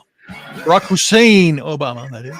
You know, as I listen to that speech, and we'll go ahead and fade it out, let everybody come on back in. A couple of observations, some humorous, some not. Observation number one, I know that Christian Watson may have had the mute button on his microphone, but I'm very sure that I could hear the burning of an ink pen across several reams of paper as Barack Obama was speaking, because and that leads to my second observation. I had forgotten how smooth a snake oil salesman Barack Obama can be. He is genuinely one of the smoothest speakers I've ever seen. And in that smoothness, he manages to slip in as much philosophy politically imaginable. You don't realize he's doing it unless you're paying attention to it. Right. And then this one is slightly humorous, slightly serious. I am reminded of that great closing line from Shakespeare's play Macbeth. It is a tale told by an idiot, full of sound and fury, and signifies nothing. Problem with Barack Obama is he's not signifying nothing. It is a tale told by an idiot, but he is still signifying something. So with that, we'll take it around the horn. Christian, every time I got ready to let you speak, somebody would come to the microphone and say, dude, I'm going to do right by you on this one. If you want to tee off on Barack, Michelle, whatever, floor is yours, go. Well, I'll say this, and this is probably going to be unpopular as well, but Michelle and Barack's speech tonight, they were incredibly effective. They were incredibly effective at communicating the ethos of the DNC. They were incredibly effective at mobilizing the people in the crowd. They were incredibly effective at selling a message to people that may not be in the crowd, who may be on the fence. They were effective. We can mock them. We can laugh at them. We can call them idiots. We can do whatever we want. But if I was an independent voter and I was leaning towards Harris, but I wasn't fully committed, and I heard those two speak tonight, I might very well be voting for her. That is, we don't realize how dangerous the situation is right now, because a lot of people aren't in the right-wing echo chamber that many of us are in. A lot of folks, if they are on social media, they may just be looking just to see what everyone's saying, but a lot of folks aren't really plugged in like many of us are plugged in. So we have to view this from the perspective of someone, say, a normie, and normies, quote unquote, are the ones that actually decide the direction of the country. So we have to think from their perspective. Those were two by the book, passionate, exhilarating, articulate, substantive speeches. I didn't agree with about 99% of what both of them said, and I'll get into that a little bit here with Obama, because I do have some observations I want to make that are a little bit more substantive. But that doesn't matter, because I'm not the average American voter. And the average American voter may have been moved by that. Elections that are won by appealing to one's head, that those aren't really common. Elections are normally won by a combination of ethos and pathos with a tiny bit of logos sprinkled in there. So I think the right really needs to look at this. They need to be concerned. They need to, I would even say, be a little bit scared. And I think the right generally needs to start changing his message, because the memes, the cackling, the race conversation about Kamala, talking about Walz liking horses, talking about Walz being weird because he kicks funny.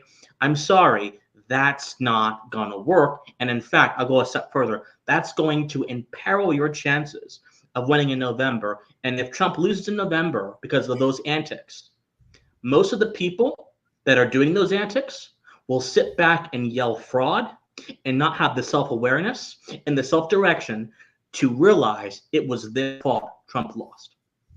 So that's my first message. All right. We need to get serious. Because what I just saw there, I saw an organized message on message that energized a swath of people who 3 weeks ago were not energized. Now, there were several things that Barack Obama did in that speech that I think are very important to look at. Let's look at, because I did write a bunch of notes here. I won't go through all of them because that would take up the whole night. But I did write a bunch of notes here because I was kind of like, back when I used to be a college debater, and back then we called it flowing. So I used to actually flow arguments. So I kind of did that a little bit here. So I want to note, and I've talked about this in my own channel on my Twitter page as well, that the Democrats continue to appeal to the idea of freedom. And the response tends to be, well, you guys have policies that don't really seem to be all about freedom, that are actually authoritarian. So how can you be about freedom? But that critique misses that you aren't talking about the same kind of freedom they're talking about. You hear the word freedom and you think of the kind of freedom that you know, but you're not realizing that your own internal dialogue is deceiving you. So what kind of freedom is he talking about? Well, in order to discuss that, I have to define how they view freedom. So how they view freedom, and this was seen in Obama's speech, this was seen in Bernie Sanders' speech earlier, this was seen in Raphael Warnock's speech the other day, this was seen at the convention. I'll just put it broadly here, and specific to people have questions about specifics, we can get to that later. They define freedom as the ability to be enabled to achieve certain things and have certain things that you may not have right now. I'll say it again. They define freedom as the ability to be enabled to achieve certain things or possess certain things that you may not have right now. This is what we call a positive view of freedom in the sense that it is giving you something. But let's go a step further. They also define freedom as a means of being able to express yourself. So you have two senses of the word freedom now: being able to achieve certain things and have certain things that you don't already have, and also being able to express yourself in a way that conforms to your social advancement. So to them, this is freedom. And you kind of saw Barack Obama say this when he said that we want you to have the freedom, for example, not to have to worry about your kid getting hurt at school. Well, we wouldn't necessarily call that freedom. We call that peace of mind, and that peace of mind isn't necessarily a guaranteed thing. It's something that we aspire to in society, but to call that freedom would then mean that in every circumstance, you have the expectation of that very thing happening. And this easily falls apart. So for example, a soldier, if a soldier goes into a battlefield, well, the soldier should expect to get shot at or to get hurt. And under this idea of freedom, and this is obviously going to sound very odd, but this is basically the logical conclusion of this idea, the soldier would have the freedom not to feel that way in that particular circumstance. This sounds weird and it sounds odd because it is odd, and it fundamentally goes down to a corruption of definitions. Freedom is not about having things. Freedom is not about permissions. Freedom is the end result of a person that understands two simple things. Number one, how to operate in a social context within the parameters of first principles. Number two, how to operate within a social context within the parameters of first principles, and additionally, an understanding of rights, a proper understanding of rights, because rights claims influence how those principles are going to manifest in the real world, and it also influences how people think about moral situations. You are free when you're operating within that space carved out for you. A lot of people conflate freedom with liberty. Those are two different things. Yeah. Liberty is simply your capacity to do something. If I have personal liberty, I have a capacity to do something. Well, that doesn't mean I'm going to do it. And a lot of people don't use their capacities to do something to do anything much at all, which is one of the reasons why welfare is so destructive. But that's a different story, different rabbit hole, different day. Freedom is the condition you reach when you manage to wisely leverage that capacity. So Obama was mixing, back to the speech, mixing categories, mixing things, and treating freedom as a matter of particular desires, hopes, and policy positions, as opposed to treating freedom as the end result of a morally enlightened man. If the right does not get this down pat, progressives are going to take the word freedom and beat us up the head with it. And they're going to win with it. Because freedom is not just a condition. It's a symbol. Americans are familiar with that symbol. It's in our flag. It's in our statutes. It's in our Constitution. It's in how we think about America. Most people around the world, you say, when it comes to mind, you say America. Well, freedom. Of course. The problem with symbols that are imprecise and not well defined is that they mean different things to different people. And the progressives are capitalizing on that right now. Obama tonight was capitalizing on that. And if we don't get that down pat, they're going to take that and beat us with it. And we'll deserve it. Because 120, 130 plus years ago, the constitutional conservatives of the early 20th century, they knew what freedom meant. They not only knew what it meant, they were able to argue it, define it in like 5-page essays. On the streets, they were handing out, they had these things called constitution societies back in the 20th century, where they were handing out pamphlets of the Constitution to immigrants so they would know what our ways were in America. They knew what it was. The modern day right knows what memes are. And I'm just saying, that's a problem. I don't want my country to go under 4 years of Kamala Harris. I'm 24. I want to own a house one day. I want to have a family one day. I don't want to have to, overextend and reanalyze my budget just to go for a small trip to the grocery store. I don't want to have to worry about getting blown up by Iranian and Russian nukes because we have a person, as Obama said, that wants to be a force for good in the world. I don't want to have to worry about the prices of everything getting so much high and the nihilism crisis that is already present in my generation going even higher because of these things. I don't want to worry about this stuff. But if Kamala Harris wins, I will have to worry about this kind of stuff. And to be frank, I don't want to have to do that. So this is not a game for me. This is literally the quality of life. Fuck the politics. Because I'm getting tired of people not taking this seriously. Not you guys, but just in general. Fuck the politics. I don't care about it. Everyday life is impacted by this. Everyday life, how people see their families, the world, their societies, is impacted by this. And I don't want to see what I know could be manifest. And I know would manifest if Kamala was president. The UK is talking about extraditing Americans for their opinions. And guess what Tim Walz said? Tim Walz said we need to look into criminalizing hate speech. Okay, so the Keir Starmer government, which is led by him and Yvette Cooper, the Home Secretary of the United Kingdom, are trying to codify into their laws. They said they want misogyny to be a crime and other things to be a crime. So they believe in the idea of hate speech. Tim Walz believes in the idea of hate speech. What happens, pray tell, to your favorite influencer if once Kamala Harris gets in and they are able to use federal laws, or they're able to pass a different federal law to make hate speech an illegal thing? What happens when Keir Starmer calls Kamala Harris's office and says, hey, Benny Johnson over there, or hey, this person over there, they're a problem, or they're inciting hatred, they're inciting violence, they're misogynistic? What happens?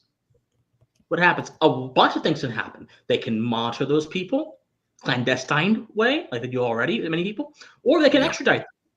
And then at that point, it's not about how many followers you have. It's about your government just sold you out to a different country. This is not some fear mongering. This is an actual thing that could happen if Kamala Harris gets into office. So we really, really, really, really, really have to get this messaging thing correct. Trump's doing a good job. Over the 4 weeks ago, he was not. He was doing horrible. He was off message, off key, just all these insults, all the childish shit was getting on my nerves. Now he's doing great. I watched his past 2 rallies. They were on message. They were calm, substantive. He laid out his policies. That's the pathway forward. But the influencers have to follow. If they don't, then I think this thing's a wash. I've got a bunch of other things to say, but I'm going to be mindful. But all in all, I think we should use this moment as a moment of introspection. Use it as a moment of introspection. I agree. It's all right to have fun. It's all right to play around, but we have to look at ourselves, because I remember, you guys remember, all remember, Obama's second term, the night it happened. I remember Obama's first term very barely when it happened. I remember, and I'm seeing the same kind of energy that I saw in those both of those elections present right now, and it frightens me. So hopefully the right will wise up and provide an alternative, a positive agenda, as I say, for the future. If they don't, then tonight I think it's the beginning of what's going to happen. Ruben? Well, I think that to answer your last question, General, out there, putting it out there, Christian, it is our responsibility now to step up as statesmen. Again, we are Americans. We care. I consider myself, just an American completely. That's what I do. Everyone says, "Are you this? Are you hyphenated?" No, I'm an American, and I want to live my life in peace.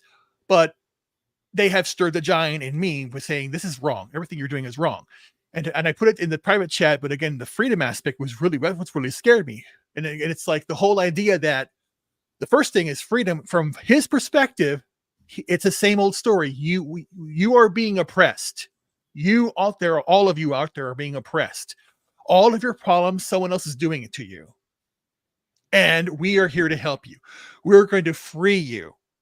And again, that ancestrally does hit back to people who've been enslaved, who have felt bad that they have, and it'll get in them. And then again, that it will wake people up to the people who haven't been engaged, as a reminder that it's Obama doing it. He's saying this. It's going to be it's going to be used on social media that he's saying this again. That's okay. Yeah, we're right. We have to stand up for freedom, and that's basically. And then they will fall for the trap that it's not freedom. And the other thing I put down here is freedom from your collective rights. The idea that they had this women's reproductive rights. Everything's about a class. It's all class freedoms that they'll do this, and that is basically government for the greater good. We are here to help you, and that's the entire message that government is to bring. And she said it better that we're all in the same boat. Let's all come together, and we're going to have the equality. We don't care about where you came from, but we'll all be equal at the end. That's again equality of outcome, which is completely Marxist, completely communist. But again, it's masqueraded by being a good government is here to help. And you see that they were doing op-eds that the deep state is a good thing. I saw this. Government is good. Government is here to help. And again, Sanders talked about it, the billionaires classes and that. But my fear is if we do, that's what I'm saying. We have to wake up. Even more nightmare scenario going after Benny Johnson or Elon Musk. They can basically say, you know what? The fairness doctrine, bring it back. Radio, TV, all talk shows are dead. Boom, gone. Like that. The FCC, what they did, they changed the net. They now have control where national emergency happens, war breaks out, God forbid, they can shut the internet off. National security can't get it done. They can do this. They're already doing it. Brazil is telling X to get away. The EU is already doing it. Don't you just remember that just happened where the EU said that the X is dangerous? Yep. We, the people, it's time to wake up, people. It's really time to get up. You have to do something.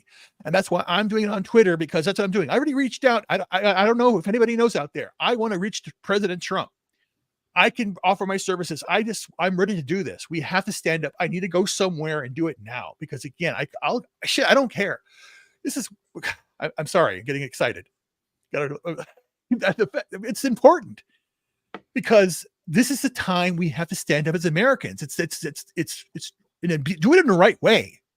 Mm-hmm. Yes, we have the means. Yes, we yell at each other, but again, this is the time that Americans must rise up. The Black Road Regiment that used to happen in the early 20th century, and 19th century. Sorry, 18th century. But again, the whole thing is we have to stand up as people, fathers, mothers, children, friends, come together and say, no, we can't do this anymore. Everything that's going on, you see, turn the TV on. It's no longer, there's no journalism. It's just news readers.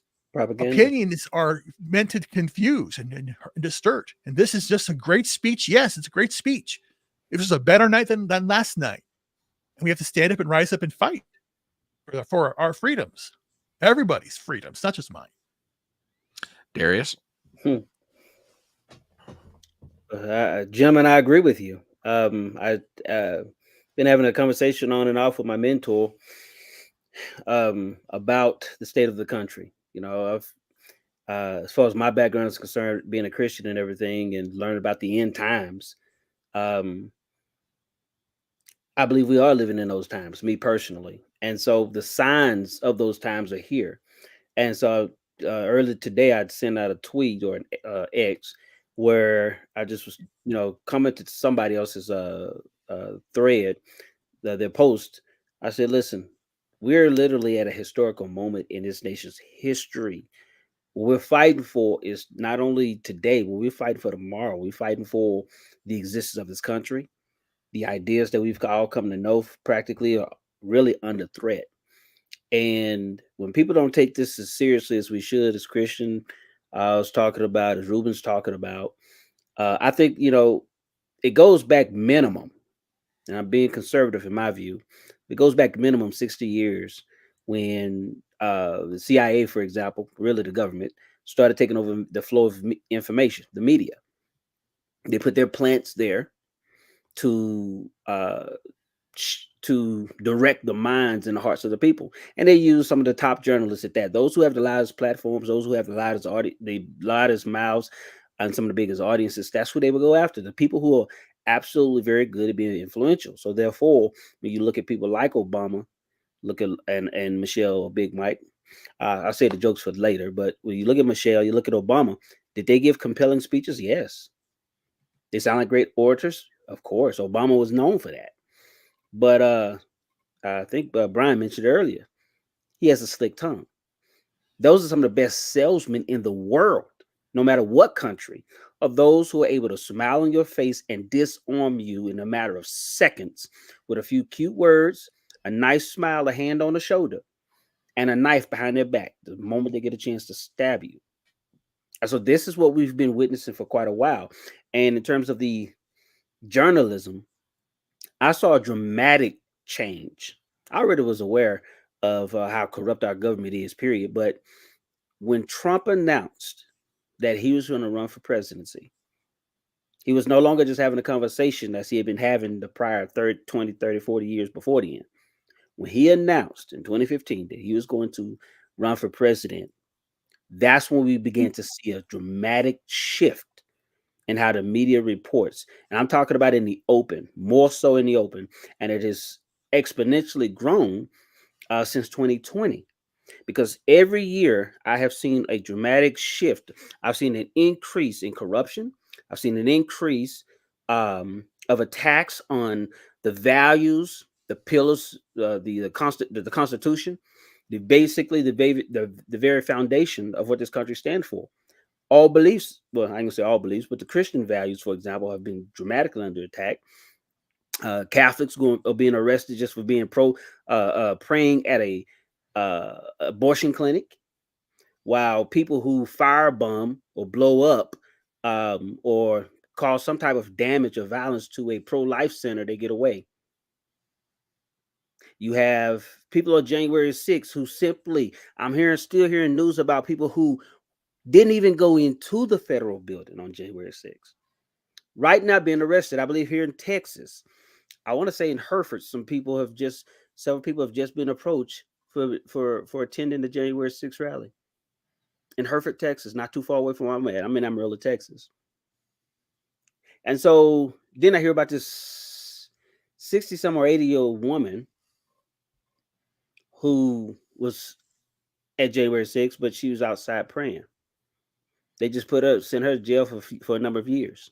For a number of years, just for being outside the Capitol, because she did not go with the narrative. And so these things, it is political, but it's beyond that. We're talking about an existential threat. And so what they're sitting up here saying is, we are the threat. They have said so. When you continue to go around demonizing and saying Trump is Hitler, his supporters, they're domestic terrorists. We are on the terrorist watch list. Anybody, you can go look it up. This is public knowledge. I heard it a couple of months ago or so ago, and then I heard about it a couple of years ago. Those who are Trump supporters, MAGA supporters, conservatives, constitutionalist Christians, you are literally on the terrorist watch list. And if Kamala gets in, and I have been hating to say this, but I've been warning some people. I say, okay, if somebody like Kamala gets in a year's time, you're gonna really begin to see things soon as that bell rung, so to speak. and January 5th or whatever day it is, when it becomes official, I guarantee you're going to start seeing a tremendous crackdown on everybody who's in opposition. America will cease to be America. Our sovereignty is being sold off right now, and it will be wiped away. This is how serious this is. So I agree with you, gentlemen. Y'all laid it out well. I just had 2 cents. Go ahead. And to hang on, Ruben. That Christian's got to bounce. Christian, I want to thank you for coming again in tonight. And believe me, everything you said is absolutely taken to heart. You know, we are dealing with some very philosophically slippery people who are. I'm sorry to be so heavy too. I'm sorry. But here's the thing. No. It's absolutely necessary because there needs to be a fundamental fight about what words mean. Words do mean things. If I may borrow a line from my old mentor, Rush Limbaugh. Do you have a Substack? Unofficial mentor. Words mean things, and when the left can co-opt a word and redefine it to meet their end, you know, I will. It's absolutely frightening because what they're going to do is run with it. But I'm going to let you tell people where they can find you on social media. Thank you for being here tonight, and brother, again, you're welcome back here for Wednesday and Thursday if you want back in on it. But that's up to you and your schedule. I totally understand. Yeah, no, I appreciate it and hope that you guys continue to do a good fight. You know, the reason I participate is because I believe in what all three of you are building. Even if we have different approaches or slightly different views on some particular issues, our overall missions are united. I think that we all love the country, and we all, I think, want to see a better future for our families, for ourselves, and ultimately, you know, for posterity as well, which is the entire America is just one giant thing handed off to posterity. It's a blank check for posterity, I think, and they can either choose to write it or cash it however they want to. And some generations don't keep the promise. That's a different story, different day. But yes, so I'm Christian Watson. You can find me on X at official C Watson or YouTube at Pensapolitics or Odyssey at Pensapolitics as well. I'm very happy that you guys have me on, and we got some good content coming up this week. We got some past content I've done. If I may plug a little bit, Brian, I interviewed a young British political commentator on the UK situation, and he works for Turning Point Action over there. And we talked for about an hour about Keir Starmer, the Southport riots. He was actually on the ground in Southport, so he actually is connected with So we're doing some cutting edge things. I also did like a few videos as well, analyzing what's going on over there, because ultimately UK politics impacts U.S. politics in more ways than one. And so it's important for Americans to study what is going on over there. It's very scary. Yvette Cooper and Keir Starmer are trying to make misogyny illegal. Different story, different day. And of course, we got a video coming up on Lord of the Rings very soon, and it's going to be very exciting, and a few other things as well. So thank you so much, Brian. Thank you so much, guys. Got to get some sleep, but I'll see you later, okay? Bye-bye. All right. Have fun, sir. The Professor Christian Watson. All right, I'm going to give my quick wrap and let everybody get out of here because it's a little past midnight. We've all got to go to bed. I'm going to mix the political and the philosophical primarily from Barack Obama's speech. The one line that struck me the most, and it was almost a throwaway, but it was very important to set up everything else. And that was, well, we would hope that, you know, some in our population, they're kind of like our older relatives. You just need to sort of bring them along, and you would hope that they would give you the grace that you know you would extend to them. The underlying message is, well, you know, these people that disagree with us, they just don't understand. You know, they're not philosophically in tune with how hip and how cool we are and where we're going. No, sir. We are not anachronistic. We are not old. We are not fuddy-duddies. We are not dusty. We are quite vigorous in our defense of constitutional liberty. Constitutional liberty that's been handed down over 2+ centuries, and words still do mean things. Rights are things that are enumerated and guaranteed in a Bill of Rights under a constitutional system of government. They are not whatever rights you think everyone ought to have. Should everyone have clean air? Of course, if at all possible. Clean water? Of course, but that does not necessarily make it a right. That makes it a commodity. Those are two different things. And on the basis of the fact that, you know, he's trying to slip the idea of redefining freedom. I agree with Christian, although Christian can slice and dice that tomato far better than I can. But I get where he's coming from. If the left is allowed to redefine words, which they've been doing for 30 years, if they're allowed to redefine words, they can do almost anything they want. And that's the trickery with Obama. He will absolutely take a word, smooth talk you while he's doing it, and before you, yeah, that makes sense. No, it doesn't. Right. Now, as far as the political aspect of it, what you saw with Michelle and Barack's speeches was political organization. It's go time. They know where they're at. 70-something days. Get up, Democrats, get off your butts, start calling people, start working it. We've only got 70+ days. Whether that's going to work or not, I don't know. And don't get me wrong, I'm not discounting the power of a good speech. There are speeches that have been given in American history that have redounded through the ages and are still inspirational enough that they call people to do certain things even in this day and age. But I don't know if what Barack and Michelle are selling lasts for 70+ days. Don't get me wrong. I'm not saying they didn't give a great speech tonight. They did not give a motivational speech tonight. And I'm not discounting anything Christian said. I'm just waiting to see how this plays out. But again, time will tell. But I agree with Christian. The word freedom needs to be far better defined by the right. And that needs to be engaged everywhere. Oh, really? Well, this is interesting. He just told Jack Posobiec to, okay, it is a spicy kind of a night. Tell you what, let's bring this train into the station. Darius, where can people find you on social media, and what can they do to help you out? You can subscribe and let everybody else know about it that you think would like my content. You can find me on YouTube. I'm now on Rumble, working on getting some more videos up there. You can check me out at X. Matter of fact, I just found out they put another limited label on me on X. I don't know why exactly, but we'll have to see. Yeah, exactly. And I'm also on Instagram. Lord have mercy. You're a white supremacist, my brother.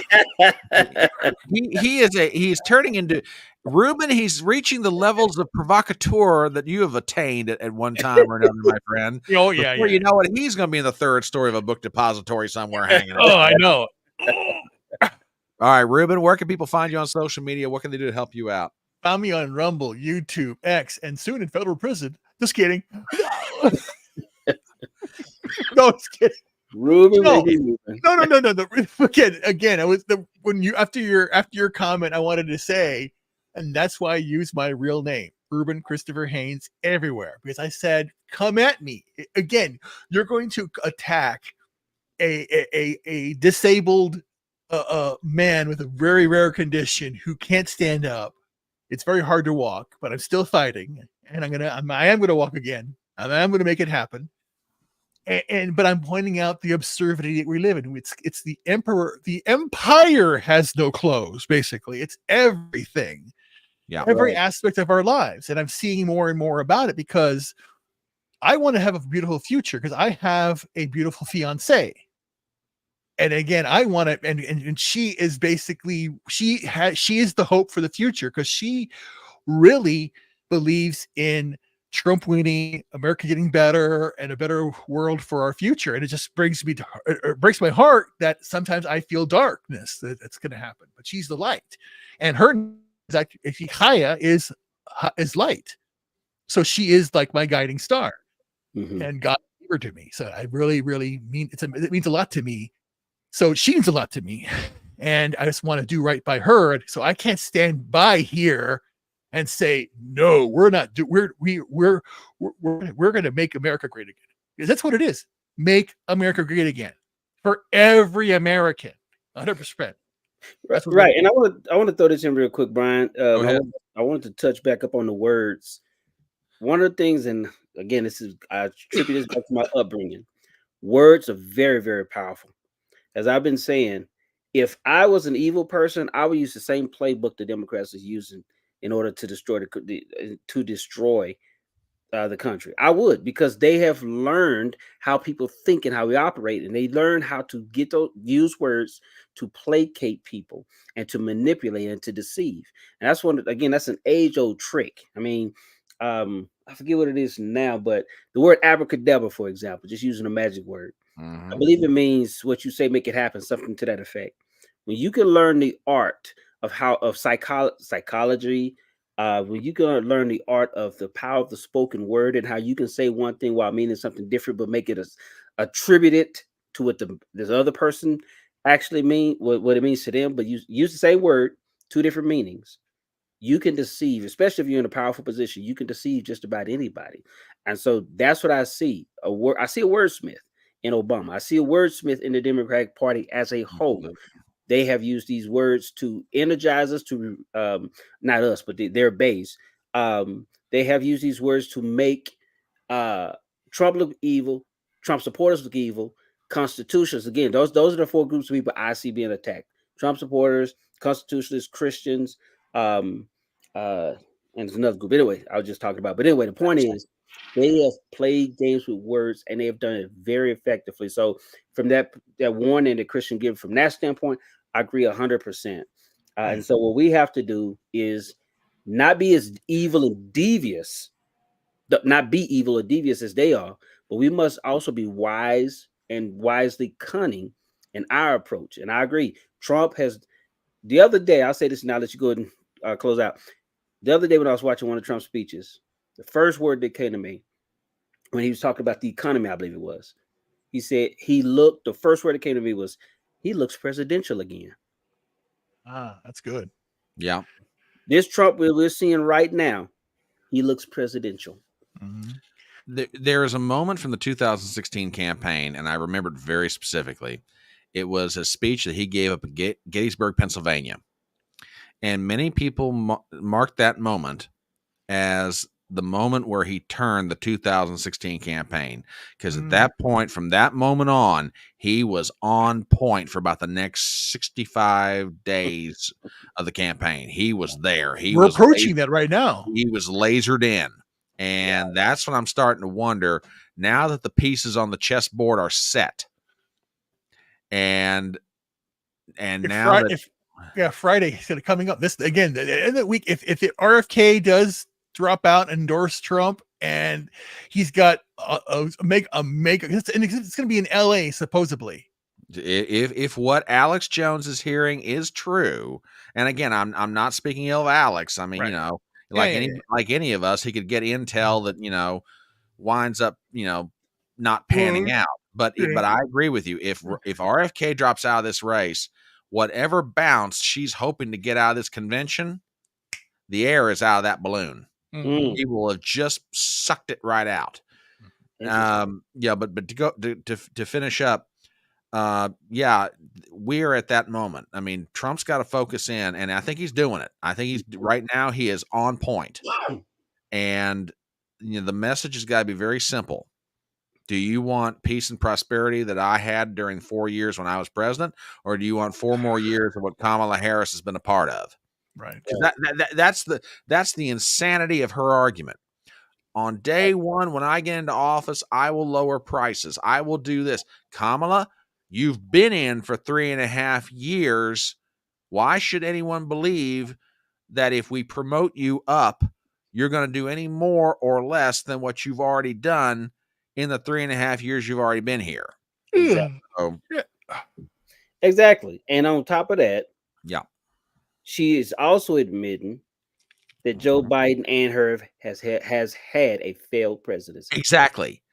That she's got to fix the problems that she and Joe caused. And that if Trump just simply points that out consistently, she's cooked.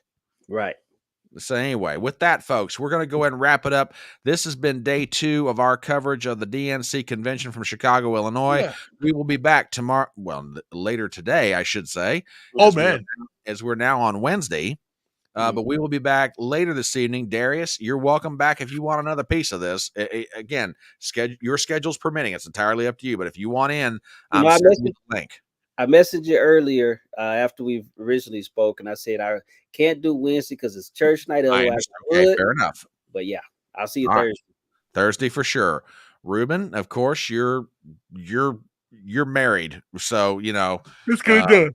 That's exactly. All right. With that, folks, we're going to go ahead and sign off for the night. Thank you so much for being here. Thank you for the energy, the memes, the links, and everything else. You guys have been fantastic. We will see you later on this Wednesday, August 21st. With that, love you guys. Have a good night. We'll see you later this evening.